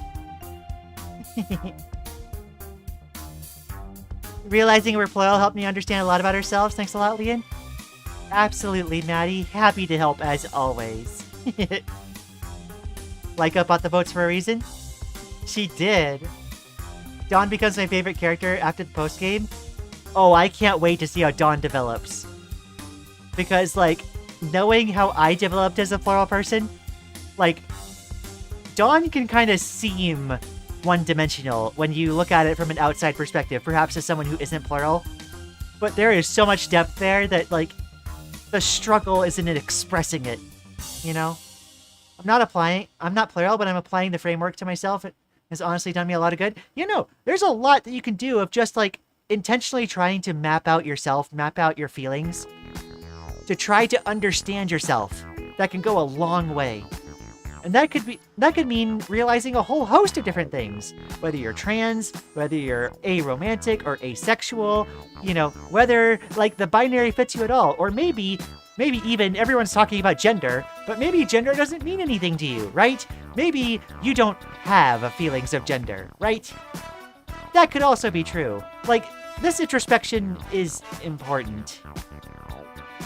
I feel that this kind of journey would benefit everyone. And I do mean everyone. I was saying the game had Yuri in the Discord, but that was massively underselling it. I can't believe saying it had Yuri was massively underselling it, because we were massively in for the Yuri. And, like, I love that it existed here. Dawn loads up the Duskbreaker to play DTR. We love Yuri. Although I was almost sick when I thought the Yuri might be doomed. Yeah, no. That moment of that sinking feeling in your stomach of realizing, like, is this fake? No. I would have rioted if Allison was a fabrication. I am so glad she wasn't. Gender not meaning anything? Ones and zeros reference? Yeah, no. Some folks are agender. They don't have gender feelings. Like, that's something that exists. Yeah. Not gonna lie, I'm a little messed up and wanted the Yuri to be doomed. I mean, that might be catharsis, looking for a vehicle, right? That might be worth exploring at a time such as when you're ready. It would have been really fire if Allison was a fabrication of the Duskbreaker. No. I'm sorry. That want is, like, valid to want to explore that kind of catharsis, but, like, no. Veto. I will not allow this. I will hold this game close to me forever. It's truly, like... No, I agree. 100% same. Alright. I think I've gushed on long enough. Thank you all so much for joining me. Thank you all so much for bringing this game to my attention. It has been so unbelievably special to me. I am not cute, no! But, from the bottom of our hearts, Rock, Rose, and Star, thank you so much. I'll see you guys tomorrow for Amori, and then on Sunday for more Vivid Stasis. Take care, and bye-bye!